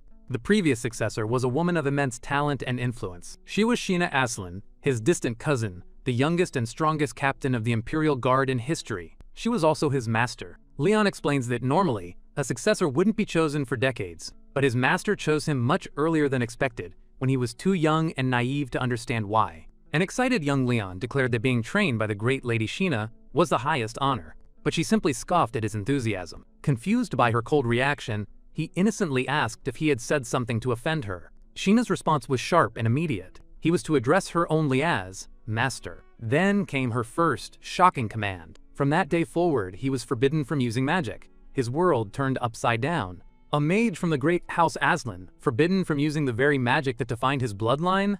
Her command was absolute. His first task was to build a proper body through the grueling trials of martial arts. As a child, Leon never questioned her. He did exactly as he was told, beginning his torturous physical training. He dragged large boulder across the icy fields, sat under the immense pressure of waterfall for hours. Day after day, he was pushed to his absolute limits, forced to endure the impossible. The training was merciless, beating him down over and over again. His small body screamed in protest as he was pushed past his breaking point. He was left battered, bruised, and on the very brink of collapse. All the while, his master's words were as harsh as her methods, calling him a useless brat. Leon recalls it as a living hell, a time so painful that the thought of dying often seemed like a sweet relief. But through it all, he held on to a single belief, that she was doing all this to turn him into a first-rate mage as quickly as possible. He put his absolute trust in his master, never doubting her true intentions. One day, after another torturous training session, they rested by a fire in the desolate mountains. A bruised and battered Leon looked up at her in amazement. He exclaimed that her training was incredible, and he never knew martial arts could strengthen the foundations of ice magic. Sheena stops eating, seemingly caught off guard by his comment. She looks at him quizzically, asking when she had ever said such a thing. Leon is stunned into silence, completely baffled by her question. With a cruel smirk, she reveals the devastating truth. She was lying the entire time. She coldly admits that watching a flimsy little noble boy struggle was simply amusing to her. So, she fed him some nonsense to have a bit of fun at his expense. He's crushed, wondering what all his suffering had been for. His world shatters. Betrayal and white-hot rage boil inside him as he screams at the rotten woman who toyed with his life. In his fury, an uncontrollable torrent of ice magic erupts from his body. Sheena stands calmly amidst the destruction, a satisfied smirk on her face. Finally, some anger, she remarks. The sudden outburst completely drains him, and he collapses unconscious into the snow. Standing over his defeated form, Sheena notes that the training appears to be paying off. She finally explains her true purpose. Martial arts wouldn't increase his magical foundation, but it would forge his mind and body, toughening him up. She declared that starting the next day, his magic training would begin. He had 1 month to master it, and he was to throw away his pampered noble heirs for good. Leon channeled all his frustration and the results of his grueling training into fuel for his growth. He hunted monsters. As a result, his power skyrocketed at an unbelievable rate. After just 1 month, he had mastered a powerful spell he never dreamed possible. In breathless awe, he realized he'd done it. His master watches him, her expression a mix of pride and a deep, unreadable sorrow. She tells him he's done well. Now she announces, it is time for him to begin his final trial. The scene opens on a desolate, snowy mountain. Leon awakens, battered and bruised, questioning if he's even still alive after the intense training. He looks up to see his master, Sheena, standing atop a treacherous peak, waiting for him. Her voice cuts through the wind with a chilling declaration. The final trial is a duel to the death. To become the successor, he must kill her. If he fails, she will kill him. A cold sweat drips down Leon's face. He knew she was eccentric, but in that moment, he understood she was dead serious. Sheena unleashes a terrifying torrent of ice magic, her power radiating with killing intent. The sheer pressure is overwhelming, threatening to crush the young boy completely. But faced with certain death, Leon's survival instincts kick in. A magic circle erupts beneath his feet, and he readies his staff in response. His own magic flares to life, his eyes glowing with a desperate newfound power. Pushed beyond his limits, he unleashes a spectacular burst of ice magic, piercing straight through his master's chest. Leon can only watch in wide-eyed shock as the deed is done. Sheena collapses into the snow, a pool of red staining the pure white landscape. Her eyes are closed, her face pale. She appears to be gone. The staff clatters from his trembling hands. The horrifying reality crashes down on him. He stammers in disbelief, realizing he just killed his own master. A flood of memories rushes back. The lies, the brutal training, the torment she put him through. But he also remembers her standing by him in the harshest blizzards, her cruel methods being the very thing that forged him into the powerhouse he was becoming. Tears streamed down his face. He never wanted this. He didn't want to be the one to end her life. A heart-wrenching scream of pure anguish tears from his throat, echoing across the frozen mountains. His grief is cut short by a sharp smack to the head. Sheena sits back up, perfectly fine, and scolds him for screeching. Leon stares up at her, utterly bewildered. His master is alive? She scoffs, shattering the ice blade in her chest. She asks if he really thought a little brat like him could actually kill her. As she stands, Leon's mind puts the pieces together. It was all another test, another lie, designed to push him into a life-or-death battle to unlock his true potential. He erupts in frustration, yelling that she tricked him yet again. In response, Sheena simply throws her heavy cloak over his head. She dismisses his whining, telling him he passed the final trial. With a casual wave, she declares House Aslan is his problem now and begins to walk away. Left alone in the snow, Leon watches her go, clutching the cloak she left behind. A storm of emotions brews inside him, anger, confusion, and a desperate sense of abandonment. He screams after her, demanding to know why she always toys with him, and leaves without a single explanation. His voice cracks as he asks where she's going. and if he'll ever see her again. She stops, turning back with a gentle, knowing smile. She tells him, probably, and with a final, soft command, tells him not to disappoint her. Back in the present, Leon finishes his story. He looks at the ring on his finger, a memento from her, and muses that a true powerhouse doesn't sacrifice themselves. They're the ones who toy with the world. He concludes with a definitive statement, declaring his master, his dear sister Sheena, to be the perfect woman. This declaration earns him a new title from Aurora, a massive siscon. Julia quickly shushes her, not wanting to get frozen for the comment. Too late. Leon's eyes flash with murderous intent, clearly annoyed by the eavesdropping and the insult. Aurora, ever the instigator, cheekily suggests they ignore the siscon and turn their attention to Julia's story about her own big brother. Leon also sits down, curious about Julia's brother. Leon begins by talking about the discrimination martial artists face and how magic is considered superior. Leon speculates that Julia's incredible magical talent will surely surpass her brother's, which will crush his pride and make him jealous. This makes Julia wonder if that's the reason her other brother, Jeremy, has such a twisted personality. Leon reassures her, telling her it's fine. Julia smiles brightly, full of faith. She says her big brother Lucas would never be like that, because he has already found his own path. And with that, she begins her tale. She recalls the day the Rasta family broke off their engagement with her brother. Everyone expected him to be utterly heartbroken. The servants of their house certainly thought so, whispering behind his back as he walked by. Their father, seeing his son's supposed distress, gently suggested they go for a walk to clear his head. A curious young Julia decided to follow them in secret, trailing their carriage from a distance. She peeked out from behind some crates, watching as her father and brother arrived in a commoner's town. Her hiding spot wasn't very good, and her father quickly called her out. Caught, she could only scratch her head with a sheepish giggle. As she took her brother's hand, she realized this was the first time she'd ever seen the high and mighty Duke interact with commoners. To her surprise, he was warm and kind, greeting the villagers who clearly held him in high regard. He moved through the town with a familiar ease, and she could feel the genuine adoration the people had for him. Finally, he led them to the center of the town square, where a magnificent statue stood tall. Young Julia gazed up at it, her eyes wide with wonder. She asked her father what this place was. He responded by pouring out a drink and a solemn tribute before the statue. Her father explained that this was a memorial. It was the site of a great battle against the Beastman army, and the final resting place of their uncle Soren. That's all for this chapter. If you enjoyed the recap, make sure you smash that like button. It really helps out the channel. And don't forget to subscribe and ring that notification bell so you don't miss the next explosive episode. Thanks for watching, and we'll see you next time.